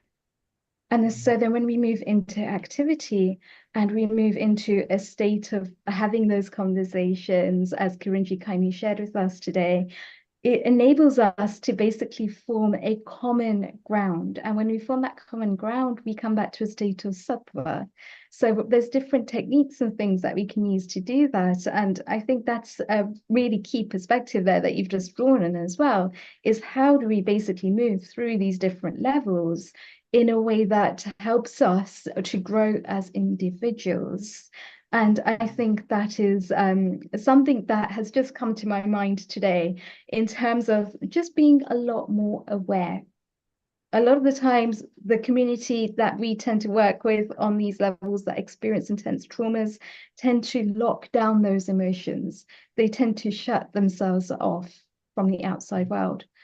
But actually, what if it's not about that? Or what if it's about feeling, fully feeling, and not just because they're in a state of overwhelm, but because by actually feeling, they release. And by releasing those tensions, they can come back to a state of common ground. I definitely concur with what you were saying about the common ground and about the sort of the sense of oneness amongst all humans, but also all beings. And that's a lot of what my research has really found. Like some of the ancient scriptures and the ancient teachings show this recognition that all beings are united in they all want to avoid suffering. They all seek happiness. And there is no this barrier that modern society seems to place between humans and other species, modern Western society, and I think that it's good to be reminded that even in science they're finding they're discovering things that we already knew intuitively, which was that animals have sentience, that animals feel pain, fear, happiness, they love their young. It's all things we knew intuitively, but they're finding proof for it now, and it just confirms that whole sense of oneness, that we are all one. We all have these core similar traits, and I think it's important to always remember that. And I think that's such a pertinent point, is that we are all one because we have the same divinity within us. And at the same time, we get to exercise free will over the choices that we make. And it's often not the situation itself, but it's the reactions that we get to choose of how we respond to a particular situation. As you're saying, there's two extremes. There's either pleasure or there's pain. And most people don't tend to go for the gray areas in between. They either choose pleasure or they choose pain. But by being present with both of those and by allowing ourselves to feel, we're able to find those gray areas in between too. And Amrita, what are your thoughts on this? Yeah, Riddhi, thank you so much. This has been a wonderful talk by both Kiran as well as Dr. Pethiago.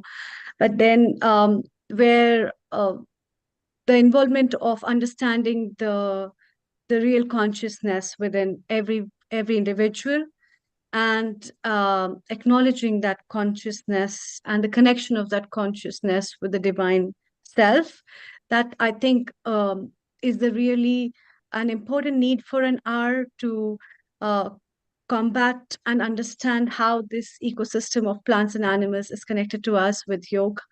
And as Kiran has been talking about, the real essence of yoga comes from the inner consciousness and that connection that you find within yourself, and that energy that collates you with the whole universe around you. And that is the real yoga of the time, which I think is a very, very wonderful thought to be carried up, which is not only addressing your own personal self to find divine peace into, but also harnesses your mental well-being status as well as your power to preserve your life, the ecology around, and having sustainable solutions to harness this earth to live better, I think. So a lot of thanks to both of you for giving such an insightful thought on giving a different perspective of asanas are not the only one, which is yoga, but then there's so many things in connection to what makes it really special to heal an individual, not only humans, but animals and plants and a lot more. So that's what I have to say. Yes, thank you both, and a global namaste for coming on and sharing your views with us as well. Thank you so much. Empowering. And Amrita, that is such a fantastic point, which I think we can go on with hours of discussion on. That is not one for today. So I'll pass the stage back over to you. Thank you, Riddhi. Thank you so much for joining us, Kiran, as well as Dr. Pitya Goda. It's time to move from London and India to Mauritius, where we have our another guest, Dr. Gyaneshwara Singh, who is an Ayurveda practitioner as well as a yoga practitioner also at Mauritius. And let's hear from him what his perspective is about yoga, what his practices and beliefs in yoga system is, and also to know more about how yoga is practiced in Mauritius and how does he work on with people and how do people think about what yoga is at Mauritius. Global namaste to you and a very good evening to you, Doctor. Namaste to you and namaste to everybody. Your question, please, can you repeat it? I could not get it. Yeah, my question is that what kind of practice of yoga do you do at Mauritius? And how do you think yoga practices has helped Mauritian population over there? And what is your insight about how yoga is practiced there? Thank you. Yoga, we are all aware, yoga is a Ashtanga yoga. Right now in Mauritius, the yoga which is being done around the country is an aspect of practice of yoga to promote their health. This is like being done in other countries, the same pattern in a way is like that. Now, as we in the technical field of yoga, we are aware it's of Ashtanga yoga, the yama, niyama aspect is being told, but we need more work to be done in a more practical day-to-day applicability of yama and niyama aspect of training. At my level, the practice is there. Means, for example, when our team leaders, they are waking up in the morning, we do teach them the aspect of yama, niyama, ahimsa, saucha, aste, brahmacharya, parigraha, sauch, santosh, swadha, ishvara, pranidhan, tapa. This yama and niyama aspect is being taught from a dharana perspective to focus on those 10 qualities, Yama 5, Niyama 5, Yama and Niyama 5, so that we will know how much in our 24 hours since yesterday and up till now, how much we could adhere to those moral principles. But this type of practice, focusing sanyam, dharana, dhyan, samadhi on the qualities of yama and niyama is, let's say, in a very few amount of people. And we are trying, our organization Medha Yopik, to take it nationwide because these moral values are very important. There is a scope for it, but it needs to be projected in such a way that it looks applicability in day-to-day life to people perspective, not to my perspective.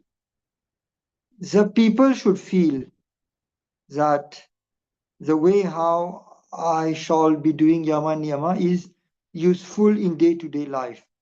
Like I just gave you every day in the morning, you can just meditate the sanyam on those qualities and compare in the last 24 hours how much we had been able to successfully adhere on those principles. For example, if you take yama, ahimsa. So I just sit in the morning, I just reflect back, I'll take dharana on my brikuti area on ahimsa. My last 24 hours, have I been violent with some people at the level of physical or mental or speech? If there has been, so I'll just see, today is Sunday, yesterday was Saturday morning till Sunday morning, let's say 24 hours, I've been, okay, my ahimsa has been done. Then satya, ahimsa, asteya, brahmacharya, apariga, like that for yama and like that for niyama. So this aspect of approach is very important. It's less practice, but it is very important because it cleanses our mind and make us better prepare to tackle the next future coming 24 hours.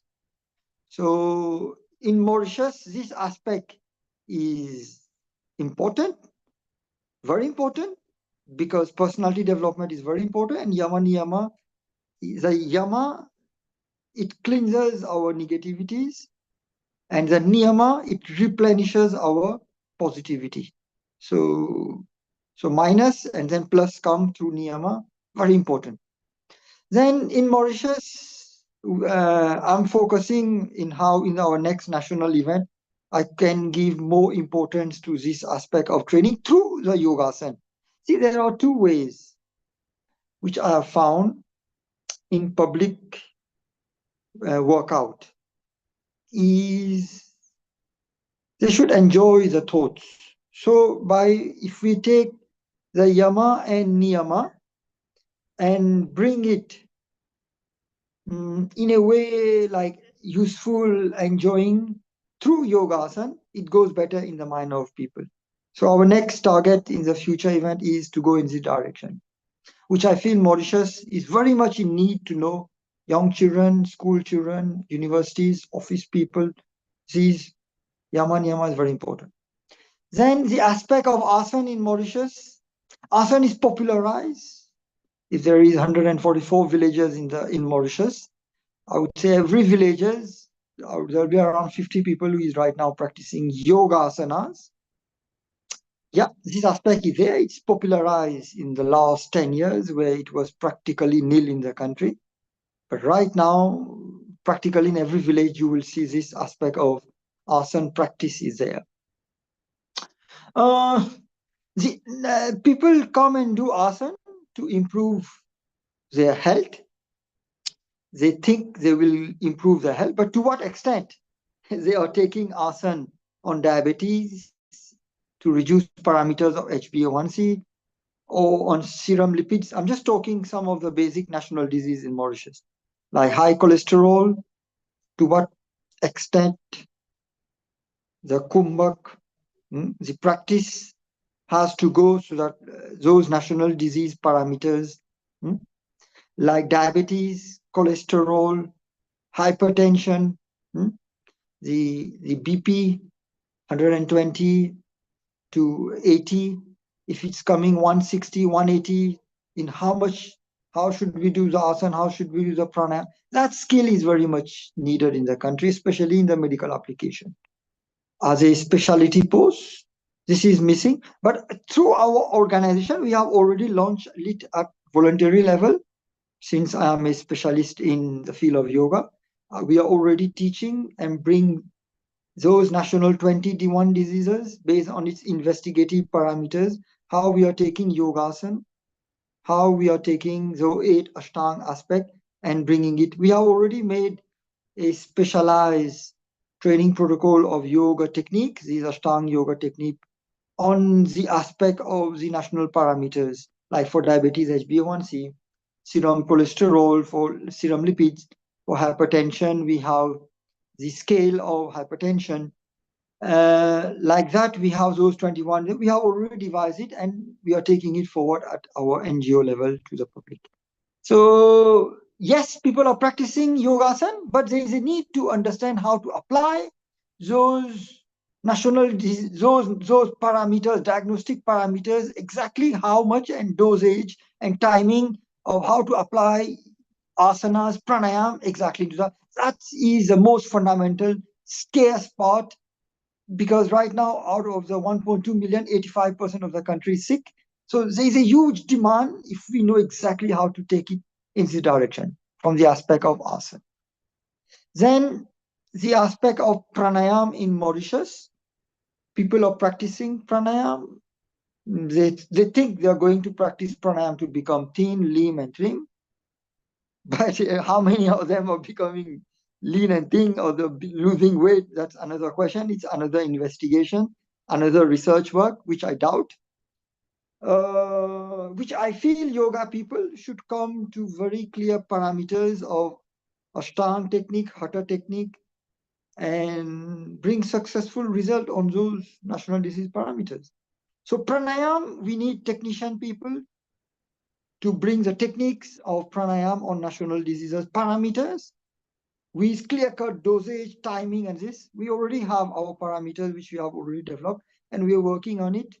Now we need scientific teams by the government as support, where we are at the moment, we don't have any such type of direct from the government support, but still we are moving forward. We hope you people, we can work out something, or if you're having something as parameters, we can collaborate on those 20 national diseases. If you're having something on pranayam, that will be very much welcome. And people are practicing pranayam, but I feel they need more techniques to bring it on national disease. Then pratyahar, controlling on senses. That's a very important thing. And controlling on senses in relation to health, wellness. Well, when I'm saying health, here people just think doing some exercise, doing maybe some fasting, doing some jogging, you feel somewhat happy. This is health and feeling. But yeah, it's okay to a certain extent. It's right. But if we see the real parameters, what we understand by health in Ayurveda, now like samadosha, vat, pitta, kapha, which have very clear characteristics. Like dhatus, they are the 7 building blocks. Our sharir has fundamentals. Our senses, which work with our sharir, those senses fundamental has to work in such a way that it keeps the sharir healthy.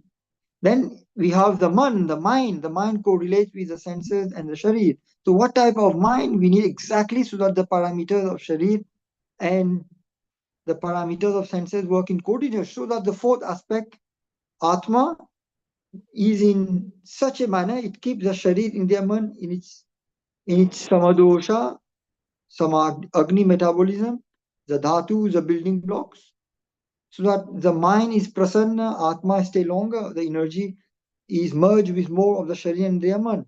Now this is the concept of health in Ayurveda. Now the challenge comes how we are going to take the yoga technique. because in yoga, Ashtanga yoga is defined as Ashtanga yoga in Patanjali. Hatha Yoga Pradipa has already defined asana, pranayam, shatkarma, samadhi. Those are very clear chapters to lead us into hatha and then finally in the sushumna and finally merging in samadhi. The techniques are oriented towards these goals, but it is not oriented towards the Ayu goal, as mentioned in the ancient texts or in the Patanjali. Now, for us now, what we are doing is how to bring these techniques and merge it into the Sharir parameters of Agni, Dhatu, Mal, mind, Gyanindriya, Karmandya, and Atma, because these are the parameters for Ayu to be healthy, swastha. So now our parameters, which we have devised and using the yoga technique, is how to take those Ashtanga techniques and amalgamate it on Agni, on Dhatu, the 7 building blocks, the Upadhatu, the 13 blocks, the senses, 10 senses, the man, Satrajtam, in such a way, Atma ko mind, so that the Sharir, the man works with, through the technique of Yama, Niyama, Asana, Pranayama, Pratyahara. This macro chart of yoga, which have the Sharir, Indriya, Man, Atma, so that Samadosha, Samagnishta, Samadhatu, Malakriya, towards swastha parameters are here. This amalgamation we have done so that the parameters of swastha is in mergence with the Ashtanga techniques and the Hatha techniques.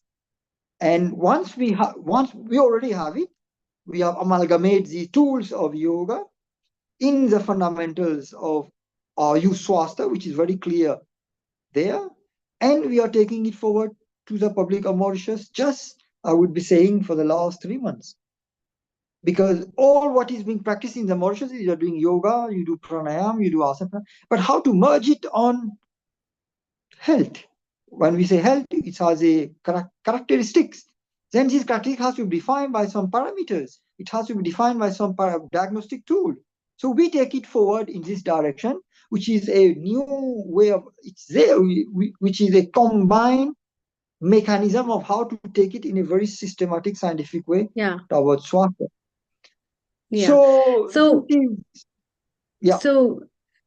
So Dr. Gyaneshwar Singh, which organizations work at Mauritius for yoga practices? As you have said, I think your organization is doing a tremendous job for providing insights for people to heal, and how you are incorporating the Ashtanga yoga and its relevance in terms of lives of people, to know and understand how it can be the yamas and the niyamas can be incorporated in an individual.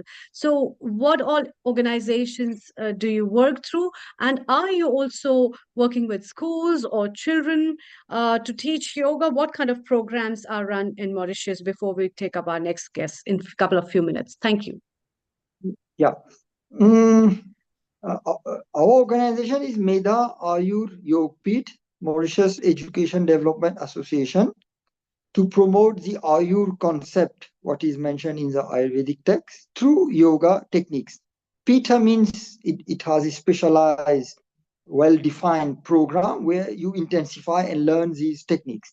So this is the organization, Meda Ayur Yogpit in Mauritius. Now the second question is towards education. We have asked for an international Ayu super specialized training bill, where once this bill comes into action, it will merge in 46 ministries, including the education ministry at one go. It is not only the education, but it's the whole system of the country. When I'm talking about that all the ministries, the parastatal body, it's a well-defined bill, which our organization has already made it in a draft. Today is a general election in Mauritius, and tomorrow we are going to proclaim, tomorrow we are going to proclaim who will be, whether the same government or a new government. And based on that, we shall have our national program. And we are going to try, if the national program is a success, if people understand exactly what we are trying to do, and on the other side, they are doing gym, they are doing physical activities, they are doing some fasting or whatever, but are we really bringing the Agni, the doshas, the mind at one go? Can the gym system provide this? Can by just going jogging, can by just doing the dieting now. We are saying use a yoga technique of asana pranayama merging with the 13 agnis, with the vat pitta normal characteristic, with the 7 fundamental dhatus, and then so that and malas, those 3 main malas and 19, 3 plus 16, those dhatus and main malas, 19 we have to evacuate, so that the mind, the senses and atma stay longer. This is the health parameters. We are telling gym, physical activity, nutrition is part of it. It can't be. So we need to open our mind, understand the fundamentals of Ayu, and use a technique of yoga to empower. I think this is the way forward to go right now if we want to bring yoga in health in a very clear dimension. And through this bill, tomorrow we'll proclaim a result, then we are going to have a national program. If people understand and if we get the support of people, and if the national program, then we can come and explain to government, whoever will be, the importance. Wonderful. That's a wonderful effort, in fact, that you're putting in along with this. Thank you very much for joining from Mauritius, and stay around. We might take up a few more comments from you as our episode proceeds further. Riddhi, it's over to you for our next guest, and let's welcome our next guest. It's a wonderful way that as we see how people have different perspectives on yoga and how at different parts of the world, may it be South Africa or maybe London or India or Mauritius, the way people are harnessing and helping individuals to understand the meaning of this beautiful science that has taken up its lead from the grounds of India and moved and walked over all over the world. Isn't it really fascinating, Riddhi, to know you yourself being a practitioner and staying in London, coming from Africa, must be witnessing all this. What's your take on that before we move to our next guest? Over to you. So first of all, a global namaste, Dr. G. Thank you so much for actually sharing with us the perspective currently in Mauritius. And I totally concur on that as well, is that we do actually need to include yoga and Ayurveda side by side. I think a lot of the power of healing comes from actually bringing together these two modalities, because both of them have their own uses, and yet when we actually bring them together, it's a whole holistic perspective. Just wanting to know, in terms of your future planning, where do you see this project in Mauritius going in a year from now?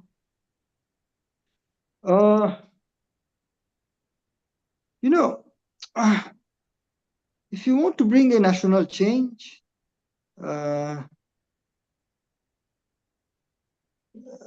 at social level, you can motivate people, you can mobilize people. But to bring policy change, then that has to be enacted by the parliament. And enacting at parliament is like it's just like a political up and down. You will have to go with a person who is in parliament who has been winning, and by thousand of people he has already an influence, he already acquainted with people, and he's now in parliament. It's a very, very complex things to get through this mechanism. So specializing in law myself, I totally get that. In order to enact legislation, it takes a while to be able to bring the systems together, to be able to enact the laws. I totally understand that perspective. I think the perspective that you're coming at this from is a social perspective. How do we create a social change in society in a way that enables them to truly tap into the powers that yoga and Ayurveda have to offer? Because when we do that, the whole holistic system begins to awaken people from within. So they're no longer looking at the outside to get those answers, but they're able to create the right nature within. They're able to create those right changes, those right perspectives within, which help them to overcome some of those deeper rooted problems. Yeah, we need to bring I'm trying to bring yoga in diabetes and showing people, well, you're already going to the public hospital. These are your parameters of HbA1c. Now do 15 postures by these techniques. If you're doing a bhujangasana, not only just turning, but you have to have these parameters, a C shape. The head should merge at that type of angle. If it is a dhanurasana, that dhanur shape, the feet should be with the ear at that amount of centimeters. If you're doing a Pawan Muktasana, the knees with that much of centimeters should touch with the knees. Clear-cut parameters of yogasana, and then testing the random blood sugar and HbA1c in a reductive manner. This is one. The same way to apply for for high hypertensive cases. If it is 180, to what pranayam, how much dose, sitting in jala up till the throat to put the agni down, the vayu down, pressure come down from 180 to 130 for how much time? For like that, for hypertensive, if you're having 200,000 people in Mauritius like that. For diabetes, if you're having 250,000, obesity is 400,000 people. In how much dose of Paschimottanasana in holding and kumbhak, I can reduce half gram. If I do 10 times this, 10 times Pawan Muktasana, so by the time of 1 hour, I'm reducing 200 grams. Then in 10 days, 1 kilo through a food combination diet. I go and show some result for 400,000. So like that, I need to go and get groups of 20 of those 20 national disease, get it a coordinated way through a laboratory, and we work in collaboration. Well, laboratory are not social voluntary organization, so they won't do it for free, but still we'll have to see and work out, because our organization is a benevolent, it's a free, it's a social activities. So getting those, I'm very aware, this is the way and this is the thing and how to achieve, this is a direction I should take. There on the other side, government has, the system, the ministry has huge millions, in terms of millions, but still they can't show through their yoga techniques in this directive. So this is the way forward, how we can move. And then I think get the really people powerful thing here is to be able to bring together the nature of these natural sciences together with modern science, and where the two interlink is really the point that the trials can start to take fruition. So a lot of the things right now, we know from a yoga and Ayurvedic perspective that these things work. Now it's about proving it in modern science. Now it's about bringing the two things together in a way that works and satisfies both parties, both tribes, and everyone can start to work together. So I think that is a fantastic initiative to be able to implement in Mauritius to start to create that social change. And thank you so much, Dr. G, for sharing that with us today. Thank you. Thank you very much for joining us. Thank you. Riddhi, it's time to move to Canada with our lovely guest, Jeffrey Armstrong. Kavindra Rishi ji, global namaste to you. And Riddhi, over to you. Thank you so much. Thank you, Dr. Amrita, for doing such a phenomenal job with hosting these sessions as well. Truly appreciate the work that you do and the seva that you bring to the table. Om Shri Guru Bhyo Namaha. That brings us on to the next leg, where we are going over to Canada. We're flying all the way over from Mauritius to Canada to welcome somebody very special, and that is Kavindra Rishi ji. Just to give you a little bit of background about what this talk is about, Kavindra Rishi ji has written The Bhagavad Gita Comes Alive. He has plenty of classes which help to really decolonialize the meaning of the Bhagavad Gita. And why is it important for yoga practitioners to actually embody these sciences in modern day life? This talk that Kavindra Rishi ji will be delivering for us will highlight how the Bhagavad Gita Comes Alive provides the yoga community with accessible, decolonialized insights that are essential for a truly holistic practice.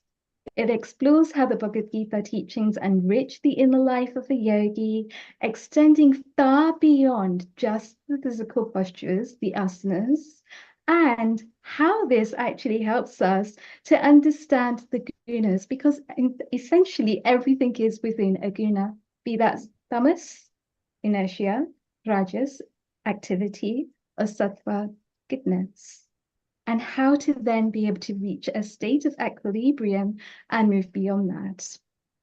By actually understanding the gunas, we understand the roles that these are playing in shaping the consciousness of the whole community and the role that it plays in modern day living.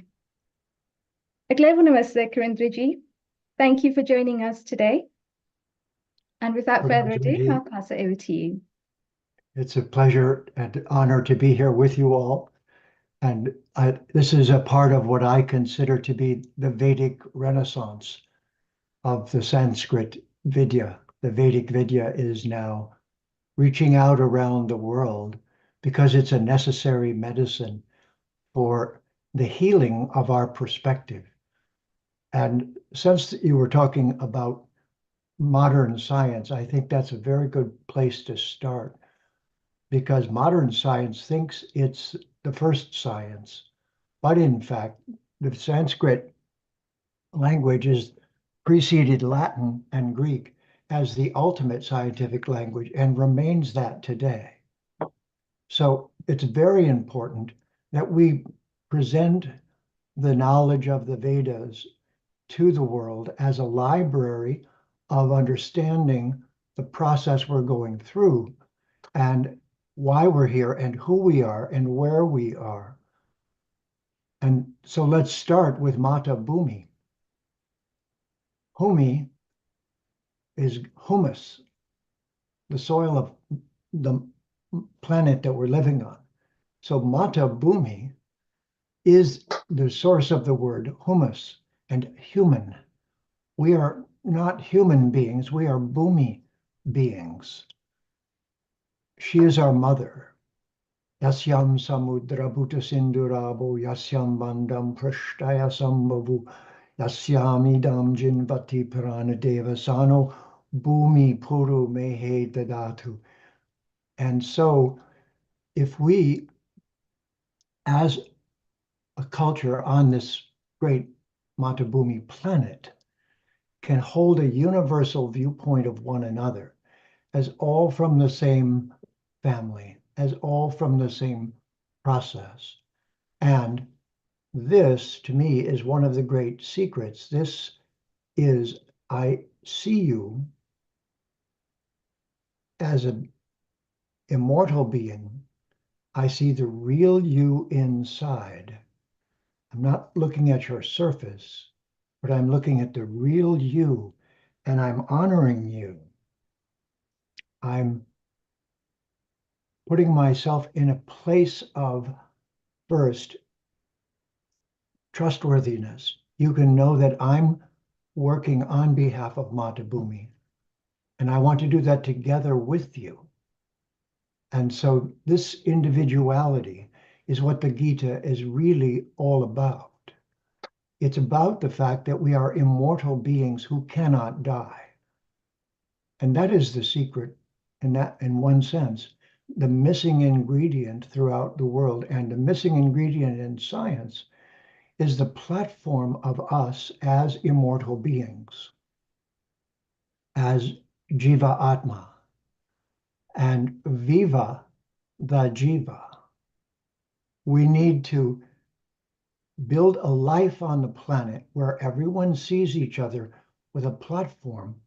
And my favorite verse from the Gita on this is when Bhagavan Sri Krishna says, you know, Arjun, because you and I are best friends, I'm going to explain myself to you. So here's the supreme being, personal visit to the planet we're on, Mata Bhumi. And he's instructing Arjun, he's giving him a view so that we can consider that a role model for us to live. And people often think that Kshatriya means warrior, That's incorrect. It means protector. And sometimes a protector must protect with the techniques of fighting, but the real meaning is one who always thinks of protecting. And the biggest protection is to our planet. This is our universal platform. And then one another, this symbol is, I would like to have a balanced friendship with you. Now, this is where the three gunas come in, because again, it's a science, and it's not a new science, it's an ancient science. So the word in English in science is entropy. Everything material starts out brand new and gradually goes through an entropic process. And if we don't handle it right, that's very quick. It'll be destroyed very quickly. And so the destructive process is called tamas, tamasic, degradation, degrading it as quickly as possible. We all understand this. You can just, the easiest thing to do is destroy something. And then creating things is an art. We really respect this in one another. The creators bring things forth out of a lump of clay, or it's suddenly a beautiful statue. So that's the rajas.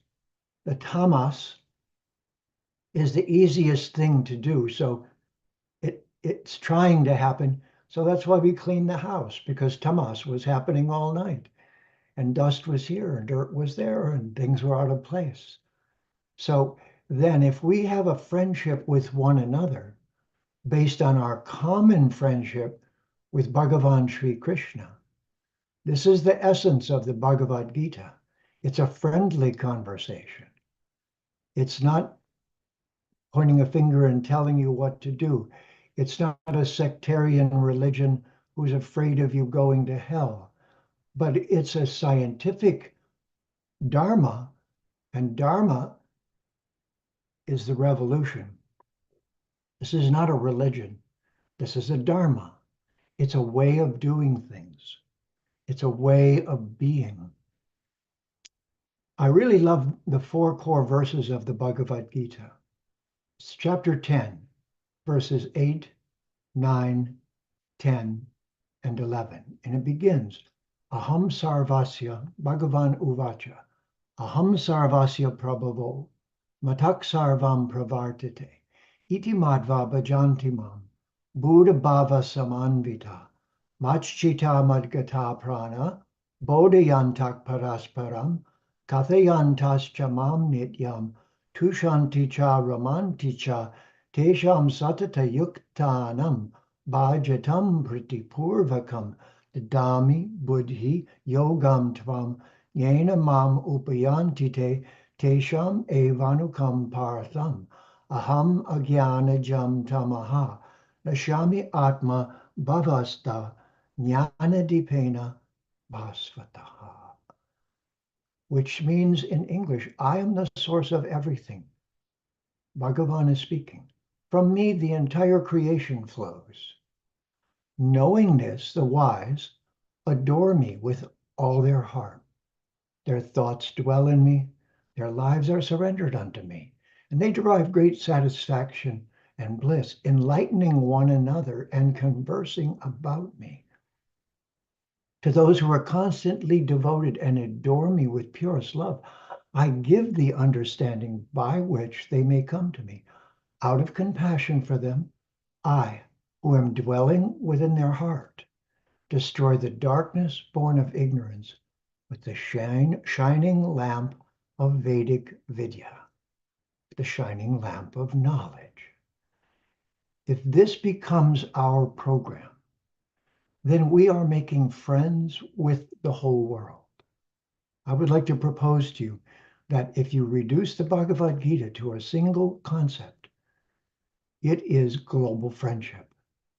And it is everything that needs to be done to make life sattvic or sustainable. So sattva is our slogan, a sustainable future, please. For our children, for everyone, for all creatures, how do we live in such a way that we stay at the balance point and maintain life on the planet? How do we leave it cleaner than it was when we got here? More balanced, more nourished, more likely to have a future. So science isn't the problem. It's science without a long view. Science is short-sighted one lifetime worldview that came out of the one lifetime religions, who I don't speak negatively of. They have beautiful thoughts and emotions and ideas, but they don't see more than one lifetime. And this is the problem, to go from Duratma to Mahatma. We need to have that big worldview. And if we can share that, if we can make Matabhumi alive, a real live person,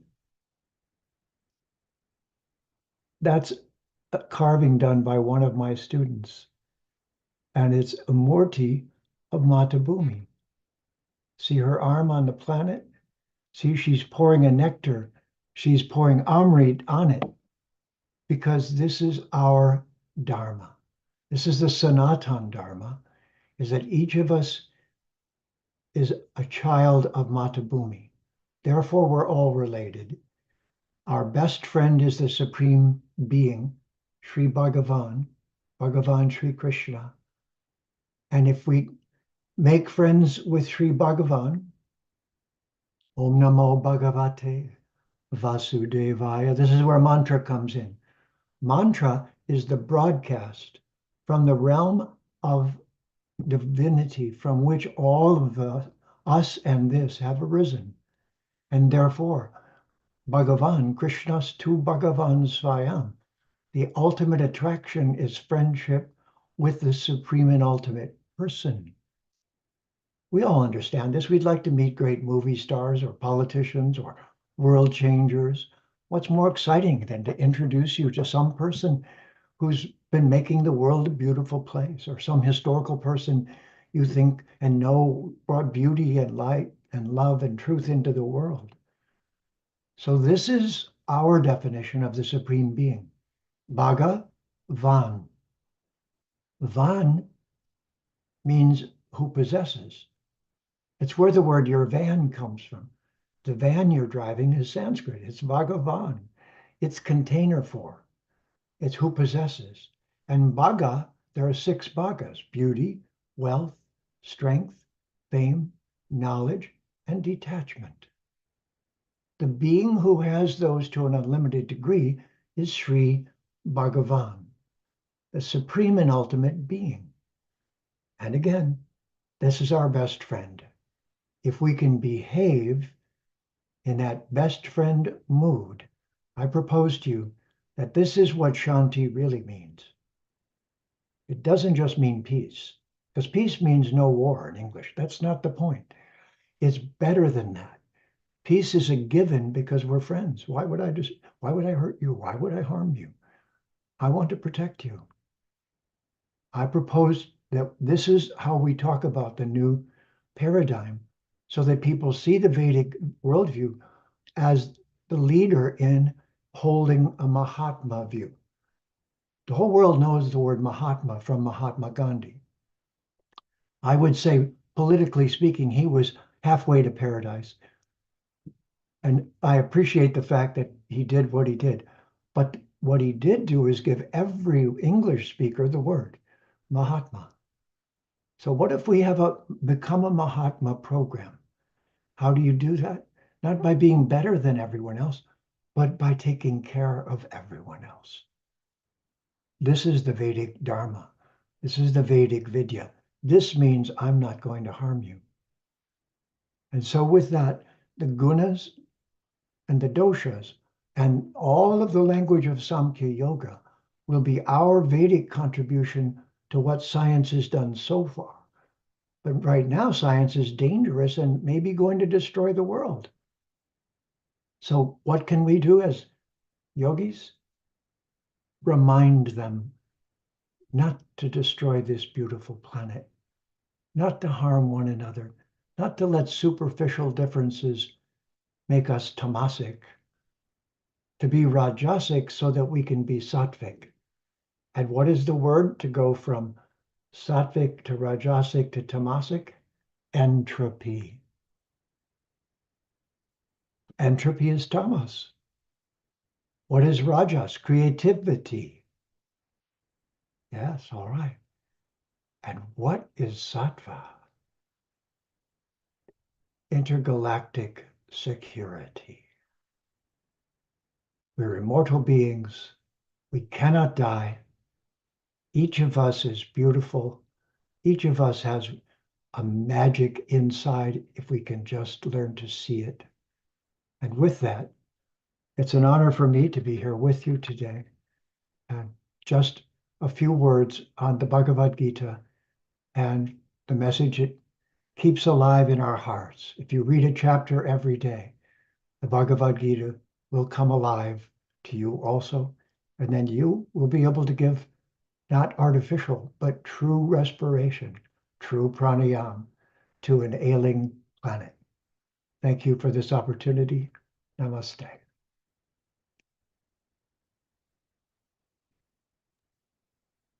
Namaste. What a beautiful explanation of what the Bhagavad Gita truly does in modern times.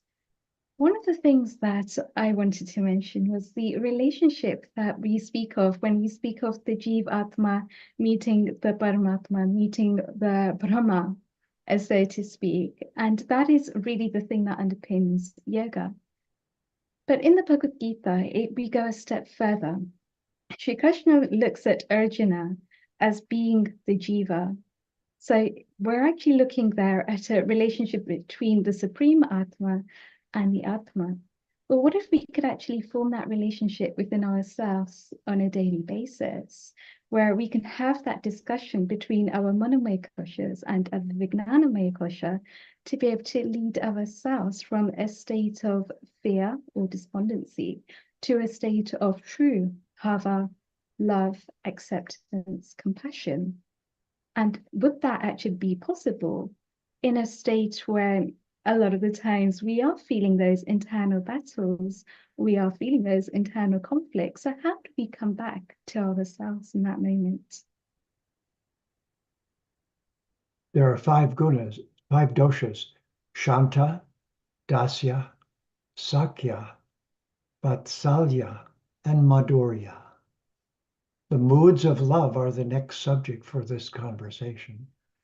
And so the Shanti is the minimum. Shanti, Shanti, Shanti. This is the peace movement. Next comes Dasyam. If I'm going to contribute, I need to be of service to you. How can I be of service? What could I do that benefits everyone? And then, if everyone feels this mood, maybe we could all become friends. Sakyam. And then the Madhurya Leela, the highest Leela, is that mood of romance that we feel is supposed to be first exchanged between ourselves and the ultimate lover, the ultimate love affair. Krishna's tu Bhagavan Swayam, but it's also Jivera Surupaya Niter Krishna Das. If we serve Bhagavan Sri Krishna and Radha and the gopis and the residents of Vrindavan, we will make the place we live as beautiful, elegant, delicious, delightful, loving, and caring as Vrindavan. Together, let's try to have Matabhumi remind us of Vrindavan. Beautifully explained. So really finding that elegance of Vrindavan in our day-to-day actions in our day-to-day lives. And I just like to remind everyone as well of the Bhagavad Gita Comes Alive Learning Community, which is a community that has been running for a number of years now. having those recordings that we can tap into at any given time. I've always actually believed that the Bhagavad Gita is a book on psychology. It goes a lot deeper because whenever I've actually had a question that I haven't been sure of the answer to, and I've opened a random page of the Bhagavad Gita, I've been able to find that knowledge, that Shakti, that wisdom within. And especially now as well, when Jeffrey G and Sandy G have done this phenomenal seva, where they are guiding us on a weekly basis through some of the most complex parts of the Bhagavad Gita in a way that decolonializes the Gita, in a way where we can start to bring Sanskrit into the Vedas, in a way that we can do that without triggering the manas within all of us. And it makes it so accessible and so practical in our day-to-day lives. So if you haven't had an opportunity to have a look at the Bhagavad Gita Comes Alive, then I strongly recommend that. Something else that Jeffrey G does so well is when he speaks of the ancient India, that is Bharat, and what the Bharat has to teach us. And Jeffrey G, can you expand on that for our audience, please? Certainly. Just as our earth is actually a being, is actually our mother, is actually Mata Bhumi. And so it is that everything in the cosmos and beyond is alive. There are devas and devis. This is not competition with the Supreme Being.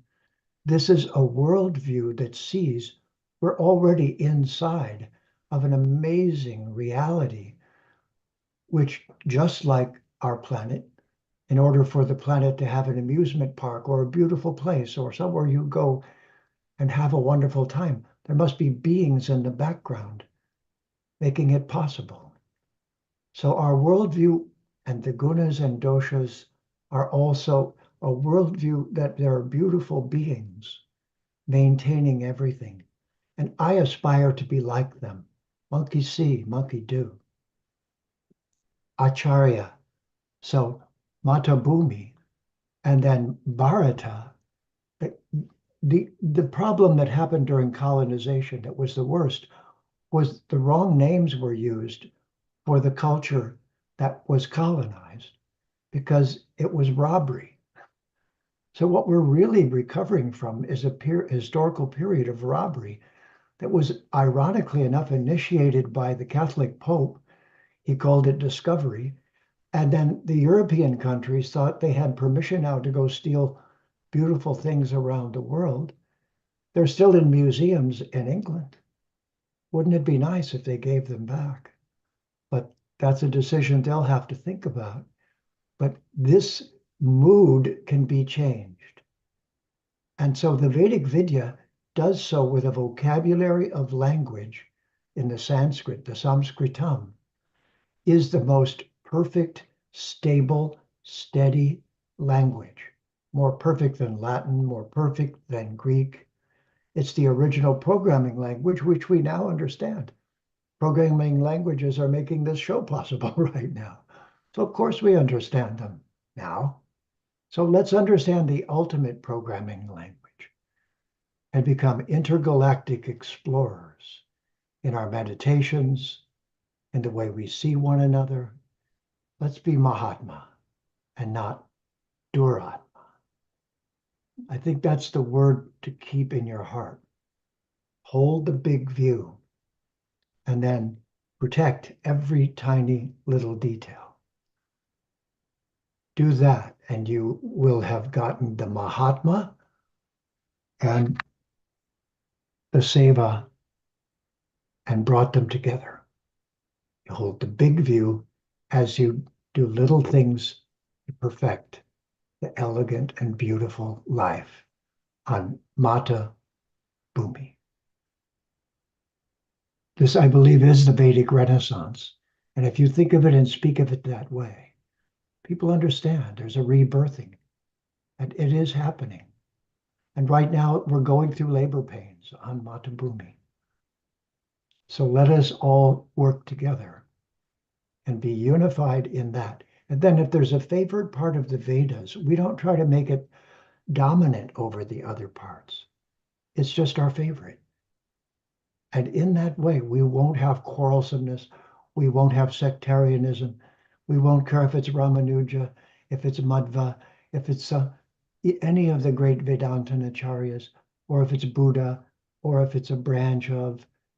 We need to learn to appreciate all of those efforts and create an umbrella under which they live, rather than try to force them out or argue with them over needless details.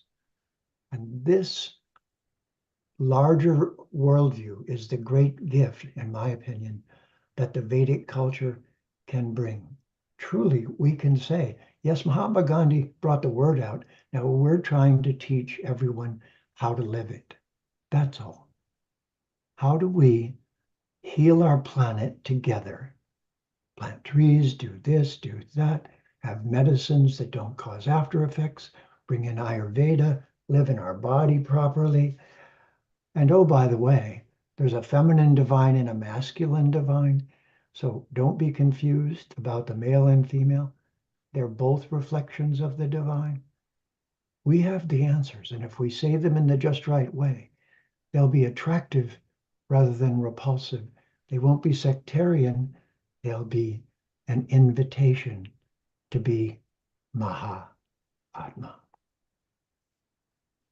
I think that is beautifully explained. And something that you just mentioned there, which really stood out in my head there, was in terms of labor pains. I think there's a lot of labor pains happening all around the world at the moment, all in different colors, variations, varieties. So how can we truly find that rhythm of life, to find that central balanced point in these moments of configuration happening around the world? How do we stay centered? How do we stay balanced? Well, Ashtanga Yoga, this is something people got confused about in World War II when the Germans, whose language is based in Sanskrit, unfortunately misused a symbol, the svastika. May benefit go to the 8 directions, is what that means. We should do this. We should have a campaign and say, here's what it really means. And we need it. Let's send well-being and benefit to all 8 directions. And of course, Ashtanga Yoga, the 8-limbed process of inhabiting a body in a balanced, healthy, perfected way. And here's a secret. The reason I was saying about this, that when the British went to India, they stole everything. They stole Lakshmi and brought her back home. And well, that was the past. We can try to get over that. But Lakshmi and Vishnu can't be separated. So Vishnu came to the West as what? Ashtanga Yoga. Where Lakshmi goes, Vishnu goes. So we really are in a Vedic Renaissance right now. And the reason it's being led by the feminine is that in the indigenous cultures, they were also led by the feminine. Any culture that understood knew the female form is the mother, is the nurturer. So therefore, she has equipment to sense when someone's hurting. And therefore, she is the nurturer.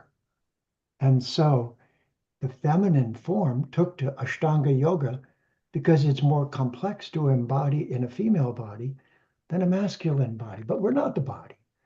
That's what this means. I see the real you, huh? You're lovely. Look at you. You're an Atma. But the feminine is to lead us in the secret of nurturing life. The First Nations cultures around the world and all over America said that.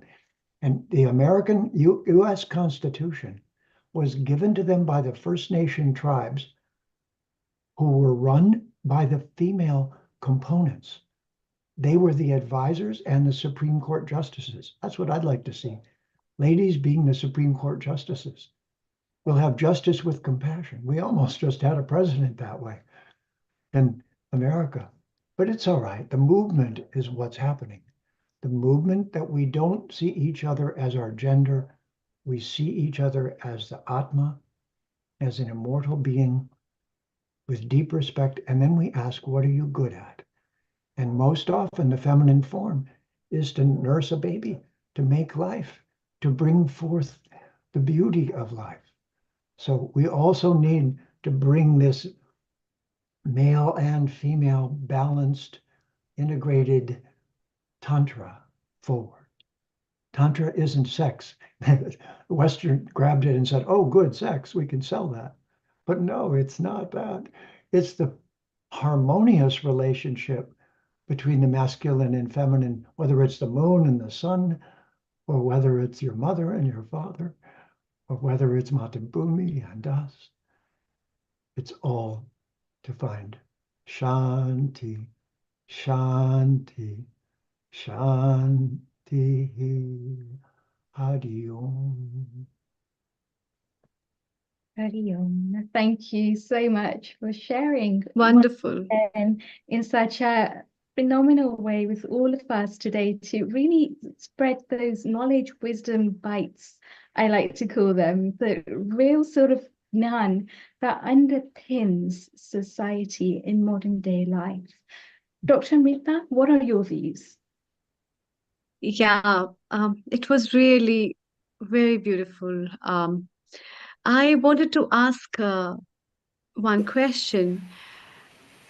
What are your thoughts for people to develop compassion for their self-transcendence?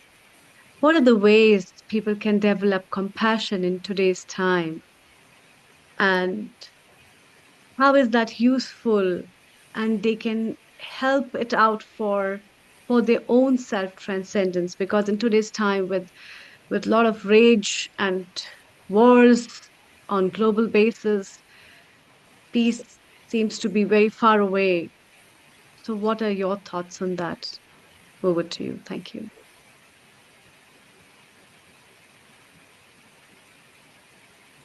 Charity begins at home.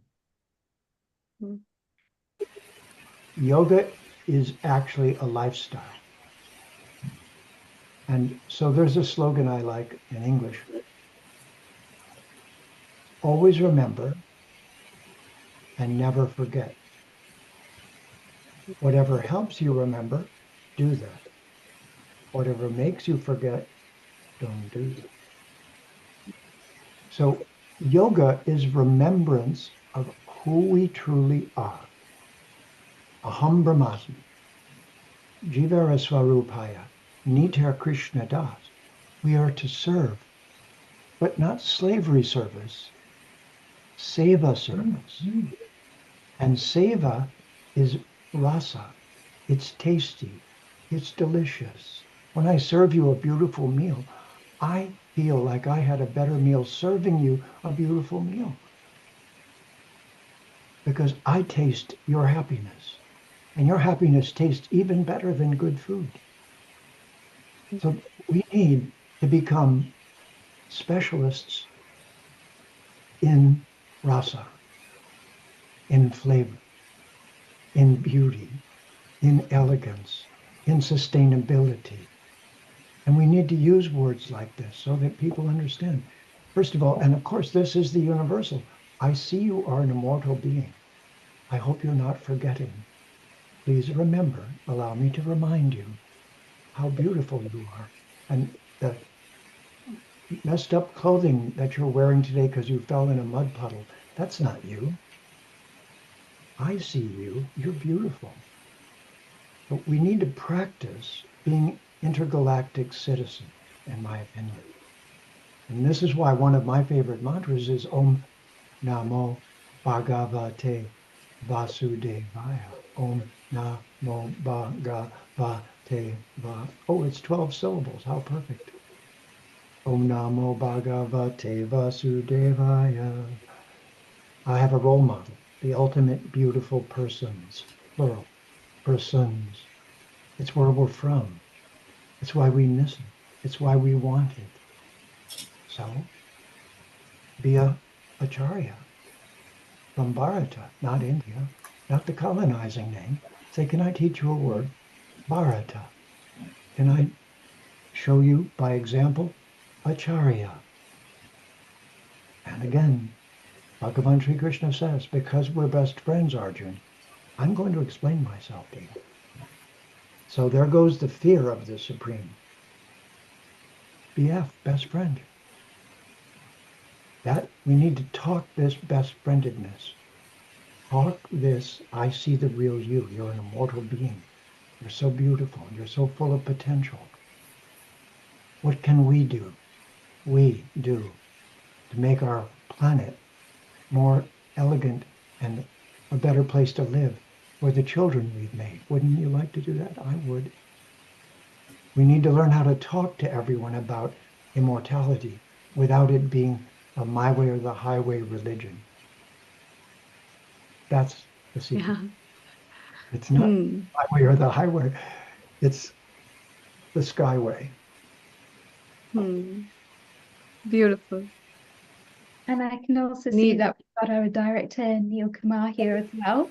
Neil Kumar, welcome. Did you have a question or a comment for us? A global namaste to you, Riddhi and Amrita, and particularly to Jeffrey Global namaste. Armstrong, Kavindra Rishiji. I like both the names because both of them are very synonymous world over. Those who don't know Jeffrey, not only is he very well traveled in Europe, America, Canada, he loves India, and that's where he has made his own mark. So, Jeffrey, Amrita mentioned about the war. And in the Gita, very clearly it mentions, Kishan ne kaha Arjun se, न प्यार जता दुश्मन से युद्ध कर. Kishan told Arjun, Krishna told Arjun, don't shower your love with the enemies. Go to war with them. And the reason why he said was very simple. If you don't destroy the bad will destroy the good, which is you. So you need to go to the war. So sometimes it only takes war to destroy some bad people.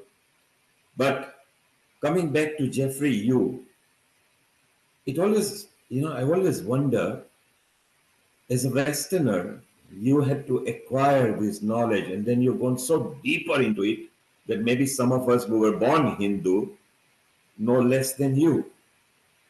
You were young when you started, not very young, but you were young when you started, and now you are a seasoned a player in Sanatan Dharma.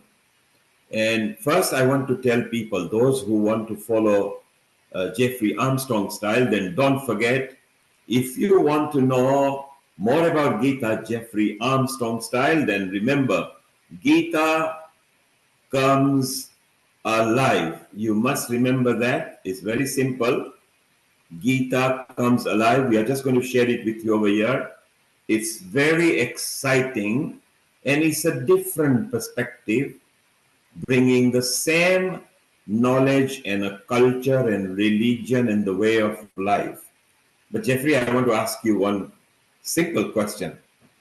If somebody were to ask you, would you say Gita is preaching religion, culture, way of life, or practical reality?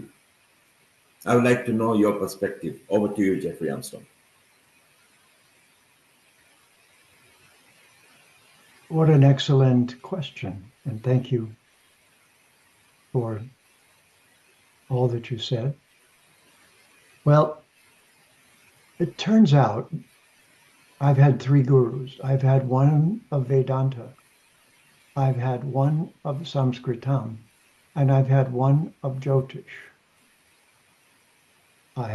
They were actually my guru. I actually studied in a formal way under them. And so I'm a bit of a linguist. In fact, I'm a poet by disposition. And so I've changed my last name. Armstrong was a Scottish clan, and its insignia is a warrior with an axe in his hand. My first guru named me Jamadagneya. He didn't know that it was Rama with the axe. It was the same as the name Armstrong, or maybe he did. So I call myself Jeffrey Dharma Strong. We need to use language. language can be a weapon, but language can heal all.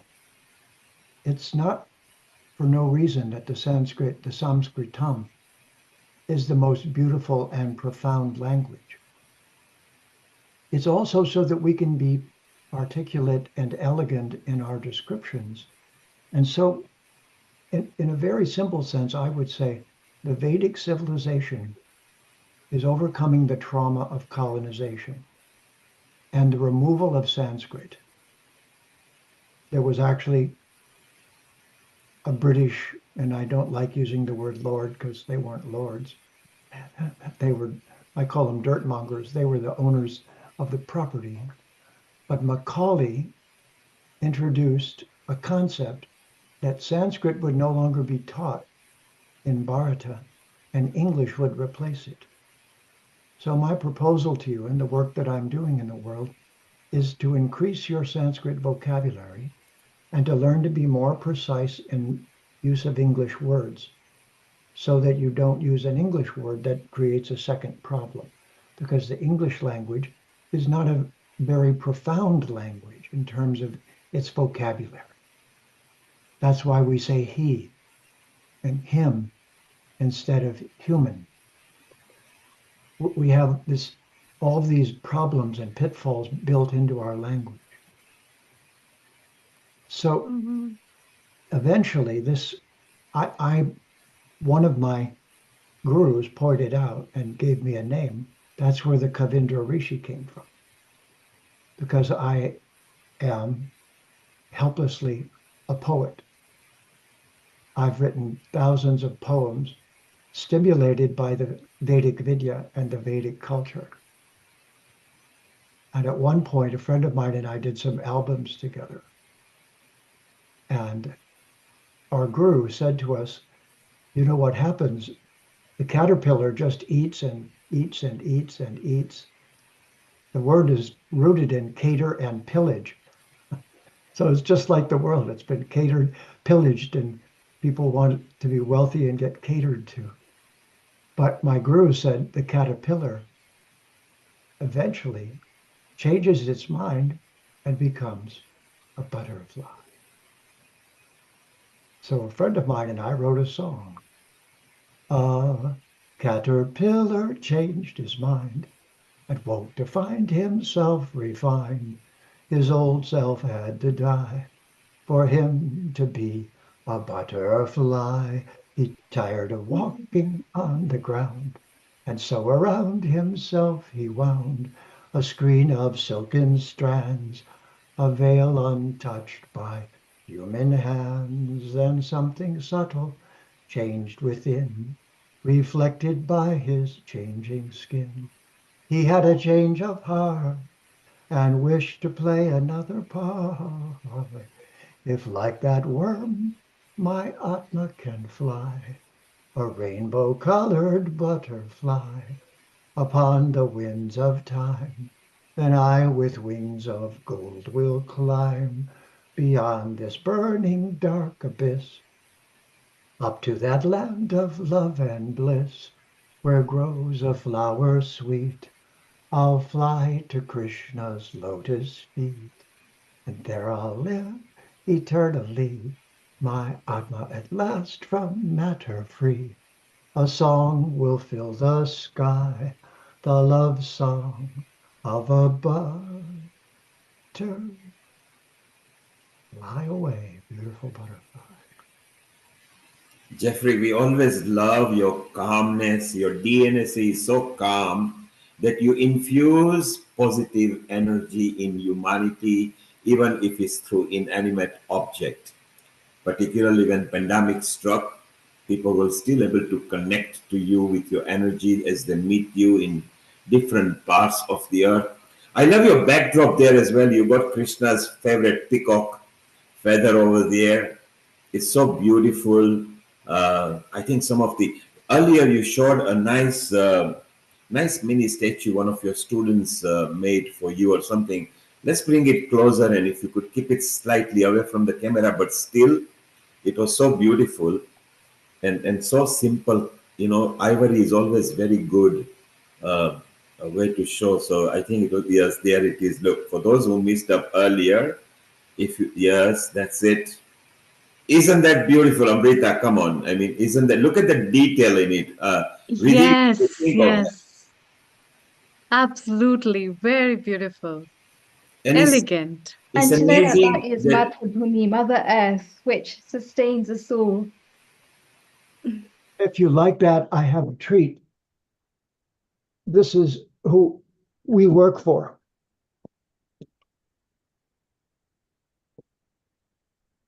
Oh, you- wow. isn't that beautiful? Brahma, Saraswati. Oh, beautiful. That's so They're beautiful. the keeper of the message, and we're the messengers. Yeah.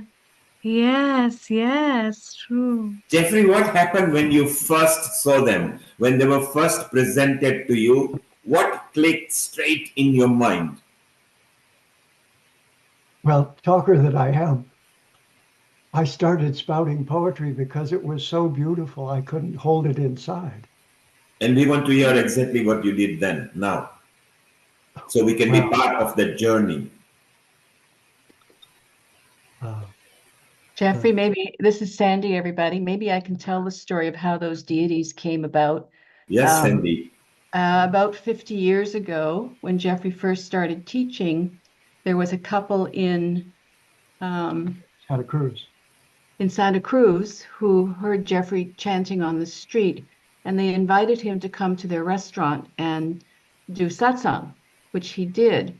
And within a very short time, they learned the mantras from him. And it was a couple, Robin, Noel, and Paul. And Paul has a grade 8 education, and Robin was a university educated person. So they were sort of thrown out of their family because, you know, why did she marry down, so to speak? And anyway, when she was chanting the mantras, she started seeing the devas and she started carving them. And he, after chanting the mantras, downloaded a process on how to shrink the molds that she made that were about 8 or 10 inches to any size. Like they even go down to 1 inch and they don't lose the details. And the Smithsonian Institute years later came back to them and said, can we buy this process? And they said no, because we only wanted to make sacred iconography with it.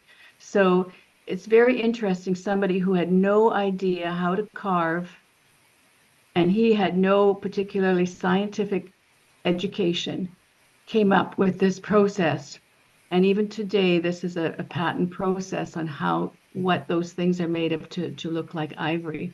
So it's quite an unusual and a powerful affirmation of how powerful some of these mantras can be, especially when they're coming from an initiated teacher. They go right deep inside of you, and portals open. It's the drishti, the guru gives you the vision to see the deities, the devas that are all around us, the invisible devas.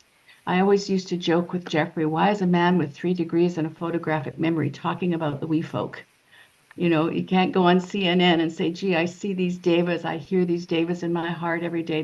They're giving me inspiration. So when you hear inspiration come to you, just know it's the devas talking to you. And this is, she's carved hundreds of different types of devas over the years. So that's the story of how these deities came into being. Sandy, thank you for sharing the story. Sandy, your voice is again so soothing, just like Jeffrey. You bring calmness into people. You bring that energy again. So both of you tango so well. It's so wonderful to have you guys always generally, healing our earth as well. And it's so beautiful. And while you were talking, Sandy, Jeffrey was actually showing more statues and figurines and the memories that was bringing in there. So it's so beautiful that we are sharing the journey that you two shared long way back, that we are actually able to be part of it whilst we were not there physically present. You And Neil, I actually managed to see some of these wonderful Yeah. Oh, you miniatures. were I was in Canada, Vancouver myself recently in August, and just to see the amount of detail that go into these miniatures, the visions and the shaktis that they must have had at that point to be so creative and yet so expressive. And that's something that really stood out in my mind of how this relationship develops, where they can really tap into that power within. And a lot of that is about overcoming our vices and being our highest true potential, being our highest possible self. And when we do that, we enable ourselves to create, we enable ourselves to express, just as the miniatures that Jeffrey G was kindly showing and sharing with us. Amrita, what are your views on this? Yeah, that's very true. And I think this is how the divine comes within, where a conscious being just meets a conscious being, and then it enlights in itself the ignition of the real spiritual fire within, which I think gives a potential for an individual to explore his or her unrevealed potentials at certain times, which even that person also doesn't know. And I think that's what has been the story about. And Jeffrey, I really loved your poem, and I think I definitely want to read it again and again. And that's a very wonderful thought about a caterpillar being a butterfly and to fly in that way. I think each one of us wants to be that butterfly in that rainbow sky and to find our own space in all that. This is really, really very beautiful. Thank you so much for connecting so- these thoughts and giving so many ideas about it. And then it's really remarkable. Thank you so much. And so, Sandy G, I've got to invite you to share your final message for audience for today. Wow, well, I didn't expect to speak, but as you know, I've been listening to Jeffrey now for 28 years. We've been working together, and I have a joke. I said, the minute he bores me, I'm leaving. So 28 years later, the Vedas are so vast that he's keeping me interested all of these years. And so I can only thank Bharat, all of its gurus, for giving us this great knowledge. It has inspired us to live this kind of life and to share the knowledge. So thank you so much for healing our earth to host these events, and we really appreciate it. So thank you. And Jeffrey G, your final message for us as well, please. Adi Haraya Namaha Krishna Yadavaya Namaha Yadavaya Madhavaya Keshavaya Namaha Gopala Govinda Ram Sri Madhu Sudan Giridhari Gopinatha Mahadana Mohan. My gurus gave me everything, gave me the pinnacle of life, gave me the ability to save myself from life. I've been given everything by this beautiful culture. And I can only try my best, as Sandhya Devi and I do together, to just represent it in the world. That's all. And in some way that helps it to always be remembered and never be forgotten. And for this opportunity to speak, thank you so very much. It's a joy and an honor for us. And it's a fulfillment of our wish for what we're doing in life. So thank you. And Guruji's, it's such a pleasure to be able to learn from you as well. I always feel like whenever I actually have a wisdom of nugget from your beautiful fountain of knowledge, it's always just scraping the surface because there's so much deepness and profoundness to everything that you share so beautifully and so intentfully with all of us. And I just want to say a massive thank you for all that you do for us. And from one Guruji to another, Gina Sala, is somebody who I had the pleasure of meeting as well when I was out in Vancouver in August. And she too has had the pleasure of learning with Jeffrey G. Gina, what's your message for Jeffrey? How do you think he did today? Oh, as always, it was just so inspiring and beautiful. We talk about good association. I'm blessed with the good association, and I always learn something, and I love the heart and spirit with which you share, and also with which you and Sandy demonstrate that beautiful mutual respect. So what a blessing to be here and to follow in this moment. And thank you, Riddhi ji, for inviting me. Thank you, Jeffrey ji and Sandy ji. Fantastic. And let me just introduce the wonderfully talented Gina Sala, who's going to be sharing some Sharanan Kirtanam with us all today here to teach us more about Bhakti Yoga so that we can go deeper within ourselves. We can awaken that bhava within that is truly magical, that serves us at the best of times.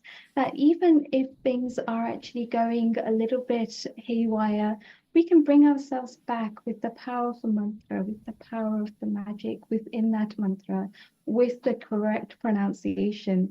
As Guruji just shared, it's the Sanskritam which enables us to really form that powerful connection, not just with ourselves, but with something much larger than life, with the creator behind all. And isn't it just beautiful? We can actually awaken those powers within us. And how do we do that? Through the power of a mantra. So to introduce Gina Sala to all of you today as well. Gina Sala has been chanting since her early childhood ashram years, living in a Hindu ashram herself. Her performance credits include Cirque du Soleil, the United Nations, festivals, and ashrams, and her repertoire spans 20 languages. That's quite an achievement in itself. Blessed with wonderful gurus throughout her life, Gina has been leading classes, workshops, and international retreats for over 25 years in sound, bhakti chants, ragas, mantras, sounds for wellness, sound tantra, and songs. Her awakening, voice, power of love sound school, and other offerings draw powerful from all of these 4 different continents, bringing people together world over. That's quite an achievement. With warmth, humor, and devotion, her passion is helping us through singing and through imagining, through creating that powerful connection within to awaken to who we really are as Jiva Atmas on Matrabhumi. A global namaste, Gina Ji. It's a real pleasure to have you joining us today and for sharing your wisdom and doing what you do best, helping us to awaken to our true selves through the power of mantras. Thank you so much. What a delight to be here.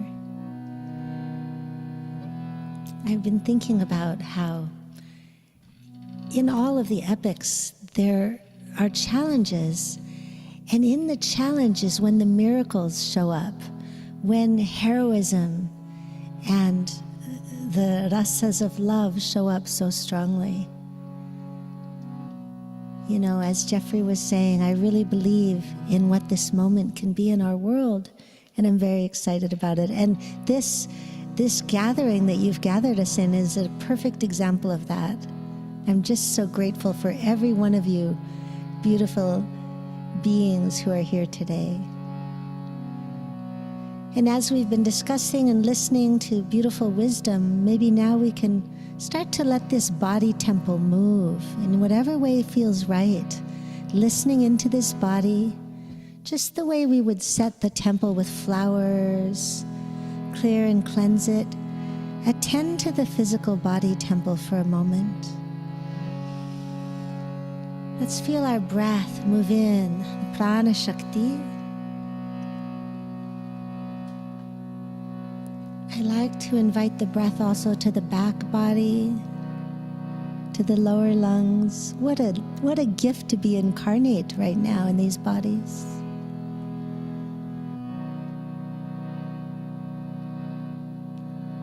Noticing as if you were in a pranayama practice, the touch of the air at the nostrils. As prana shakti is a shakti, I like to welcome it as the goddess, this breath of life. How cool it is on the inhale, how warm it is when we release, to breathe with the trees and with all beings.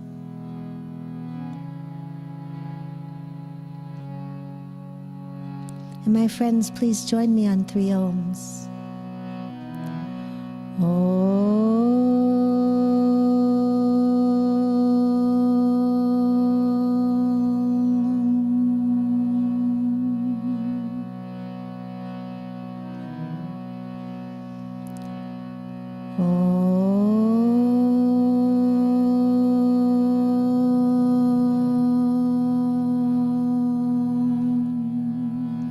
The Omkara begins gently like a sunrise, ends like a sunset.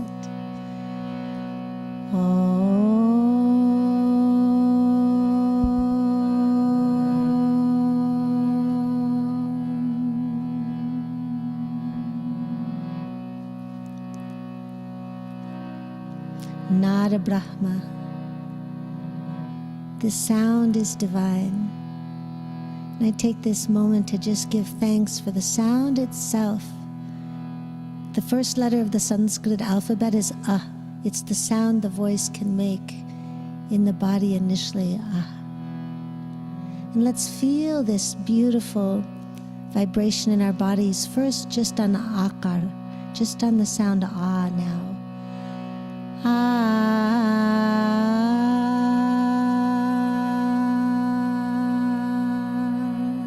Join me like this.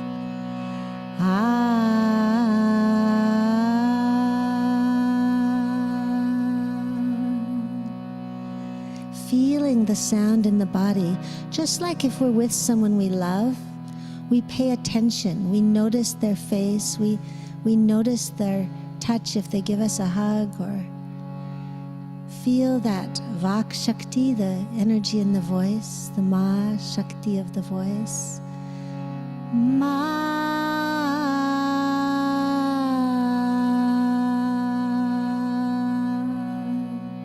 Yeah. Ma.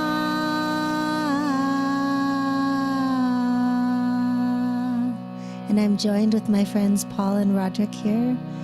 Ma.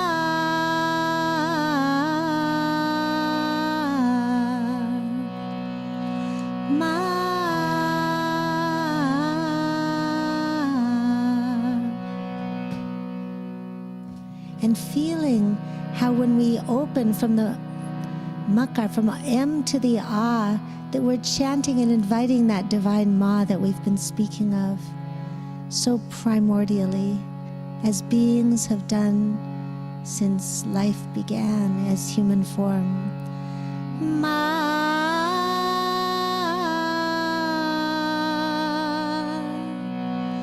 Ma.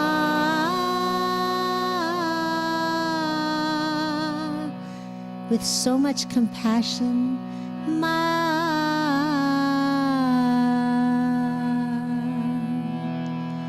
Ma.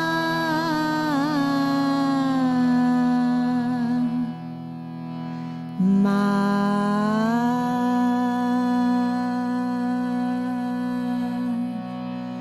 Ma.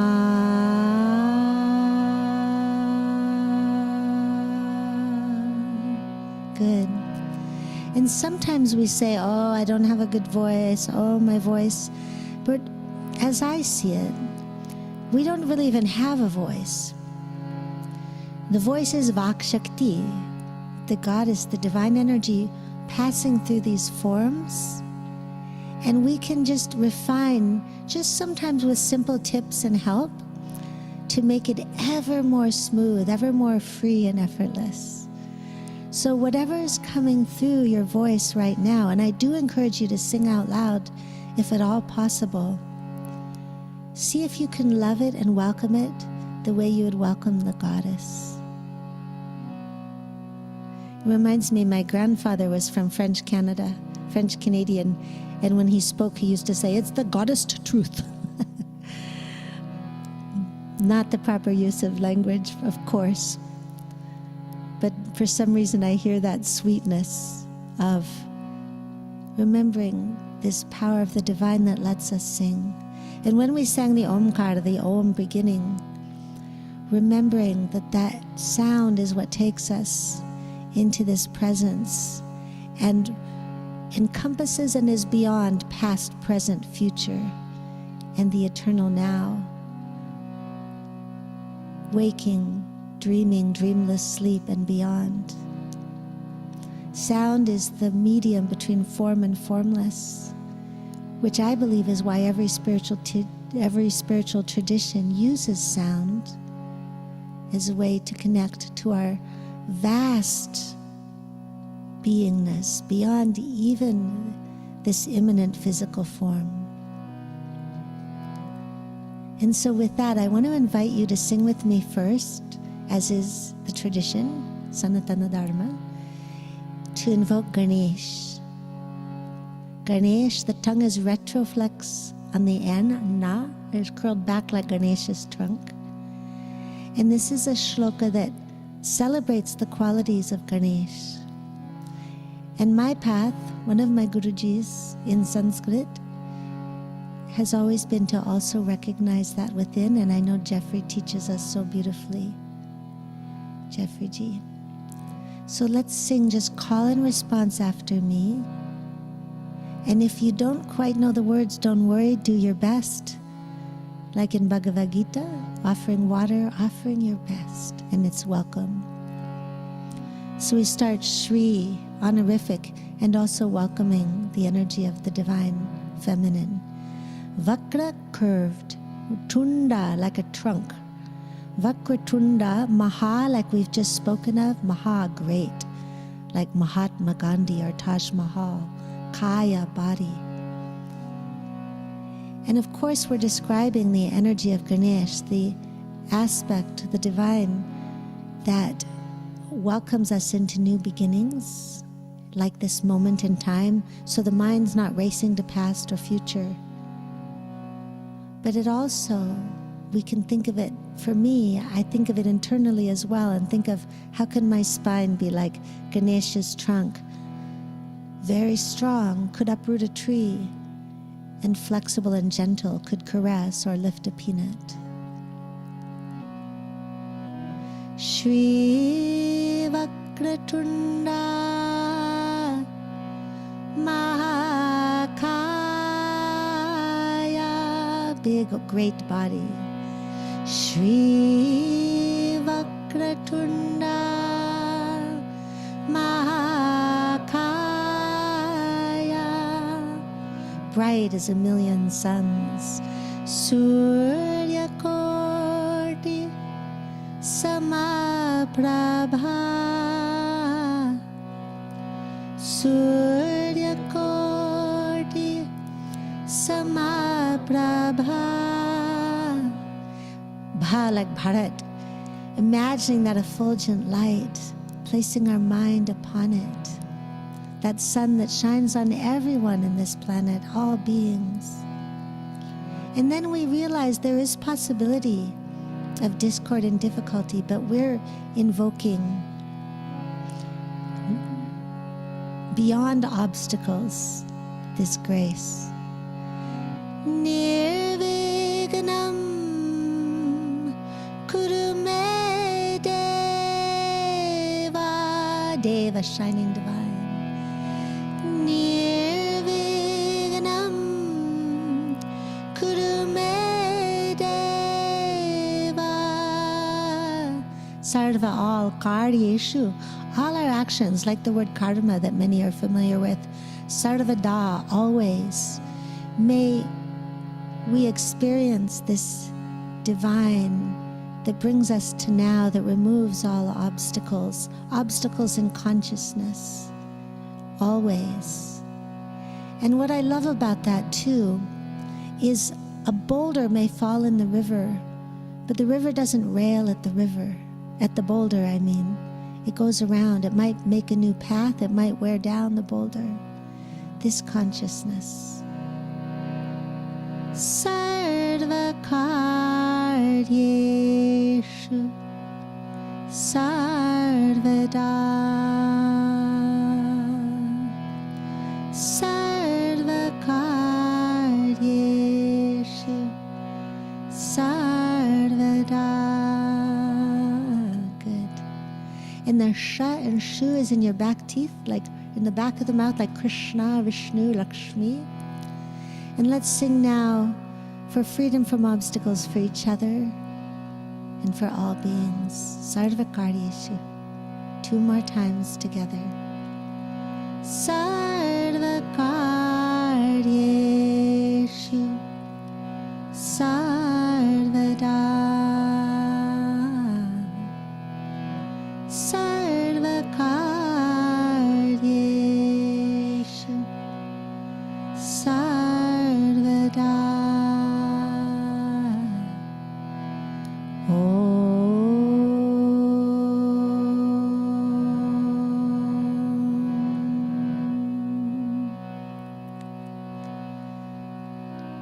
Beautiful. And noticing if we feel any different than when we started even. Thanks and praise for the Vak Shakti, for our voices, for the Sangha. And let's sing a little bit, this time Kirtan style, in gratitude for that which illuminates our consciousness in the form of Guru. All of our teachers and the inner Guru. Guru Deva Jai Guru Dev. Everybody can sing here. Guru Deva Jai Guru Dev. Nice. Guru Deva Jai Guru Dev.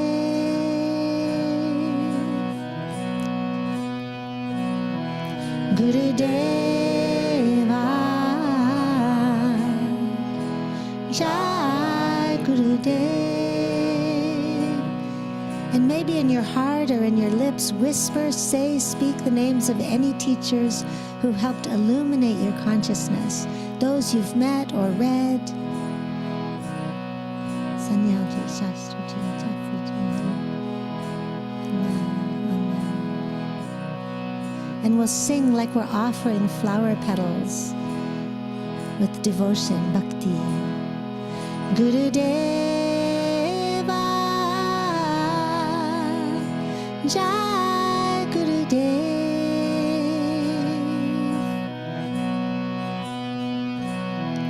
Guru Deva Jai Guru Dev.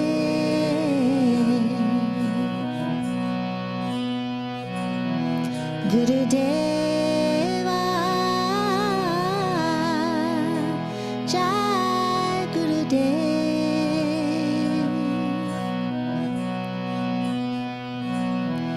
Guru Deva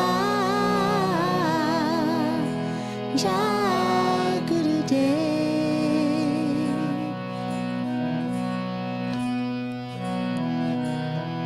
Guru Dev, Guru Dev, Guru Dev, Guru Dev, Guru Deva.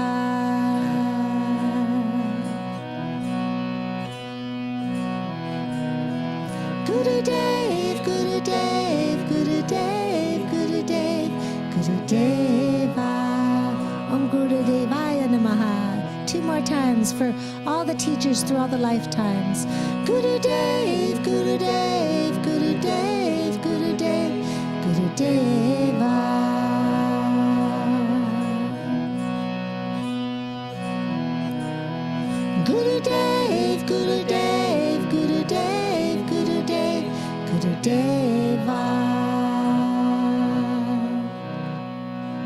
Let's breathe that in.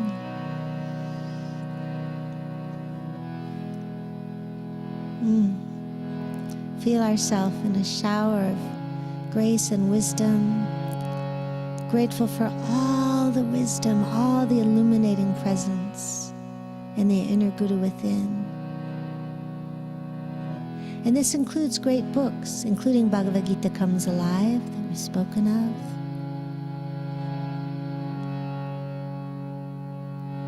And what in this moment would your inner Guru want you to remember?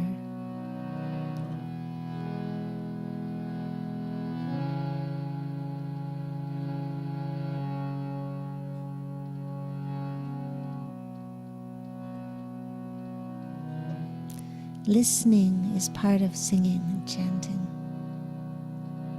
What is the source of light and what is the source of love? What does the divine within want you to remember now?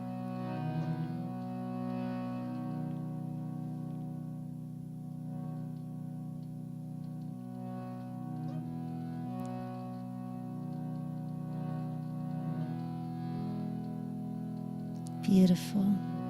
And keeping that channel open to hear and be guided, one of the reasons I love chanting is because it helps us to soften and slow down the mind that wants to race hither and thither. Durangamang Jyoti Chan Jyoti Tanme Manaha Shiva Sankalpa Mastu. Helps us come to now where we can hear our guidance, and that's one way to make peace.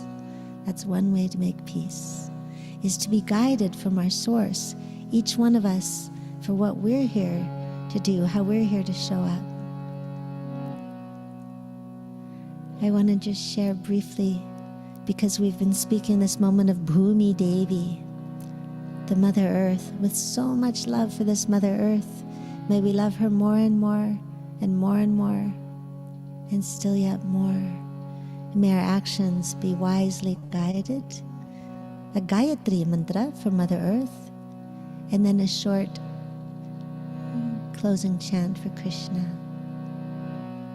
So for now, please just imagine the way that you love the earth, or maybe a specific place on the earth. And as I chant this, you could just sing Ma in an ocean of Ma's, letting the voice be simple and straight and clear. A steady voice steadies the mind. Ma, as you focus on how you love the earth, sending love to the earth, our shared Mother Earth. Ma, breathing as you need. Vasundharaya vidmahe, Bhutadatraya dhimahi, Tanno Devi Prachodayat.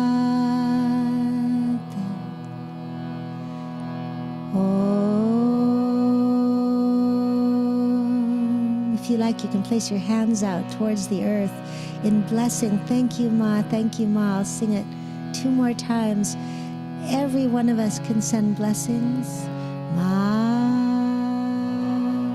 Vasundaraya vidmahe, Bhutadatraya dhimahi, Tanno Bhumihi Prachodayat.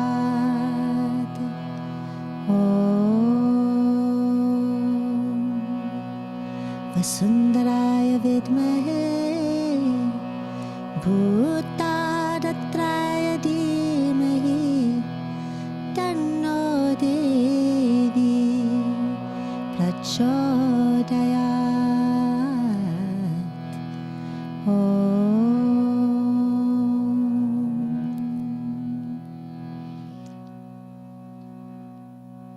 And feeling our bodies held by this beautiful Mother Earth, the way that we can come together in peace, just like here today.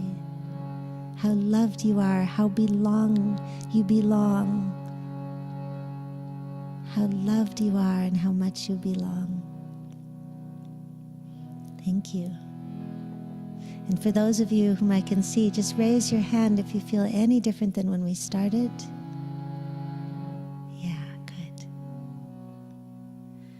Mesmerizing. Thank you. Absolutely mesmerizing. It was so Thank you. serene. It was so calm. Really divine and wonderful. In fact, it just made my brain waves change from one state to another, and I really feel really peaceful with the words. Um, I think the energies that are around us can not just be taken through the words, but it's beyond those words. It's beyond the sound that is just not audible as well. And I think that's what you spread, Gina. This is really remarkable. It's so lovely. I'd like to Amrita, thank Riddhi for bringing up. Amrita, Yes, we have a comment from Neil Am- Kumar. Yes. Amrita, Gina was so good. We have got comment from the people who are actually on our social media. I think we can go on and on and on and just keep on listening to her calm energy. It wasn't just, it was just amazing the way she came in through with the scale, the energy.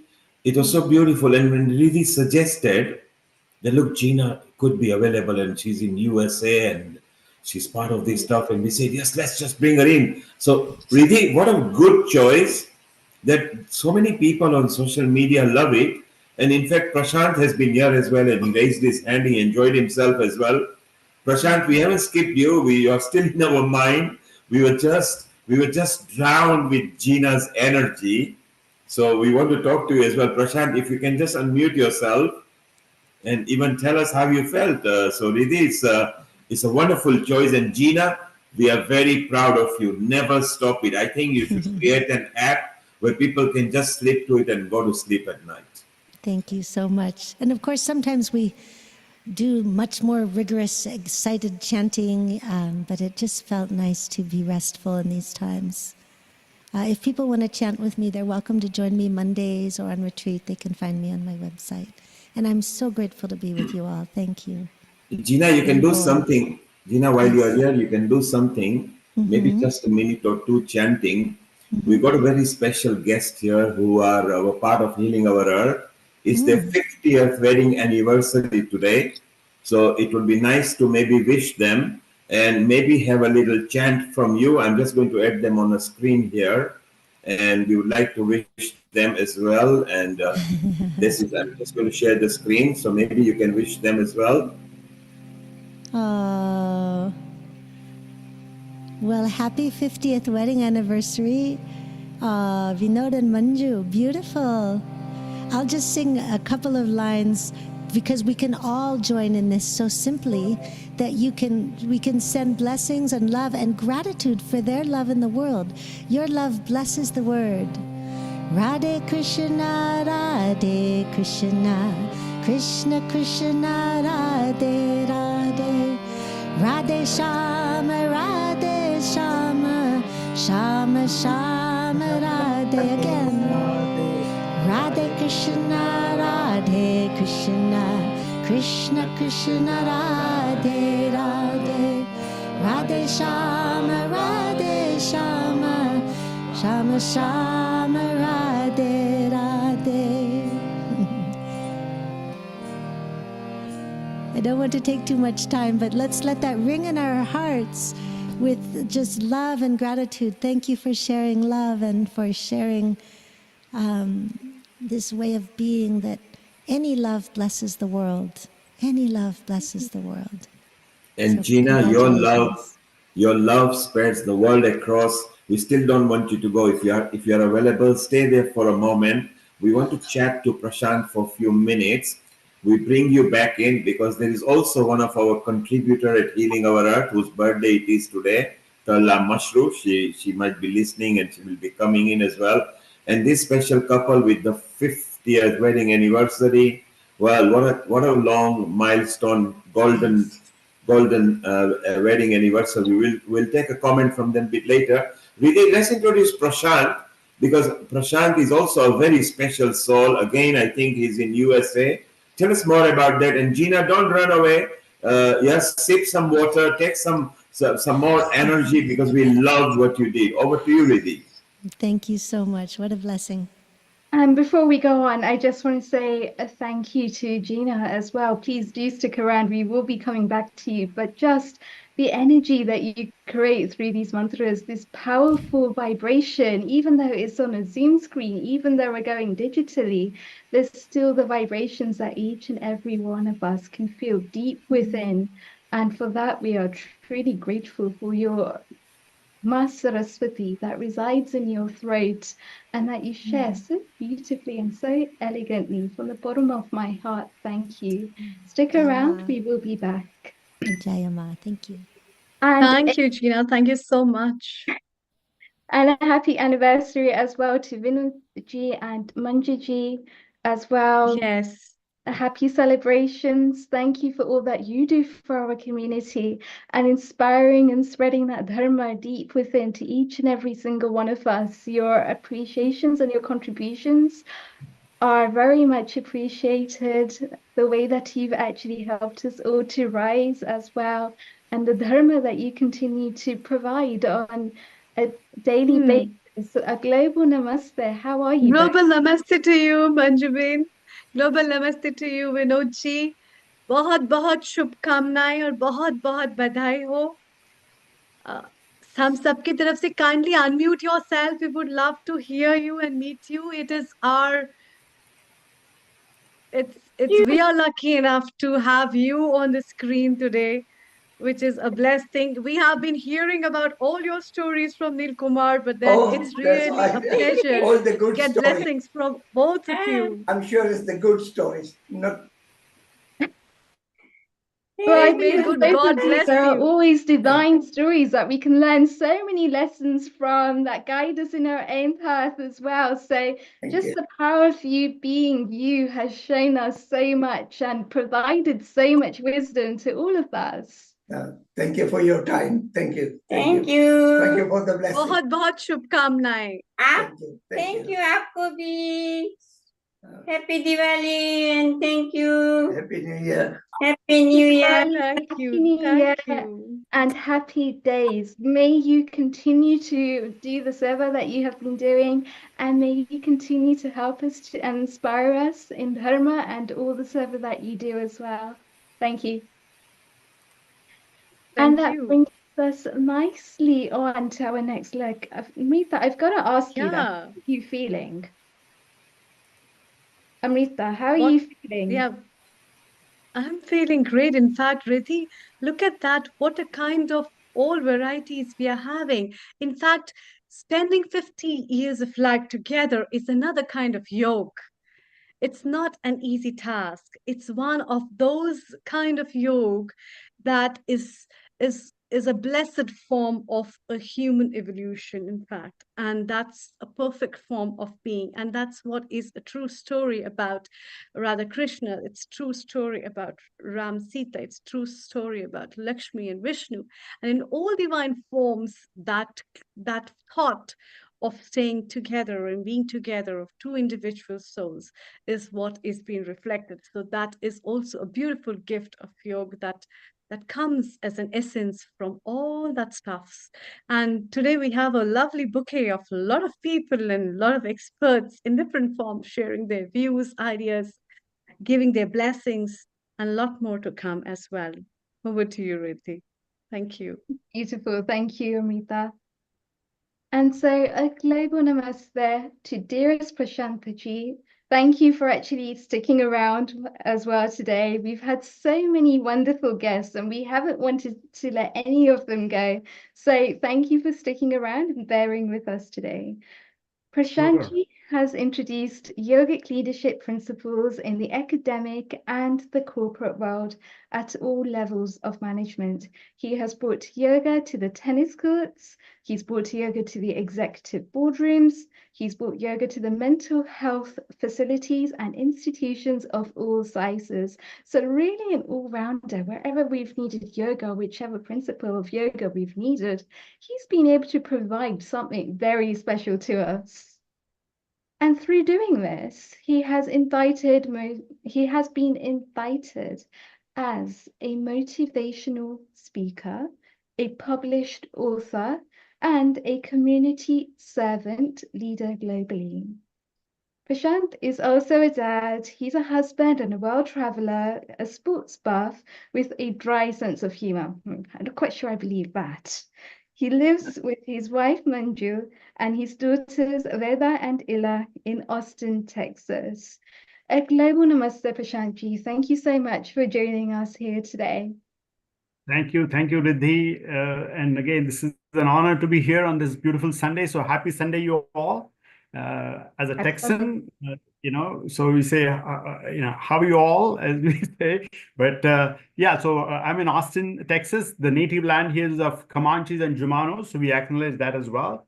And again, it's an honor to be here, and thank you, Riddhi, for awesome work. So I feel younger now amongst you, the younger anchors here.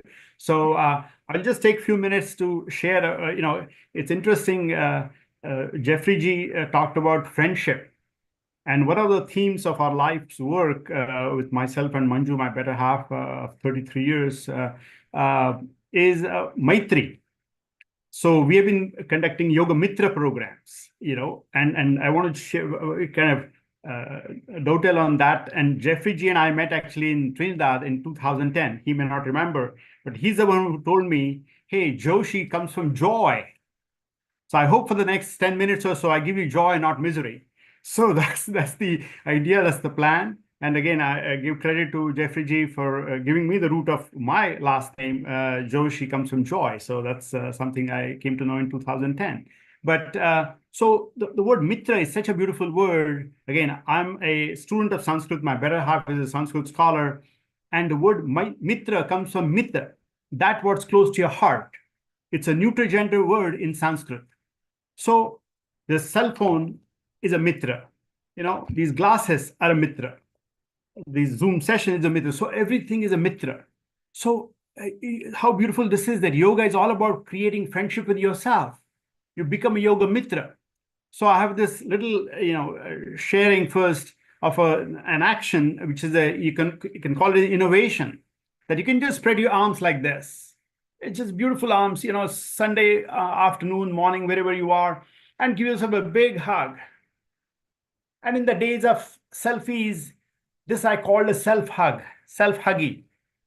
Because what is needed is self-love, self-maitri, maitri with yourself. And that's what yoga is all about, is creating friendship with yourself. So you take care of yourself, so you can take care of others. So we have a line, we say, be selfish to be selfless. Because if you're not able to take care of yourself, why bother?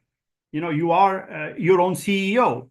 And I have again, a lot of wordplay here, but the word CEO is check ego out. So you become that egoless, leader that you serve. So that's the idea here. But mitra is such a beautiful word that if we really imbibe that in our actions, well, compassion comes, and then the planet, you have a beautiful theme of healing Earth that happens very naturally. And so that's why I have this 4-step, we call it quadruple bottom line: planet, people, prosperity, and peace. So first has to be planet. And that's why I'm so impressed with your theme of healing Earth. Vasudhaiva Kutumbakam. The whole world is one family. This is not about my problem and your problem, it's our problem.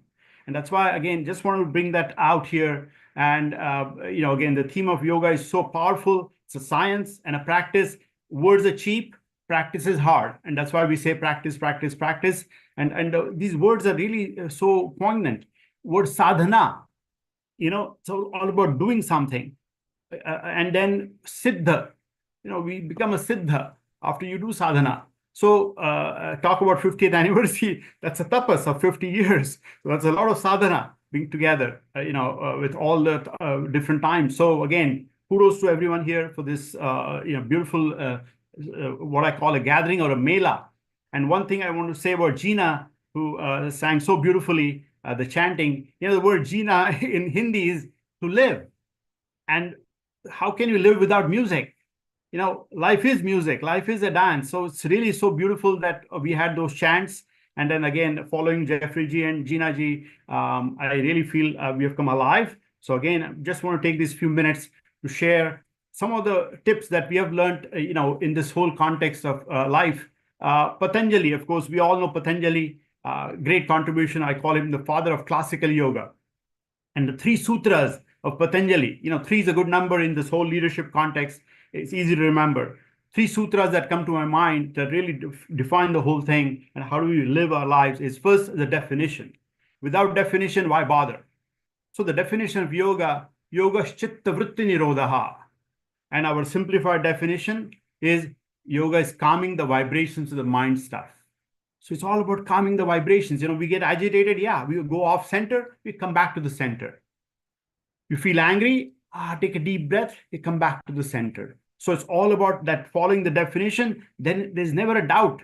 So that's why when I see the phrase yoga and meditation, I get a giggle and chuckle. I say, hey, yoga is meditation. So that you do your practice. Then comes the next definition of asana. Asana is not a physical, acrobatics. It's not a workout. Sthira sukham asanam. So what is sthira? It's your body being sthira. It's your breath being sthira. And it's your mind being sthira. Stable, steady. Sukham, pleasurable, joyful. You're not doing something by hook or by crook. Easy. Prayatna shaithilya. So Patanjali has given so much of wisdom in succinct sutras. So first is the definition of yoga, definition of asana, and then of course the promise of yoga. Heyam dukkham anagatam. The misery that is yet to come and can be avoided should be avoided. How beautiful is that in this day of healthcare crisis? So it's all about prevention. Talk about planet Earth. Let's prevent. Of course, we have already created a lot of havoc, but yes, it's not too late. We can prevent, we can reverse dis-ease. Again, wordplay is, I came to the United States 37 years back with a little thicker Indian accent. I used to say disease. People said, oh, don't say disease, say disease. I said, no matter what you say, it's dis-ease. So let's spend more time in ease. Let's create ease. Breathing is a beautiful thing. It's underutilized. So your solution is right under your nose. So ease is where focus has to be. So there's less dis-ease. So there's Heyam Dukkham Anagatam is another beautiful Patanjali Yoga Sutra. So these 3 sutras really sum up the whole core of yoga. It's all about practice. Do work in, not work out. So you're not hurting yourself. And then again, live the definition. So you're never ever saying, oh, yoga is something, meditation is something. This is something, no compartment. This is holistic. And that kind of brings me to this, Vayu, what you see behind me, Vivekananda, who brought yoga to the West. And I'm honored to be representing Vayu Vivekananda Yoga University, the first yoga university outside India. And Riddhi, again, is a proud student who joined first from UK. So again, we are happy to be here. A lot more to share. But let me just share finally with a Shanti mantra, because again, it's fitting with the theme of friendship, that we want to create those vibes, those vibrations. And all of us matter. Our energies matter. Our eyes, when I was looking at Gina's eyes, okay, that's just love and peace was reflecting in those eyes. There was no pretension there. So that's the beauty, that the true love and thing happens. There's no pretension. So let me just end a little bit here with the Shanti mantra. Then I'll, of course, here to take any questions. But sit nice and tall. Take a deep breath. We already had this innovation called self-hugging. There's a name for this asana called Swa-Alinganasana, self-embrace. And I have one more innovation before we go to the mantra, is just open your arms like this. It's a Sunday. Take a deep breath. We are free. And I call this knee mobilasana. See, this is called mobilasana. We have been doing too much of it. Our cervical vertebrae are getting really, messed up. So we are doing this. This is called mobilasana. Let's do this. Knee mobilasana. So let's be free. So again, I have some poetry as well, but I don't want to, I cannot top what Kavindra Rishiji did. But there is some website, on the Gurukul Yoga website, there is some poetry that's listed. And again, maybe some other session I'll do it again and more sharing. But let me end with a Shanti mantra. And again, remember, we care for this planet, but we care for this universe. So it's a much, much kind of a magnified Shanti mantra. We say, Samasta loka sukhinau bhavantu. Samastaloka sukhinau bhavantu. Samastaloka sukhinau bhavantu. Om Shanti, Shanti, Shanti. Hari Om. Dhanyavad. Thank you again. I'm here to answer any questions. Being at YU, we're doing graduate education and research, and Riddhi is now a live testimonial who has joined. We're welcoming students from all over. Spring semester starts in January, so please join us.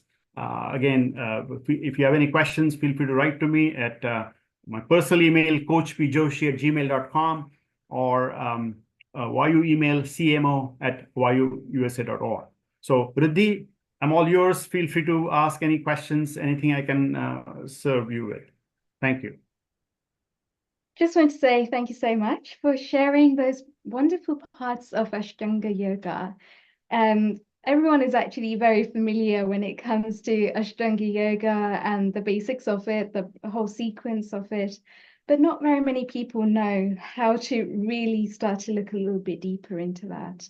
And I feel that's something that Vayu does very well, is in terms of the Sanskritam, in terms of ensuring that the pronunciation behind these mantras is spot on. And sometimes it's those really subtle differences that make a world of difference, because Sanskritam is one where there are so many different ways in which to pronounce the one thing, because the one thing is representative of so many different parts. But having the correct pronunciation, especially when it comes to mantras, enlivens a completely different perspective, because then we can actually go deeper into those energy channels and start to unblock some of those deeper emotions. So I just want to say thank you really for actually sharing that with us and reminding us of this message. And one of the things that you mentioned there really well was Para 2.1 of the Yoga Sutras, which is Yoga Chitta Vritti Nirodha. How does Vayu help us to really underpin this principle and to bring that out in our daily actions? Yeah, sure. So remember, there's a bit of a context here of why you came about from some visionaries' visions here, that this is not a short-term thing, this is a long-term. It's Vivekananda who brought yoga to the West. We bring shining the light of science on yoga. So that's why definitions matter. And once we define things, things become authentic. It's not my way, your way. Hey, there's a definition. Let's follow it. And then with that comes authenticity. The wisdom is revealed. So bottom line is, we care for ancient masters. That's where the wisdom of Patanjali and Bhagavad Gita, Upanishads all come in. And then we apply that to the modern day so that we solve real life problems, whatever they are. So that's why we have a philosophy as a foundation layer, therapy, and then research. So Chitta Vritti Nirodha is all about living it, practicing it, and then sharing it, so that for generations to come, this initiative remains, and then we have more and more leaders. I call it, we become next policy leaders coming out of YU with a master's and a PhD. They become clinicians, they become academicians, so that we have really authenticity, pervading here, so that it's not about my interpretation, your interpretation. There's an authentic interpretation of this Patanjali or Bhagavad Gita or whatever. So that's kind of the big picture here, that there's a lot of visionary work. The curriculum has been honed in, and now it is in the 6th year, we are propagating it further. So hope that gives you some perspective.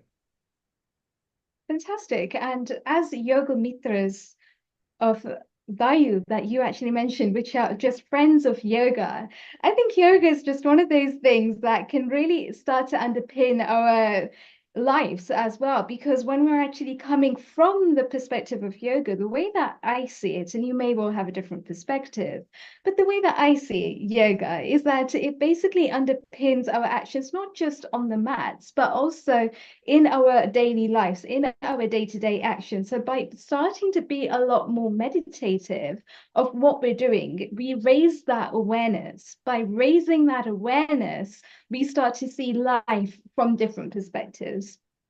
So with all these different perspectives, how do the yoga mitras really come together at Vayu, and how do they make a difference?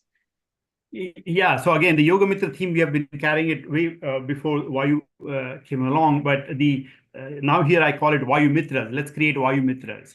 So again, the idea here is that as you become more and more authentic, you start living the science. It shows up on your face, shows up in your actions, and then you start sharing it with others. So again, our curriculum is all about going deep and wide. So you look at the ancient texts, look at the modern texts, look at the research methodologies. So, again, I always say that this Mitra is such a universal theme that nobody can dispute it. So the idea again is that whether you have a donor who becomes a Vayu Mitra, we have a student who becomes a Vayu Mitra, a faculty, so that basically we have Mitras everywhere. And then with that, we solve problems at the end of the day, and create a better healthy world, and truly holistic with a universal welfare as a vision of Vivekananda that we carried forward. So that is really the idea here, and that's why we also have, yoga is not in a compartment. We care for Ayurveda, we care for Jyotish. Kavindra Rishi talked about Jyotish. So we have these three sister sciences that are covered at Vayu in the curriculum. So it's really very, very holistic. We have MDs and PhDs and really, authentic scholars who are covering these all three aspects here to give a holistic view. So hope that helps. And my final question for you, for people that want to know more about the studies at Vayu, where can they go to get more information? Yeah, so our website is vayuusa.org. I see our colleague here, Dhanadaji, joining as well. So so vayuusa.org is our website. We have an online application there, and we have open house coming up. Actually, next Saturday will be an open house online. Of course, for UK time, it may not be most ideal, and we are going to change some of the timing so that our global audience can address as well. But it's at 6 p.m. Pacific, which is 9 p.m. Eastern, and so on. But so open houses is how we, there's event. If you go to events there, you'll see we have an event coming up. Just last night, we had a beautiful event on in schools of Indian classical philosophy by an eminent scholar, by Professor Hebber. So we have, so if you scroll down on the event, you'll see the open house. But at the end of the day, vayuusa.org is our website. My personal email is, again, my Vayu email is cmo@vayuusa.org. So feel free to reach out to us, and more than happy to help. And Riddhi, of course, you can be the conduit as well. You know where to reach me. So again, here to help. Thank you very much for the opportunity of sharing, and have a great rest of the session.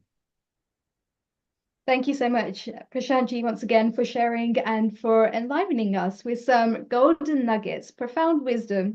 And yet it's the simple things which, when we keep reminding ourselves again and again and again, it really starts to embed deep within ourselves.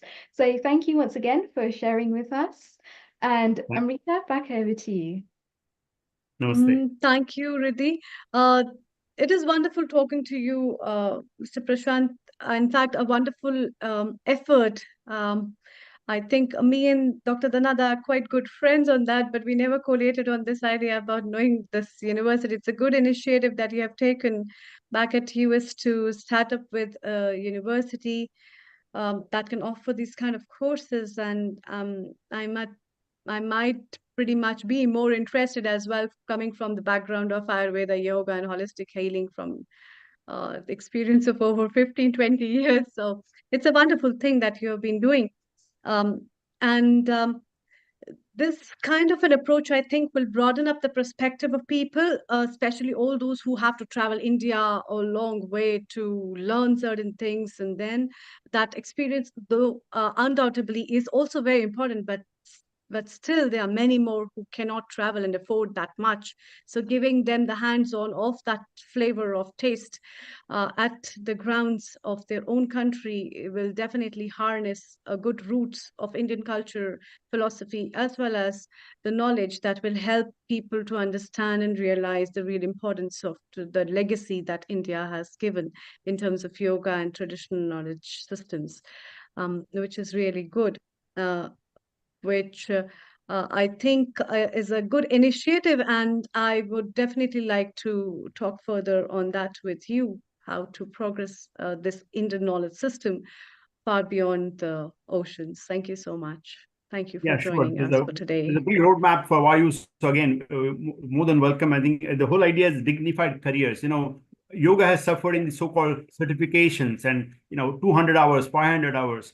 When are we going to make this into forefront of true, a not just clinical but overall, theme of life? So that's why I call it vocation to profession. That's what Vayu is trying to do. To take people from these so-called, vocational mode to a profession, to a dignified careers. You can be an academician, clinician, researcher, and when research happens, then people pay attention. So anyway, thank you for your time. Namaste. Thank you very much. Global namaste to you. Thank you. Riddhi, it's time to welcome our lovely Dr. Dhanada, who is our Veda Mela lead as well as our regular contributor. From the field of Ayurveda, an Ayurveda expert who has been practicing Ayurveda since so many years in the land of US, and now she's the president of Tapas, Texas Ayurveda Professional Association, as well as the founder and president of Ashtanga Ayurveda and Panchakarma Wellness Center. Global Namaste, Dr. Dhanada, very warm welcome to you. And I'm really happy to have you with me to share some thoughts and views of how do you see yoga in today's time. We belonging to the field of traditional knowledge systems and Indian knowledge systems have been taking care of the legacy of all these ancient systems. And how do you see the start of yoga back at your land where you have been staying in the US for quite a long time? And learning from Indian grounds, harnessing yourself there. How do you root yourself with those grounds of what people know about yoga and what more has to be done? Over to you. Thank you. Global Namaste, everyone. Thank you for all. I see the Yoga, Ayurveda, Gita, Bhagavad Gita, and beautiful chants. And so far, such a complete toolkit we have brought on our platform today for achieving physical, mental, spiritual balance. And being here, first of all, I see many of very faces that they are very familiar. They guide us, they nourish us. Prashantji, namaste as well. And yes, I'm also part of the Vayu. Vayu also brings a complete teachings package for yoga. And it's a unique combination where one-stop shop for all what you want to learn. Vayu might be the first university in United States and globally could bring the voice for yoga under one umbrella to bring the best accredited, the best faculties, the best teachings, the right style, the right time, and we together bringing a lot of wisdom to the West as well as to the community, together providing a lot of yoga and Ayurveda and some of these fascinating Vedic wisdoms together. I really appreciate what Prashantji is also doing. About the question, Amrita, as we are all starting with the definition of yoga, one of the very profound from Bhagavad Gita, Adhyay 2, verse 48, I remember, it says, Yogastha Kuru Karmani Sangam Tyaktva Dhananjaya Siddhaya Siddhayo Samo Bhutva Samatvam Yoga Uchyate. What Prashantji told is samatva, and he also mentioned that the yoga's definition are very different in the realm of how we are doing. If we are focusing the duties, the actions, the physical karma, maintaining the steadfast yoga becomes very astonishing to detach all the attachments. And remaining the balanced in your success and failure is just being a uh, uh, equanimity for observer that yoga is just samatva, is a balance.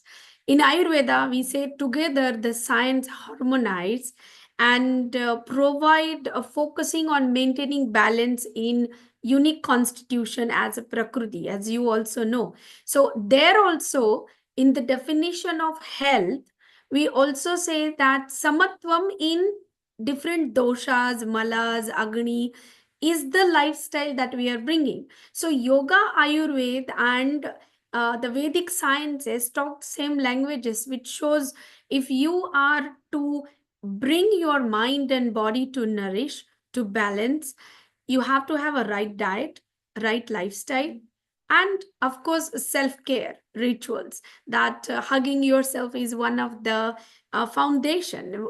In any direction, you have to put yourself at the beginning. As in aircrafts, this is you have to oxygenate it yourself to save, and then to others. It is the same way. If you are the first one to have this foundation, then dharma, artha, kama, moksham, arogyam, moolamuttam. All of these achieved spectrum of 4 purusharthas, that is a pathway to go towards the moksha, is basically your arogya. And arogya is the achievable path through the yoga and Ayurveda. And of course, as you all know, yoga is not just about the physical postures, it's the cultivation of the mind. You know, they says that mano jagat jagat jagat, which means if you are having vijay, or you are captivating your mind, or you can control your mind, you can control the world within you or outside you. It's all about winning yourself rather than outside doing something. And that's about the mind. In Ayurveda also, it is mano eva dukkha eva karanam. So if your mind it's in the conflict of yourself, there's a conflict in everything. Even the patients that they would come to us and they are not in faith of favorism of themselves, starting something, cultivating and transforming their mind something, oh, that's become very hard. So that is a battle between your mind and body. If you really want to achieve some fruitful through Ayurveda and yoga, I would say the best way to start with the self-awareness, you know, and all of the channels like nadis, asanas, meditation, these are the tools to quieten the mind. Versus in Ayurveda also, we say that Sattva Vajay or all of the other chikitsas where we emphasize that mind and indriya, the vishay, the aspect of sensory organs into the health, is a phenomenal achievement of our fullness of understanding where the science is coming from. Definitely, I would say, as Jeffrey G was talking about the Bhagavad Gita's approach, I feel there is one book where Swami Paramhansa, Swami Vivekananda's guru is Swami Paramhansa ji. And one time, somebody asked him, what is mean by Gita? Can you explain what is mean by Gita? And he told that disciple that you just chant Gita for a while, you will get the understanding of Gita, that itself is embedded. So if we all could chant Gita, Gita, Gita, Gita, Gita, the pronunciation of Gita, when it is in a reverse pattern, it becomes Tyagi. You see, if you chant Gita, that too much Gita chants will become Tyagi. Tyagi is an act of teaching with the love, the resilience, the surrender. And in today's world, I think that message is very important, that if you try to learn the science of Gita, the science of Vedas and wisdom, you have to first give some tyaga. The donation and the charity that he says begins at home, that is a foundation where the holistic path fulfillment happens. So if we truly want to know the meaning of yoga or teach someone with that aspect in today's world, I would say our legacy will deeply thrive on the love, the deepest pattern of the peace, and it's no escaping from that. So mindfully and harmoniously, purposefully, we should encourage self-love, self-peace, and we should be achieving all of the goals that we need in terms of getting to the path of moksha, you know. So thank you for having me on this yoga. This is such a great topic, Amrita. Thank you, Dr. Dhanada. This added up to a well more bigger aspect of what everybody has been talking about um, in terms of adding up an addition to that, and coming from the same fields, we definitely realize the importance of how important it is to bring yoga into light along with the traditional therapies of Ayurveda. Let's hear from Riddhi what she has to add up before we move further. Riddhi, your thoughts. Over to you. Thank you. Yes, I think it's beautiful to actually just bring yoga and Ayurveda into the same perspective here as well. Dhanada, you mentioned Tyagi. How can we actually exercise Tyagi on a day-to-day basis? I thought that one of the ways in which to do this was to basically practice something over and over and over again until it becomes a habit, that habit becomes a behavior, and that behavior becomes a way of life. What is your perspective on it? I was just teaching a class yesterday, and there was a topic about celibacy, brahmacharya. One of the Trayopastambha of Ayurveda is Ahara, Nidra, and Maithun. In that, it's a 3 tripod of a human life where you have to watch your diet, watch your sexual life, and watch your nidra. It's been written in Charaka, the first father of medicine.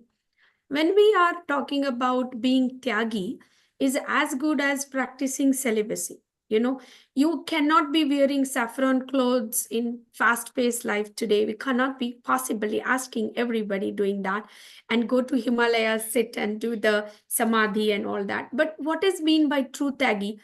True tyagi, in my opinion, is if you are a very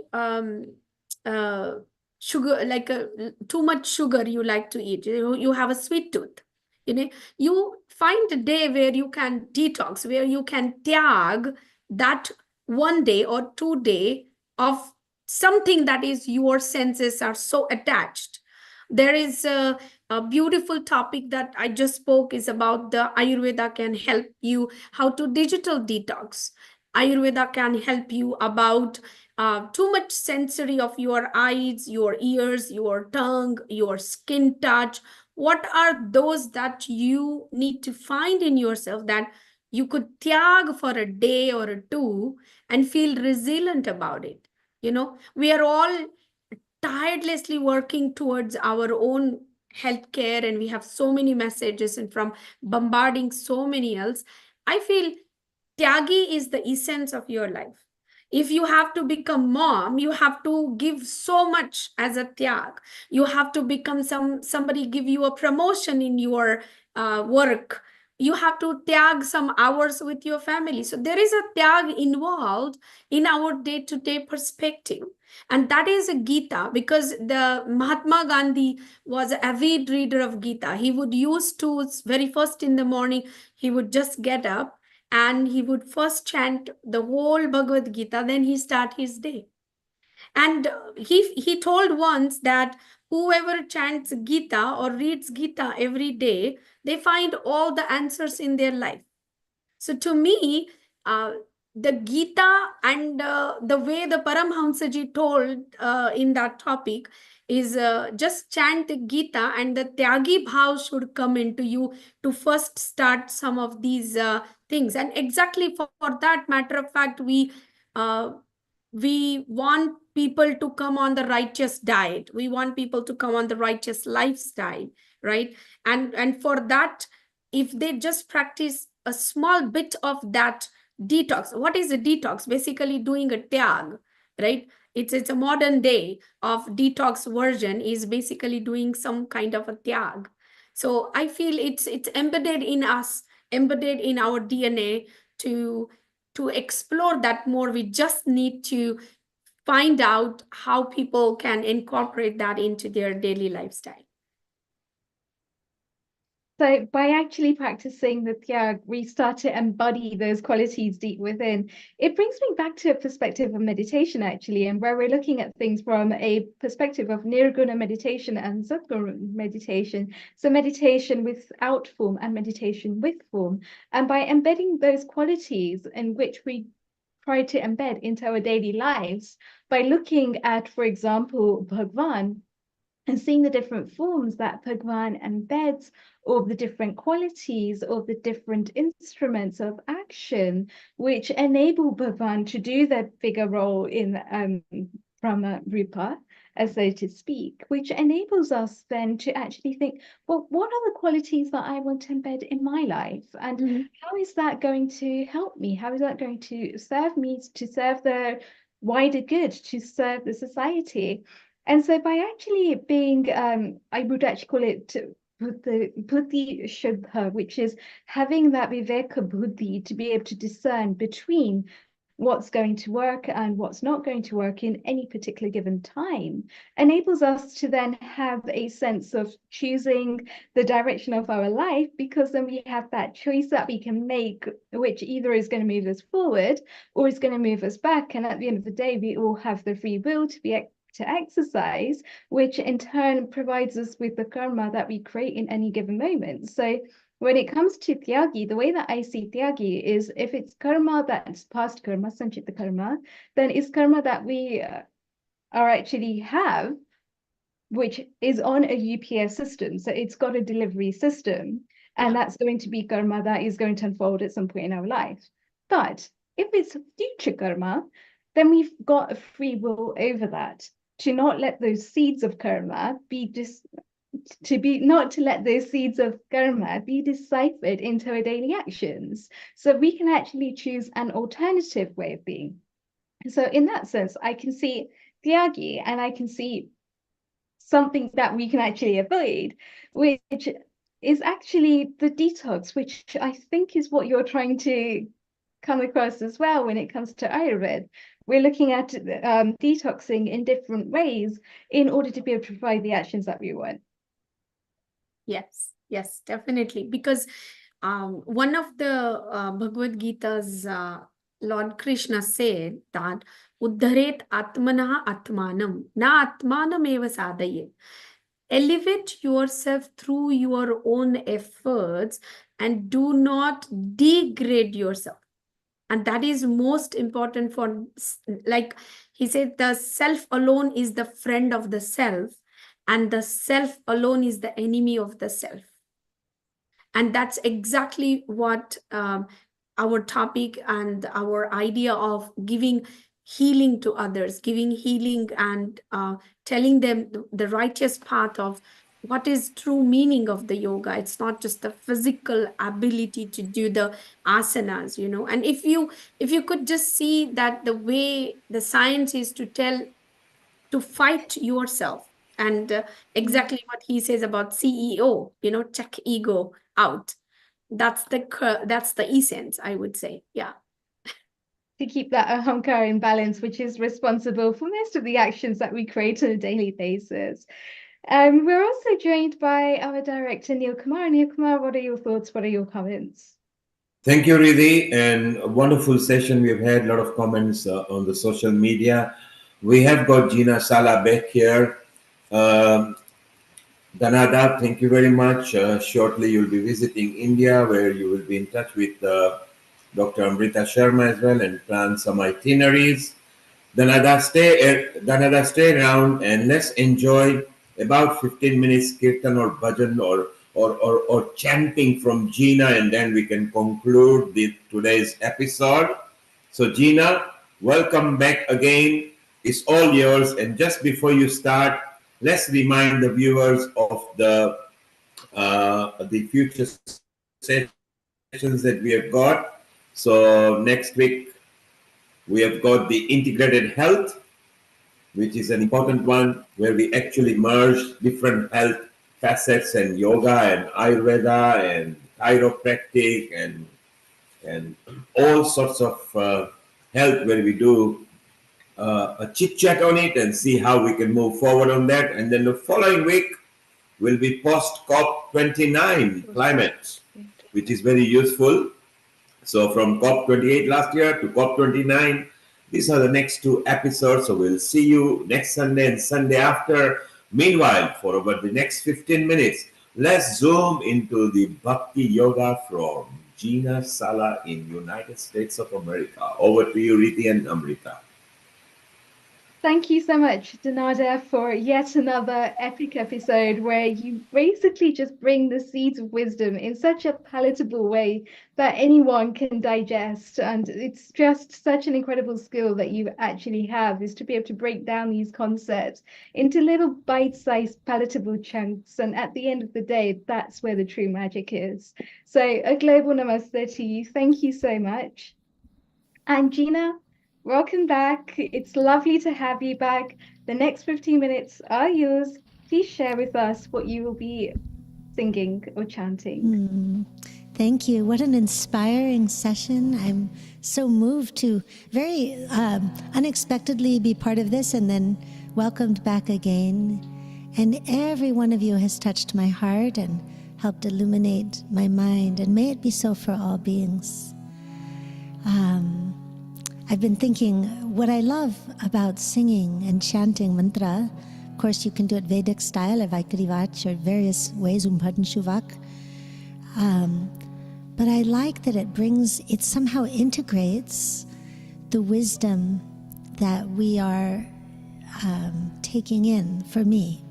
So for example, we've talked, of course, of Chitta Vritti Nirodhaha and that ability to calm the vrittis of the mind. When we sing, when I started earlier today, we sang very steady.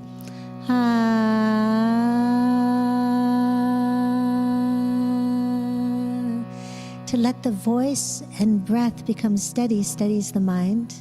And I love all kinds of singing from all around the world, but it's different than Western vibrato, this kind of thing, right?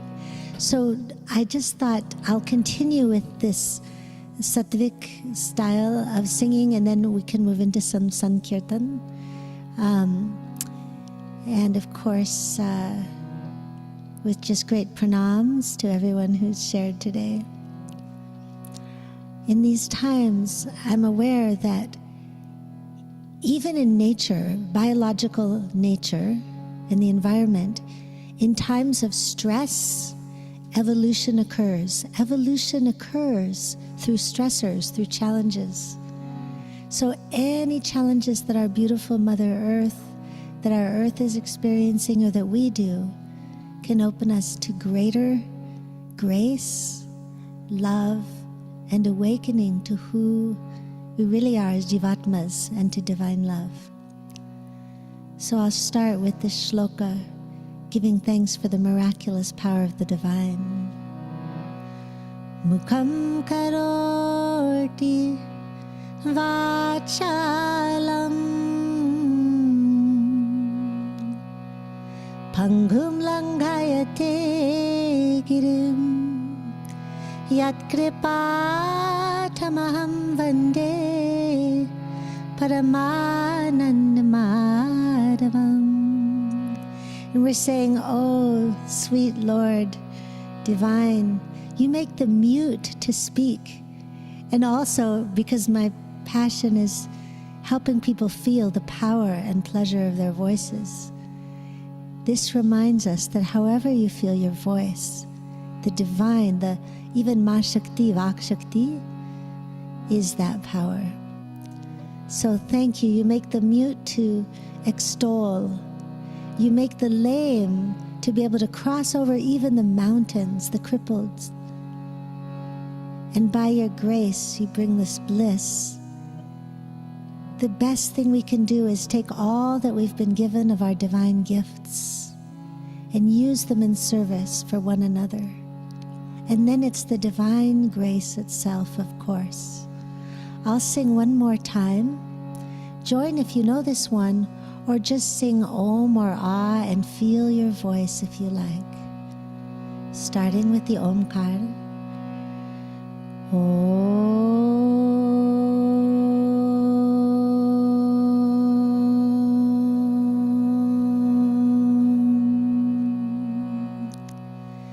Divine, I surrender all limiting beliefs.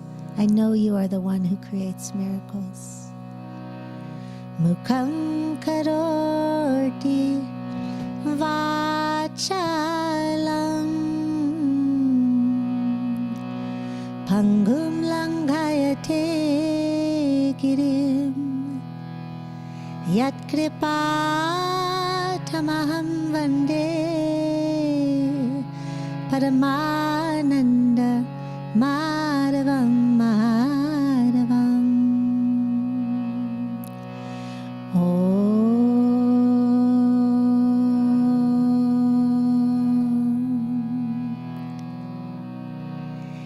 And I want to ask inside, in this moment, listen inside as I chant it one more time. Is there some limitation that you can surrender to the divine, capital S self, to the divine, Aham Brahmasmi, Aham Brahma? Is there something you can surrender that you can allow yourself the joy and fulfillment to be ever more sharing the divine gifts that you have in this world? By the power of the miraculous divine. What is it that I can release in limiting beliefs to more fully be willing to share or to show up free of the past, free of limiting beliefs? Om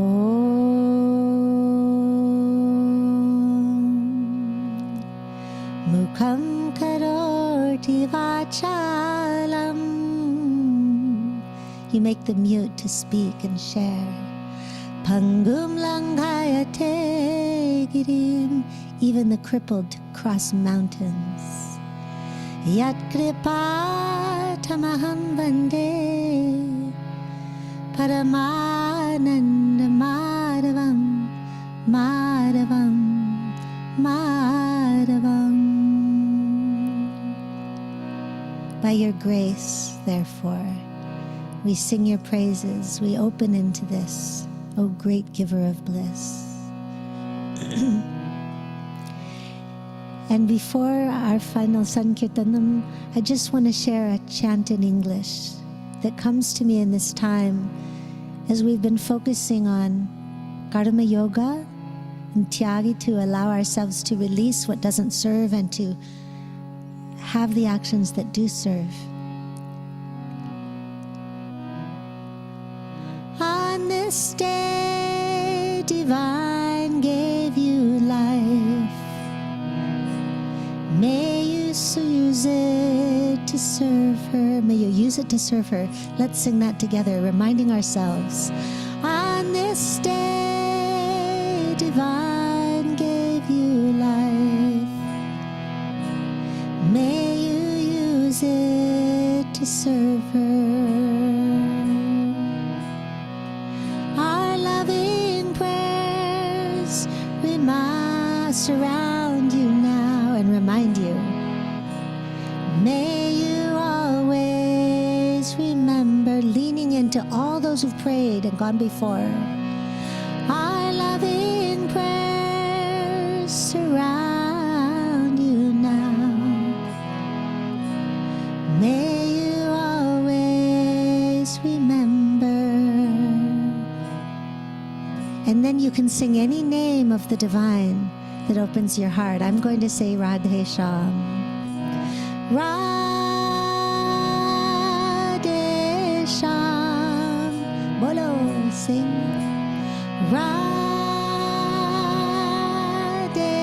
Shyam. Radhe Shyam. Yes. Radhe Shyam. Radhe Shyam ki jai. Radhe Shyam ki jai. Let's sing that one more time. Let's remind ourselves and each other why we're here and what we can share. On this day, divine gave you life. May we use it to serve him and her. On this day, divine gave us life. May we use it to serve her and him. Our loving prayers going out. Our loving prayers surround you all. May you always remember our loving prayers. Our loving prayers surround you all. May we always remember Radhe Shyam. Radhe Shyam.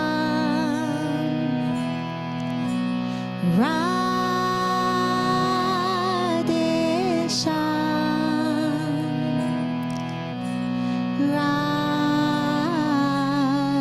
Radhe Jam ki jai.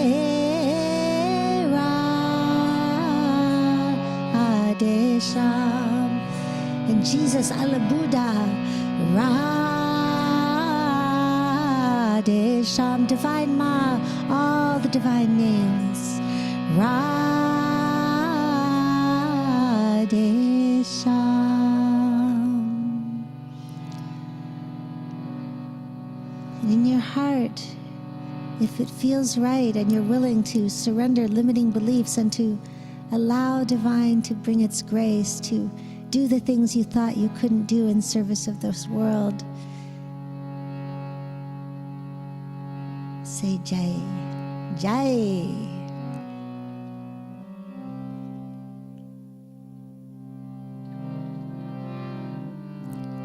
And so one more in gratitude. Bhagavan, we've talked about the name, Jeffrey G shared, and others. Just sing after me if you like the names of divine qualities. What we focus on, we invoke from formless into voke, into form through the voice. And then the Maha Mantra. Hey Bhagavan Krishna, Hey Bhagavan Krishna, Hey Madhava Krishna, Hey Madhava Krishna, Hey Achyuta Krishna, Hey Achyuta Krishna, Krishna Krishna, Krishna Krishna. Oh sweet divine of all those qualities, oh sweet, oh unfailing, eternal, we focus on you, we praise the name. And as we do so, we open into the power of divine. Hey Bhagavan Krishna, Hey Madhava Krishna, Hey Achyuta Krishna, Krishna Krishna. Bhagavan, Hey Bhagavan Krishna, Hey Madhava Krishna, Achyuta Krishna, Krishna Krishna. One more. Hey Bhagavan Krishna, Hey Achyuta Krishna, Krishna Krishna. And the devoted heart, oh Ma Radha. Radhe Radhe Radhe Radhe Radhe Radhe Radhe Radhe Radhe Radhe Krishna. Radhe Radhe Radhe Radhe Radhe Radhe Radhe Radhe Radhe Krishna. One more. Radhe Radhe Radhe Radhe Radhe Radhe Radhe Radhe Radhe Radhe Krishna. Union of lover and beloved. And let's just chant a little bit of Maha Mantra in these moments together, remembering not only are we beloved, not only do we love the sweet divine and we open to it through the chants, but we are so beloved. Hare Krishna, Hare Krishna, Krishna Krishna, Hare Hare, Hare Rama, Hare Rama, Rama Rama, Hare Hare Ramana. Hare Krishna, Hare Krishna, Krishna Krishna, Hare Hare, Hare Rama, Hare Rama, Rama Rama, Hare. Let's sing all together, my friends. Hare Krishna, Hare Krishna, Krishna Krishna, Hare Hare, Hare Rama, Hare Rama, Rama Rama, Hare Hare. Hare Krishna, Hare Krishna, Krishna Krishna, Hare Hare, Hare Rama, Hare Rama, Rama Rama, Hare Hare. Hare Krishna, Hare Krishna, Krishna Krishna, Hare Hare, Hare Rama, Hare Rama, Rama Rama, Hare Hare. And I'm remembering the story when a hard rain was going to fall, you could say, due to all the actions and the karmas. The people cried out to divine, didn't they? And what did this sweet one do? He lifted Govardhan, he lifted the mountain on his finger, and the people could come together under the shield of this divine. This is the divine not out there, also here imminently, and unite and praise and feel the protection and the safety and the unity in this one. Hare Krishna, Hare Krishna, Krishna Krishna, Hare Hare, Hare Rama, Hare Rama, Rama Rama, Hare. One more time. Hare Krishna, Hare Krishna, Krishna Krishna, Hare Hare, Hare Rama, Hare Rama, Rama Rama, Hare Hare. Krishna Krishna, Hare Hare, Rama Rama, Hare Hare. Let's breathe together the way we share these molecules.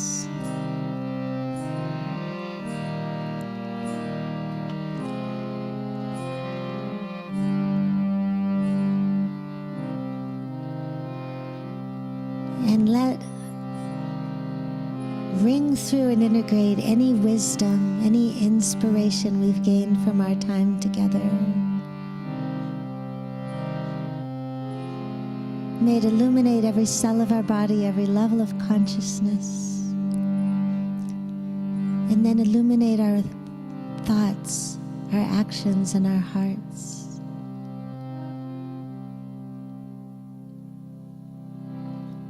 For the highest good of all. So many people are now and have been and will chant for the good of all shifting vibrations for the highest awakening of our planet. Thank you, thank you, thank you all. Let's close with this chant. I remember that we are all one family. Lokaha, lokaha, samastaha, samastaha, sukhino, sukhino, bhavantu, bhavantu. Lokaha, lokaha, samastaha, samastaha, sukhino, sukhino, bhavantu, bhavantu. In all realms, may there be sukh, may there be that happiness beyond circumstance, and may that lead to wondrous circumstances for everyone here and for all beings of the universe, including the other than human, the animals, the plants, all the elements, the bhutas, the earth, the water, the fire, the air, the akash, the spaciousness, all beings. Lokaha, lokaha, samastaha, samastaha, sukhino, bhavantu,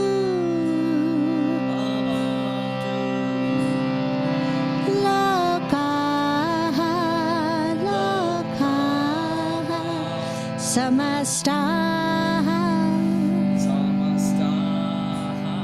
sukhino, bhavantu. And then while we're at it, thanks and praise to Divine Ma, to Bhumi Devi, also to the Divine Mother in all her forms, and for that power that lets us sing, Vak Shakti, Icha Shakti, that lets us decide, Vivek, for all the things we've talked about. Jai Ma, Jai Ma, Jai Ma, or Sanskrit, Jaya Ma, Jaya Ma, Jaya Ma, Jai Ma. Let's send all our love, Jai Ma, to the whole world and everything on it. Jai Ma. Thank you for holding us, Jaya Ma. Oh, thanks and praise, Jaya Ma.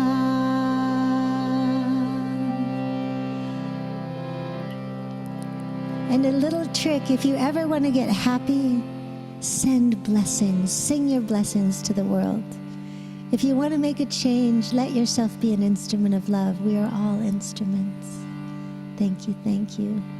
Gina, I can say if people want to be happy, just bring Gina Sala on the internet, or bring it to your home, or bring it to your venue, and she will do the rest. Oh, Jai Ma, So thank beautiful. you. Gina, somebody else was chanting with you at the back as well? Was Yes, there somebody Roderick else? Overman. Happily, he's here and he's on the back. He's not on camera, but Can Roderick you bring Overman is a him? one. Can Yeah, you can bring you him come on the screen? onto We the want to screen? thank him. Yeah, just come right over. Yes, we are very proud. He has such a soothing Thank you, voice. Roderick. Yes, you are amazing. You know, the way you compliment Gina over there, she brings the energy, and you bring the echo with that as well to say we are in the same wavelength. We are very Yes. proud of you. Thank you. Dhanyavadaha. Thank you.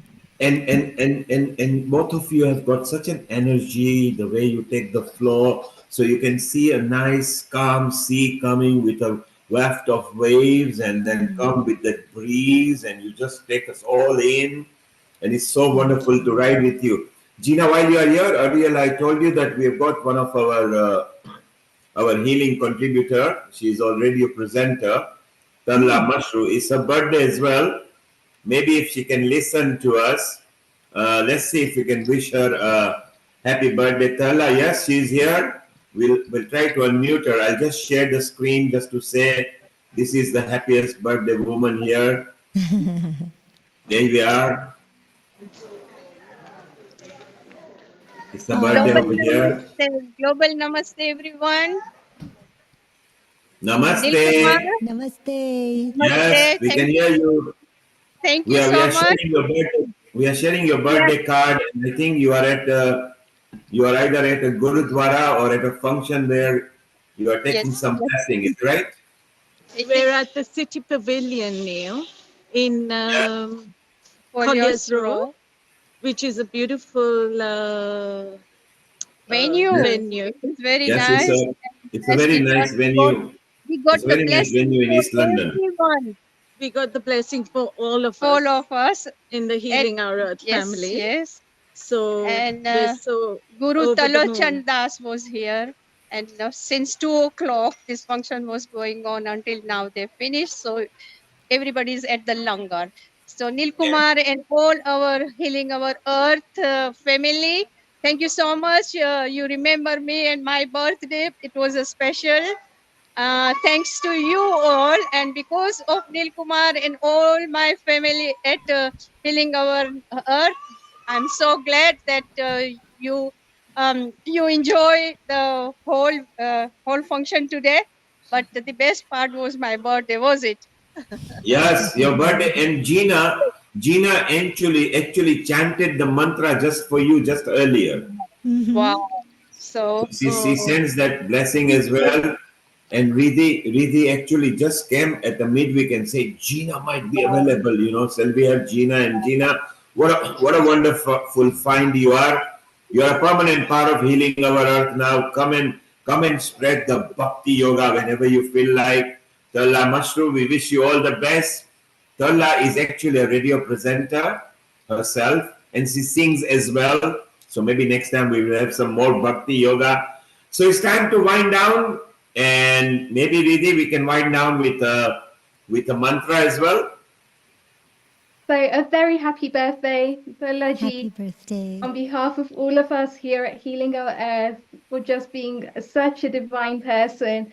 Whenever you come on, you've always got a spark of wisdom that you share with us, be that through song, be that through dance, or just be that through yourself and just being you.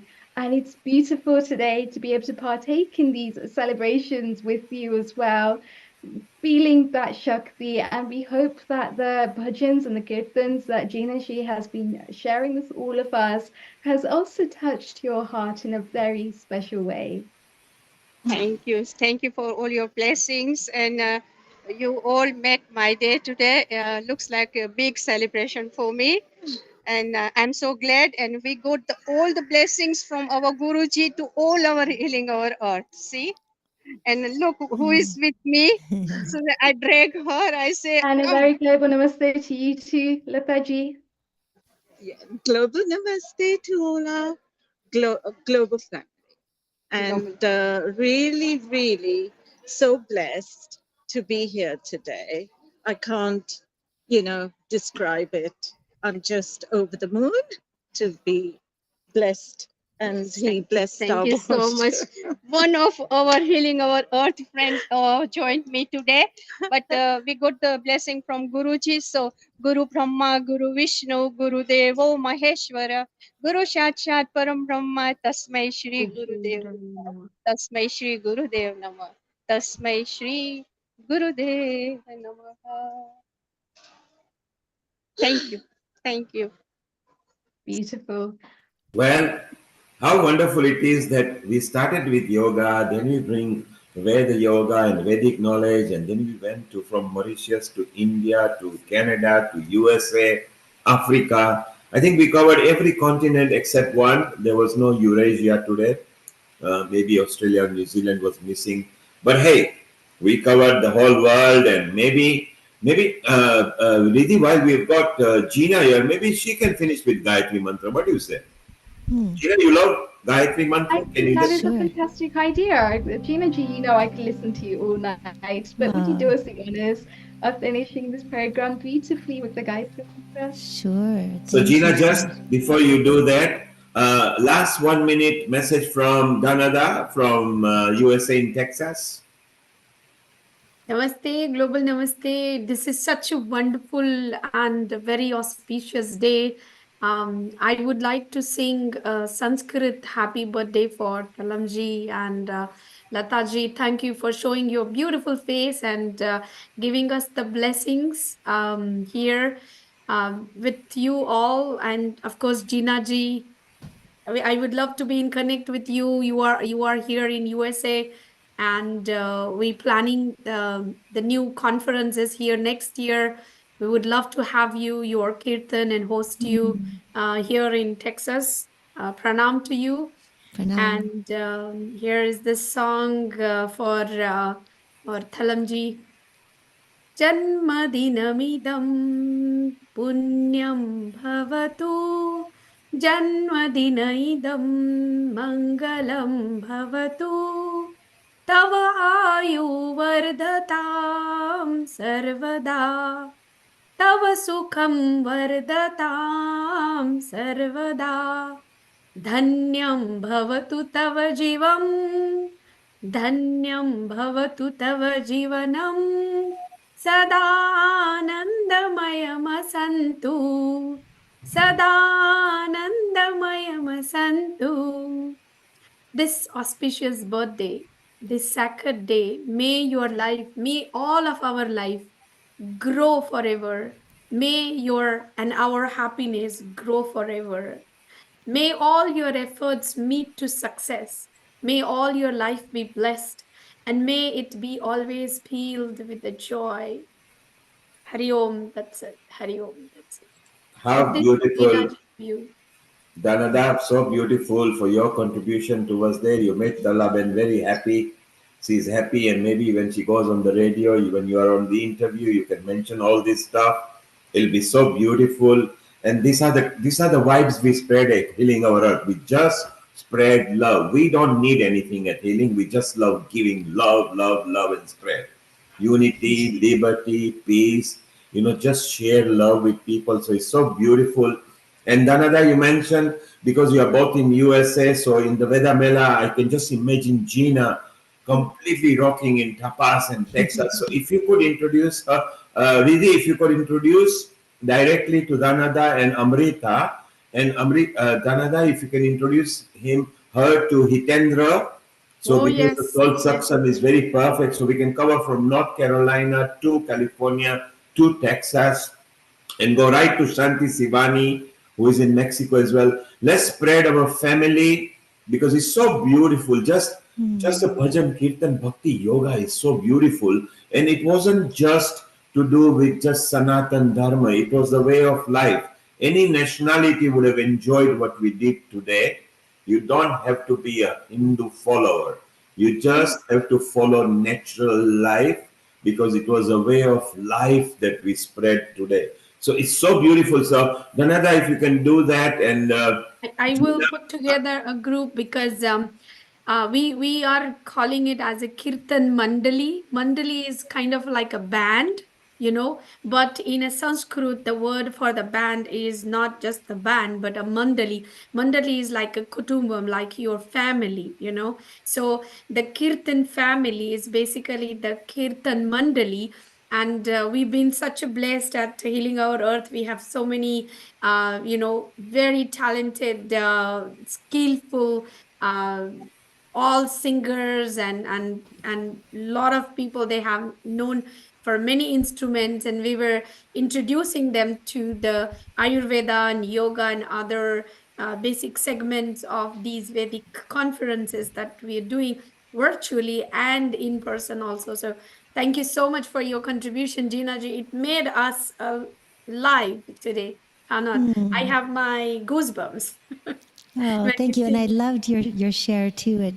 It actually brought tears, just the energy of blessing so beautifully from the heart and sharing.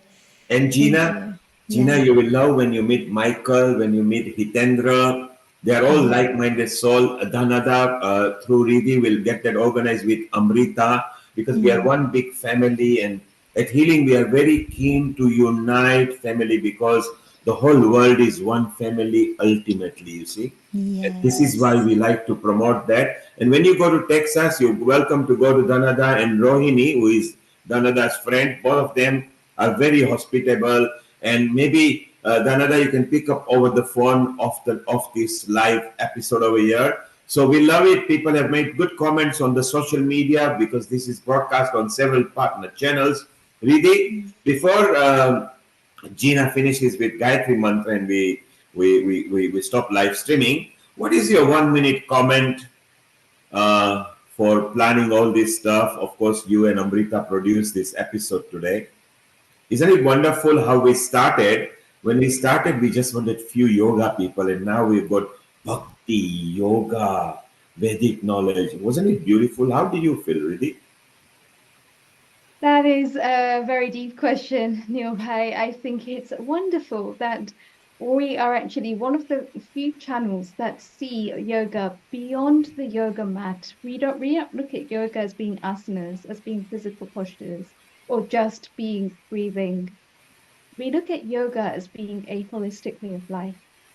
We look at yoga as all of the different modalities that yoga truly is, and how they all embed together, how they all flow together to be a way of life, to be a way of service. And when we grow from that perspective and we embed dharma into our day-to-day actions, into our day-to-day lives, everything changes. I've had several miracles that have happened in my life just because I've come from dharma, and it's about giving, it's about being of karma, service to others. And that is something that every person that has come onto the platform today has done so beautifully. It's just to open up and just to share with us those nuggets of wisdom which they know that they truly live by, and we can see just the magic, just the magnificence of the Vartavarna, of the atmosphere that we have been able to create here today on Healing Our Earth, just by having some really remarkable souls, really remarkable atmas, that immortal nature that comes together. And when you have that reunion between ourselves of the mind and the body, we start to think as one. We start to think as a Vasudeva Kutumbakam. We all have our individual choices, and that's how we create our individual modalities. But at the end of the day, it's that divine Shakti within us which is able to blossom. And that is how we all have our individual gifts and our individual talents. So when we have a program like the Veda Mela that comes together, and I'm hoping to come out there myself this year as well, I think it's going to be absolutely amazing with the kind of feedback that we've received, with the kind of services that we've had. Top hats off. I've literally got to say, Donati, you have done a magnificent job out there with Sharron in terms of putting everything together and really creating this hub, as so to speak, really being able to bring everyone together in the form of a Mela and just enabling everyone to shine. And isn't it just a remarkable world to live in if all we do is come from that place of love, come from that place of friend, and just share with each other? The world is such a better, beautiful place as a result. And Gina, I've got to say, it's something that your bhakti just grabs me deeply from within. Whenever you share mantras, there's a whole new part of me that awakens and that lights up. And it's just magnificent. I think I said to you on the very first day I met you that it was in terms of this whole petal that was just opening into its 1,000 branches, starting off at the root chakra and just rising its way up through the Sushumna nadis. And I couldn't explain it, but it's the beauty of the bhakti that you create, because it's so intentional. It's from the right place, deep within. And that's the bhava that you share with all of us. So I think for you to be there with Donada and co, I think it's such a beautiful place to actually bring this Vasudeva Kutumbakam element to life in a way that we can create social change and be that social go-to. So once again, Gina G, once again, Janada G, beautiful session today. And Neil G, would you join me in asking Gina G to formally close this program? Yes, so it was such a wonderful summary you've done, Riddhi. Just before you go, Amrita actually noticed your new hairstyle. So she said, don't our little baby sister look much more happier and prettier today? So it suits you. Keep on smiling, feel good, bring on more bhaktis, bring on more yoga, and let's keep on rocking and uniting the earth. Gina, just before we close with your Gayatri mantra, let's have a minute message from you and then you go into the mantra and we will stop the live stream. Over to you, Gina. Dhanyavadaha. Thank you. Well, my heart is so open. And Riddhi, I've also been inspired by you, Riddhi ji, and your heart and your willingness to just jump in with so much energy. And I just give so much thanks, Kumarji, and all of you, Dhanara, all of you have touched me deeply today. And I just feel so very inspired by your mission to embrace the world in love and to share these yogas. And I know that things happen on the level of vibration before into form. So I'm rejoicing, my heart is rejoicing that we can do this.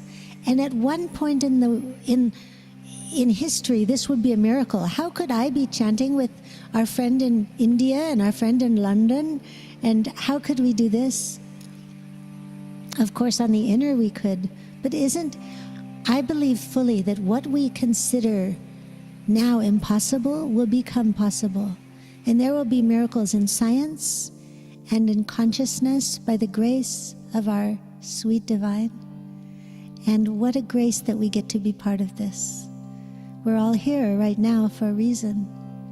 And so I bow to all of you from my deepest heart. I bow to you all. Thank you.